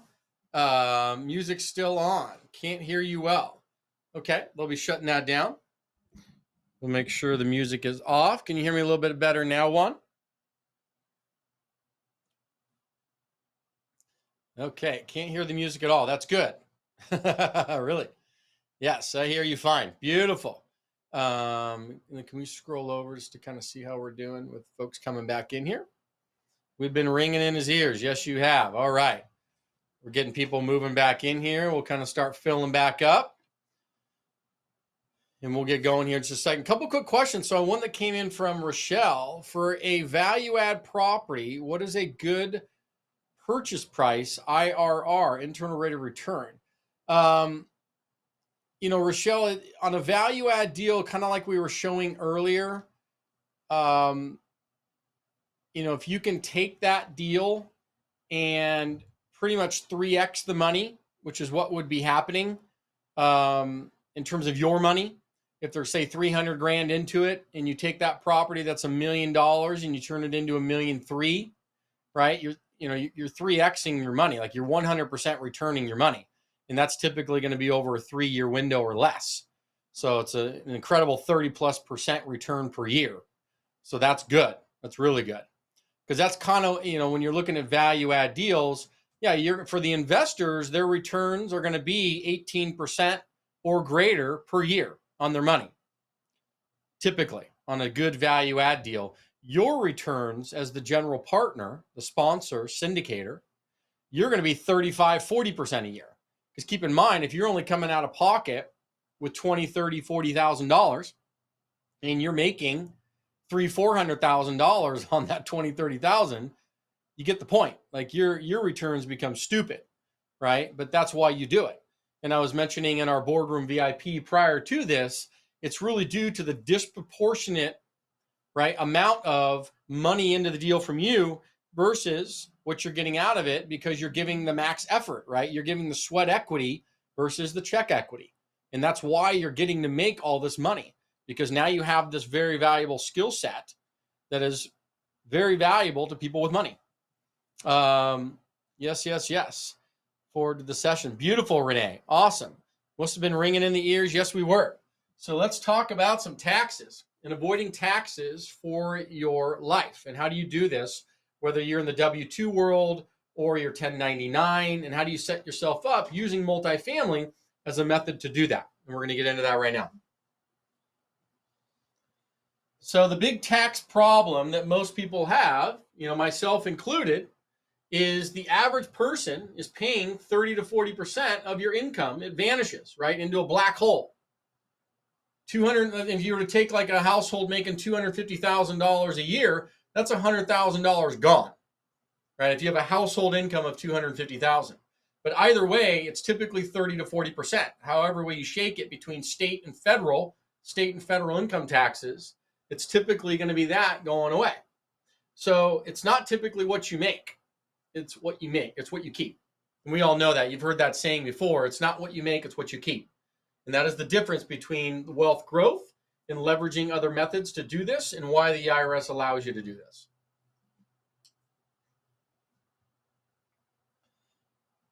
The IRS has the loopholes, right? They have the loopholes on purpose.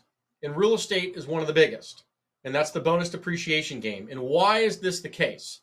We talked about this yesterday in day one, but money is this game.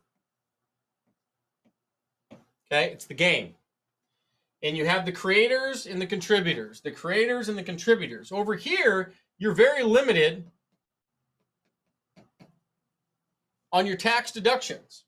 And the reason why you're limited is because the IRS says you guys are not moving enough money over here in the W-2 world. You're not moving enough money. And because you're not moving enough money, we're not giving you all these benefits in the tax system. We're not going to give you all these loopholes. You need to move over into the creator world, which you can get all these loopholes. Right? That's where all the tax benefits are here. And so that's why you're trying to move from one to the other. And we were talking yesterday, this identity movement, right, from the active income world into the passive with passion world, which is essentially moving from a contributor into a creator, because this is where everything is at. And that's where we use the Kiyosaki cash flow quadrants model and all that stuff to get you to understand the value in making this movement and why it's so important. It's really for this. And if you actually go and you Google this, or even put this into ChatGPT, you know, capitalism is the system where capital, money, assets, resources, it's constantly moving, being invested and creating more value. That movement of money, okay, the movement of money and the resources, it fuels growth. It fuels tax revenue and wealth. That's why the IRS loves it. So the more money you move, that results in the capitalistic structure. That is capitalism 101. That is its definition.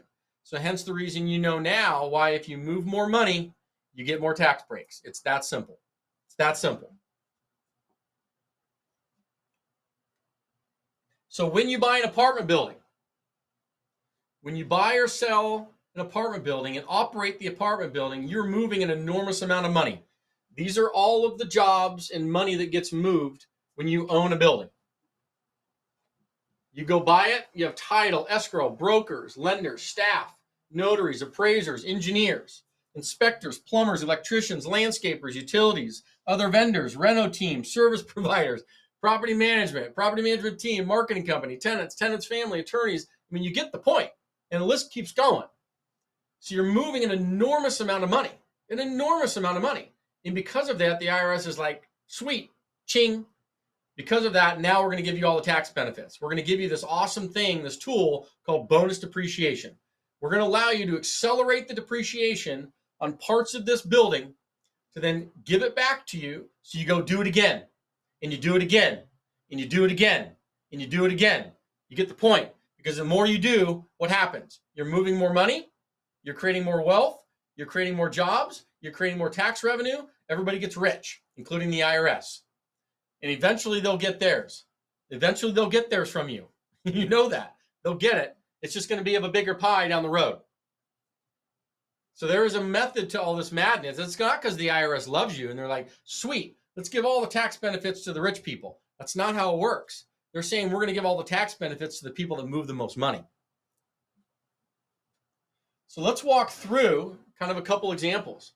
Let's say you went and you bought a $2 million apartment building. The cost segregation study that you would do on that building costs a few $1,000s to do. It's all part of the process. You would get done in the year you buy it. It would probably show you year one about an $800,000 bonus depreciation loss. That's what the study would show you. It's a third-party report done by a third-party company. It's a few $1,000s. It gets done in the year in which you buy the property. That report would show on a $2 million building roughly $800,000 in year one bonus depreciation. That passes to you and the investors as a paper loss. You get to then use it against W-2 income and 1099 income if you're set up right. Investors, they love this. Your investors you're trying to attract money from, it's not even as much about the cash flow and the profits and the returns. If you can show them they're going to hit that plus this, they're like, sweet. You understand how the benefit works. They're going, holy cow. Like I get both? Yes, you do. And this is why. So let's give kind of a case study. A husband earns $300,000 in a W-2 job. The wife, she's a stay-at-home, but she has her real estate license and she qualifies for the real estate professional status. I was literally just going over this. I think it was Juliana. Her husband is a real estate broker, right? She's a W-2. So he's a 1099 and she's a W-2 and they joint file. This is this exact same scenario. So they go out and they buy a $2 million building with other people, other investors, and invest about $300,000 into the deal, right? Because they're earning good money. They're going to go ahead and invest that because their taxable gain could be big. So that $300,000 investment, they pretty much get that 1-to-1. It's almost like a 1-to-1 each year, right? On your year one, you get almost a 1-to-1 on your dollar invested. So let's say hypothetically you had a $300,000 taxable event. Like you knew you were going to get taxed this year, $300,000. You would then take that $300,000, make sure it goes into a deal like this year, same year you're going to be taxed, and then you're going to get a paper loss through a K-1 statement that then you're going to bring back to your CPA and you're going to wipe it all out. It's almost a dollar for dollar for that year one. And then you're going to do it again next year. And then you're going to do it again the year after that. And the year after that, and the year after that till you're dead. And you'll wipe out your taxes for the rest of your human existence. But that is pretty much how a married couple would pull this off. I see some stuff coming in the chat. And ask lots of questions in this kind of section. It's really, really important for the tax side. But, you know, does this make sense? Thumbs up if it does. We'll kind of walk through it slowly. We have plenty of time to go through this. But this is kind of like the holy grail behind, all the returns and the cash flow and all that stuff with multifamily, which is great. That's like section 1. Section 2 is the taxes. Renee said, yes, that is what we are talking about in the boardroom. Exactly. Yes. And Renee, you're dead on. You're dead on. My apologies. That was Juliana. It was you. Yeah, it's your scenario. It's exactly your scenario. Gideon, so you have to continue to do deals in order to get the tax depreciation, to get the big chunk, right? So when you do this tax game, just so you understand what's happening, and I'll give you a diagram so you understand. So the building gets bought right here. This is your multifamily apartment building. This is year 1. Your biggest tax depreciation is right here in year 1. Okay? You still get years 2, 3, 4, and 5. Okay? If you did not do this bonus depreciation game, if you did not accelerate it, your normal depreciation would be over 27 and a half years. Right? If you were to look this up or ask ChatGPT, hey, how do we depreciate a real estate asset? The traditional, what they call a straight line method, is 27 and a half years. You just average it out and boom, boom, boom, boom. What you're doing is accelerating it. You're not saying 27 and a half. You're saying we're going to accelerate it over 5. The biggest chunk comes right here. So if you want to keep getting these massive chunks, these big chunks that wipe out this huge taxable event, yes, you do one every single year. Keep in mind, you're still going to get a little bit, right? But it's a lot less. It's like for example, if this was, say, 50K, right? This one's like 3 and 3 and 3 and 3, right?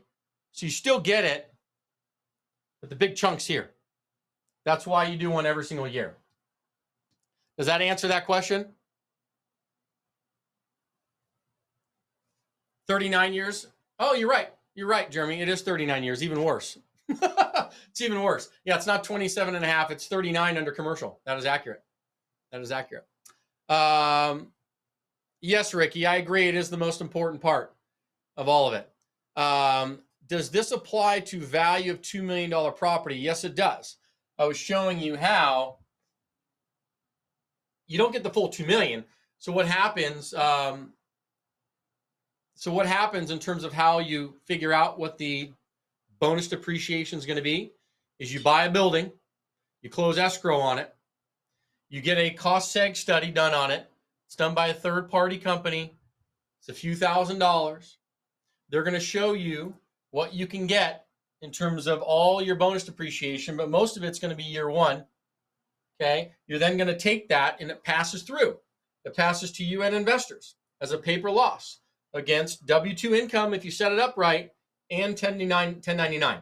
Okay? Your investors will love this because if they come invest with you and give you 50 grand, year 1, you're probably going to be giving them 50 grand back in a paper loss that they get to take to their CPA. They get to wipe out income and they get to carry it forward, right? In next years.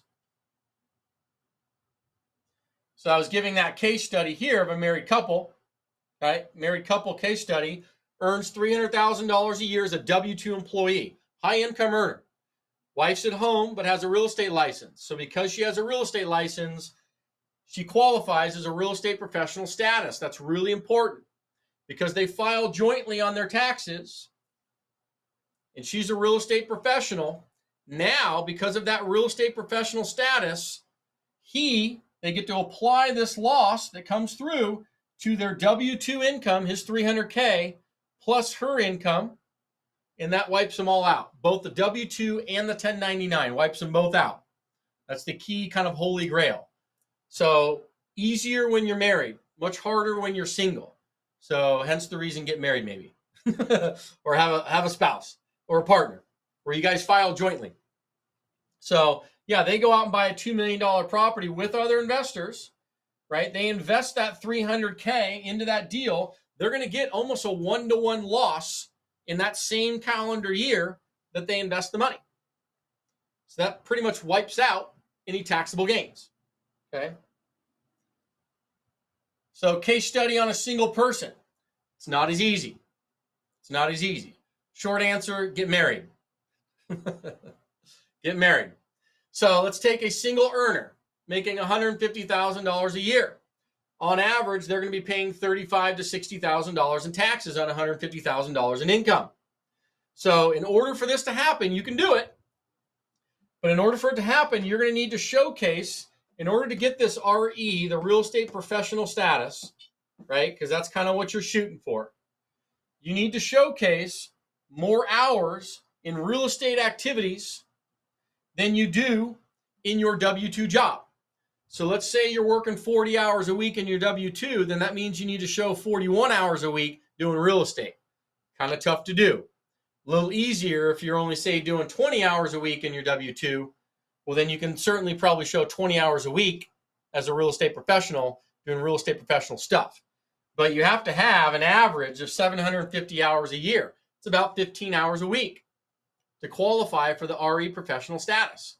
But segment 2 to that, it has to be more than your W-2. It has to be more than W-2. So that's why it's much easier in a husband, wife, or partner scenario where one's working W-2, the other one's not, right? One has a real estate license, the other one does not. Because you file jointly, you guys are treated the same. Let me answer a couple questions here. Scroll up a little bit. So Juan Rodriguez says, so how would you reverse engineer if you're putting together an investment thesis to target W-2 wage earners, like your ex people earning $250K a year, blah, blah, blah? Yeah, I don't know that you would reverse engineer it because you can't what you're trying to do is just provide tax write-offs, right? I mean, that's what you're trying to do. So whatever it is, right? What I would tell you is this: whatever your investor invests with you in that calendar year, that's typically what they're going to get in that year as a paper loss. So if they come to you and they say, hey, Juan, I got a $50,000 taxable event here in 2025. And that's what they tell you. And I'm thinking about investing $25,000 with you. You say, no, you're not. You're going to invest 50 with me. And here's why. Because I'm going to give you a $50,000 negative K1 paper loss that you're going to take back to your CPA and wipe out this $50,000 that you're going to give to Uncle Sam. Really? How does that work? That's how you lure them in, right? So you would be asking, one question that you may ask an investor is, hey, how much do you pay in taxes every year? How much do you think you're going to pay this year, 2025? Oh, I'm going to pay $50,000, I think, this year. Sweet. Would you like to wipe that out? They're like, yeah. Why? How does that work? And then you walk them through this process, right? You walk them through this process. You say, simple math, it's this. If you invest $50,000 into this deal, I'm going to be able to give you on average about a 1-to-1 back on that. So I'll give you a $50,000 paper loss on a K1 statement for 2025 that you'll take to your CPA and reduce your taxable income. And that's how that will work. So it's not so much reverse engineering. It's just knowing that on average, right, you should be getting close to a 1-to-1 on year one of that money, that investment. Okay. Question 2, is that only for people who have put real estate for their 15 hours the first year? No. So you would need to be able to showcase it in the year you're asking for the write-off. So obviously 2025, you would have to showcase, real estate professional status. And some of you may already fall into that. Some of you not yet, right? But you would have to illustrate that to your CPA. And that's fine. It's not like there is gray line to this, everyone. There is gray line. It's not like an absolute. So you can get creative a little bit with it. But just know that if you're single in your W-2, you're going to have to showcase at least the same amount of hours and more doing real estate activities as you are in your W-2 to be able to classify as a real estate professional if you want to wipe out both incomes. Because remember, there's 2 incomes, right? You have capital gains,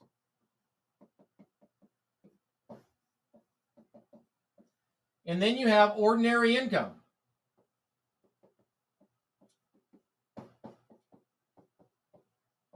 Right? So this is typically investments, right? Stocks, bonds, crypto, real estate, any kind of investment income, passive income from capital gains. That's what that is. Ordinary income is your job. Is your job. So if you want to wipe out both, that's what this is all for. Either way, you're going to get this loss. Meaning you're going to get this, however you do it, you're going to get a paper loss.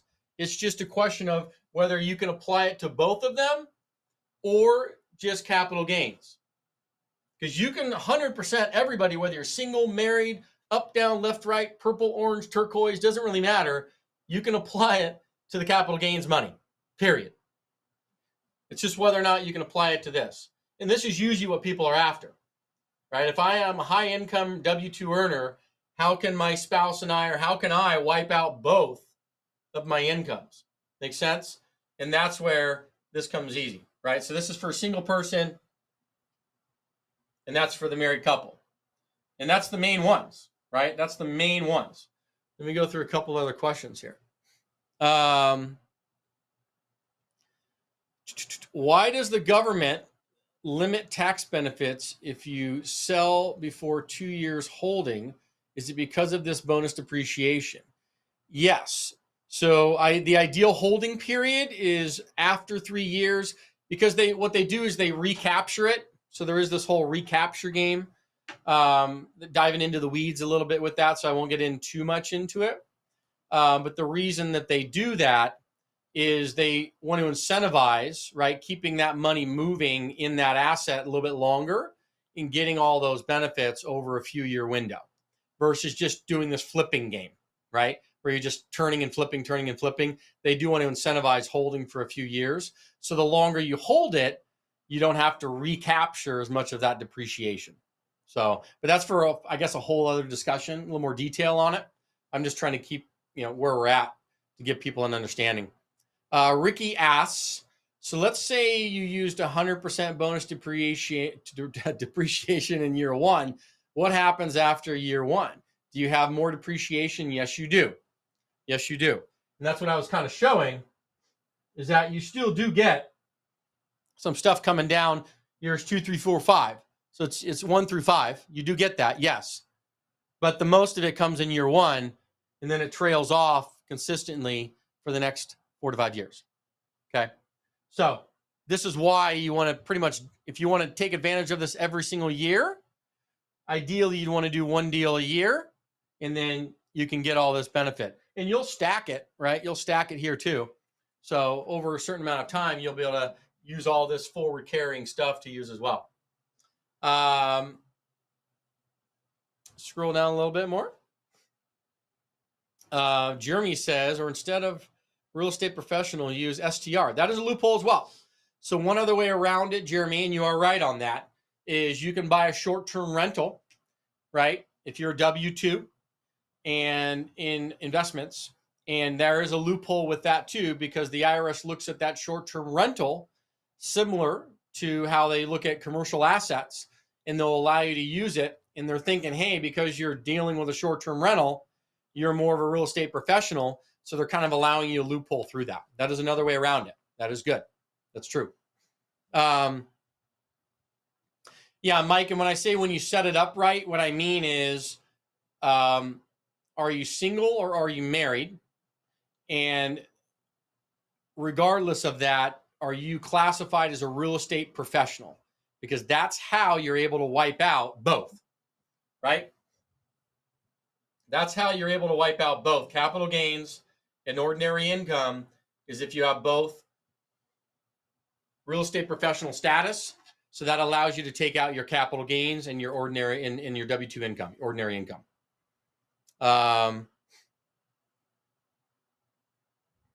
David, yes. If you, let me answer one other question up here before I move down, because this is great. We'll go one by one on this.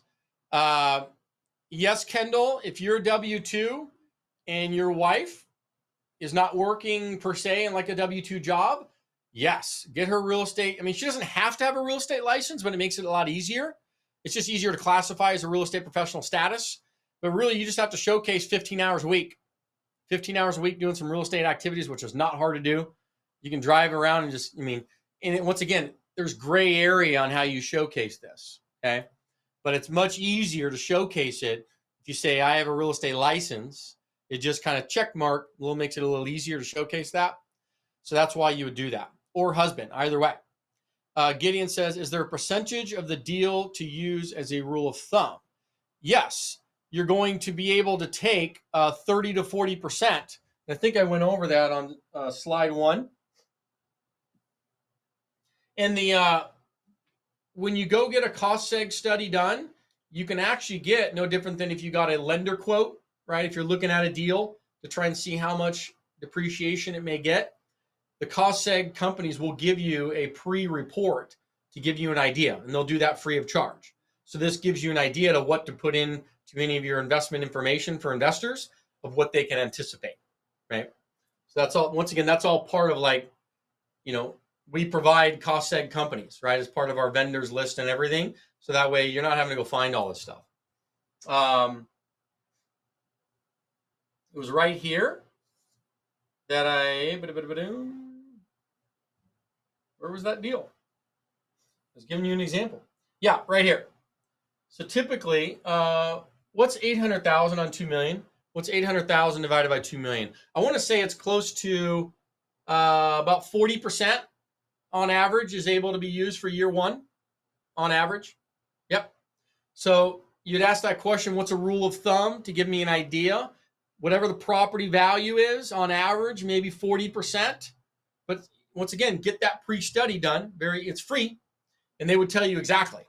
But because sometimes it's a lot more, and it depends sometimes in the state you're in, how they value land versus building. There's all kinds of little things done on it. But on average, as a rule of thumb, 40% of the acquisition price would be used year 1 as a bonus depreciation number. And then that would be divided up amongst the investors. Okay. Great questions, by the way. Another one. If I'm looking for deals and watching real estate videos for continued education for more than 20 hours a week, do I qualify? That's interesting. I don't know. Man, you're going to throw me a loop on that one. I don't know. I think, you probably have to showcase some activities. I mean, you could, literally drive around your car. I don't know. There's ways to do it. Once again, much easier when you have a real estate license because it's presumed you're doing real estate stuff if you have a license. It's a lot easier. You don't have to. There's other ways. You can absolutely just showcase that I'm driving around doing some property management and looking at deals, and very easy to showcase it when you can show that you have a real estate investment website. You're kind of in the business. You have your LLC set up, you're doing the activities, right? It's just right. It's not black and white. There is gray area in it, but much easier when you have some of the stuff set up. So,